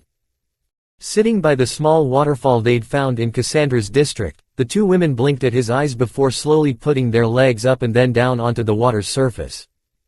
A constant stream, Naruto said from his meditating stone. If it's possible, they might be able to do water walking, and that'd be an amazing discovery along with being an amazing training exercise. As they did as he'd instructed, Naruto watched with interest as the water was disturbed beneath their skin. Lucila's eyes narrowed a bit as she pushed her yoki to the back of her legs and bottom of her heels. This idea, a platform of yoki. Raphaela considered the idea with a hum, trying the idea with no real progress. Think, a constant stream, constant. She blinked before considering something. Instead of constant production, what about just a constant flow? She thought as her feet slowly began to glow a faint yellow. Over the years, gaining better control of their yoki down to a science had been key, and it wasn't wrong to say, outside of Sistina, the sisters were the best at yoki manipulation. And so she'd put that theory to practice. The water's surface bubbled beneath her feet as they glowed a soft yellow before she huffed as she pushed down and stood up shakily. Very shakily, but she'd done it.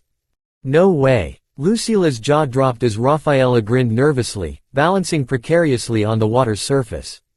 This is doable. Rafaela yelped as she dropped below the waters, getting a sweat drop out of both Naruto and Lucila. She resurfaced with a gasp but a look of wonder. It kinda works. NRK. That had been the most hilariously amazing news they had in a while, though they hadn't told anyone yet. For now, gaining some form of control over this skill would require more trips. Still, they had more and more things to work on, and it had been good for their mindsets. Though, Naruto's revelation of his nature manipulation had been just as curious 3 months later. NRK. She felt his finger poke even from 10 feet away. I've been working on my Sage mode, Naruto explained to their group in the training yard. I've been expanding my range, for one, he said. And trying to up my attack power and defense. Elizabeth blinked, confused. You can extend it that far. She looked a bit inspired. Still, how fast can you do it? Sadly, not that fast, it takes a second. That said, I can go 3 feet away from me as fast as I need to, he explained as Uranus raised a brow. With your spear, that's ridiculous range, but you do need attack power, so what about on that front? She asked Naruto, who nodded before holding out his arm. The group blinked as he closed his eyes before the sound of something, wind, maybe, whirling in front of them. Around his arm. This is my first answer, ya know. He offered. When the girls were focusing on constant flows and around one area, I figured I could try the same with Sage energy. Hey, it works, at least, and I can expand it to 3 feet as well. How potent is it? Odi asked, curious. Naruto nodded before raising his arm and slamming it down into the ground. The floor rumbled for a bit as an explosion of dust and rock burst past them, but the results were to be applauded. Naruto grinned at the hole that was half his height, removing his unharmed hand from result, with a nod. Sistina considered the hole for a moment. Perhaps around the mid-30s, she offered him as Odi tilted her head. I think that's right, she agreed with a smile. You're getting there, you know. It's a little ridiculous how far a human can come, but I guess that's just your special brand of weird, huh? Yep, Naruto looked proud as they rolled their eyes. I'm trying to condense it more for powerful blows with my weapon. I've got things to work on and I'm looking forward to it. NRK. With their developments revealed, their training had doubled, their efforts pushing them to greater heights than before. And for the best, no, they were damn lucky they had. Because they had one last, fated moment, before the soul link, and it wasn't one that they could have left if they'd not been as strong as they were. NRK. Naruto rested just outside of the town of Kiss, the sisters currently handling their last jobs of the week before they went on another training trip. Sitting in a tree, he focused on his senses and relaxed, always keeping his girl's signatures in mind. He shot up in horror as his face paled. Naruto dropped down from his tree, confusing the guards of the town. You going somewhere? One of them asked, and Naruto nodded rapidly. I'll be back, he said simply before crouching low. Damn it, I didn't know she was nearby. He vanished in a blur, startling the men. Naruto kept running, each step punctuated by an additional, made with sage energy, his golden eyes narrowing in worry. As he kept moving, he frowned as her signature turned. Shit. He cursed loudly, skidding to a stop before shooting off in another direction, senses constantly bouncing against hers. Tisk. A mile of travel was all he could accomplish, finding himself at the border of a pair of districts. Naruto unclipped his weapon from his back as he felt her breath on his neck. Naruto. Roxan. They vanished in a burst of dirt and earth before the sound of the wood and metal rang out, large heavy, thwacks, that were accompanied by a series of smaller, thunks. 3 seconds later, they skidded to a stop, face to face. She hadn't changed at all, but the look on her face and the number on her blade made him concerned. 9th.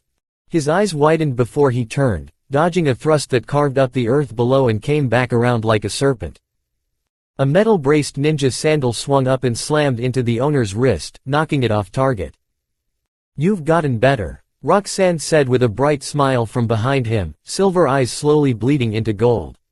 "You must feel even better, Tilda," she purred. She vanished from sight and his eyes closed, veins popping on his arm and exposed shins. His spear slashed around him in a flourish of arcs that sparked gold for each deflection of a slashing blade. 3 seconds, 3 long seconds, Naruto grit his teeth before sweeping at the ground behind him, Roxanne's hopping form coming into view. He leaned back, spear leveled at her shoulder. She quickly leaned back from the thrust, the wind dragging her hair to the side as she considered him for a mere moment. She smiled slyly. Naruto stepped back with a stomp, crushing the ground beneath his foot and allowing his block to hold as Roxanne slammed down on his raised spear. The area beneath his feet crumbled like brittle clay, the man gritting his teeth as she kept on grinning. "You've become so spectacular," she cheered with a wonder-filled expression on her face, a look of admiration and obsession that made Naruto jerk back. "A unity between you and I could shake the world itself, no." Roxanne's eyes widened as 2 blurs descended down on her neck. She vanished from atop Naruto and the 2 blades stopped before they so much as touched his weapon. Hey, thanks, girls," he said as he stood up, wincing at a crick in his back. "I was barely able to hold on." "That's fine," Lucila said with narrow golden eyes. "We'll handle her," Rafaela growled, her rage-filled gaze burning gold. Roxanne smiled widely, eyes nearly closed as she looked at her obstacles. Now, don't keep him all to yourself, Tilda. We'll kill you."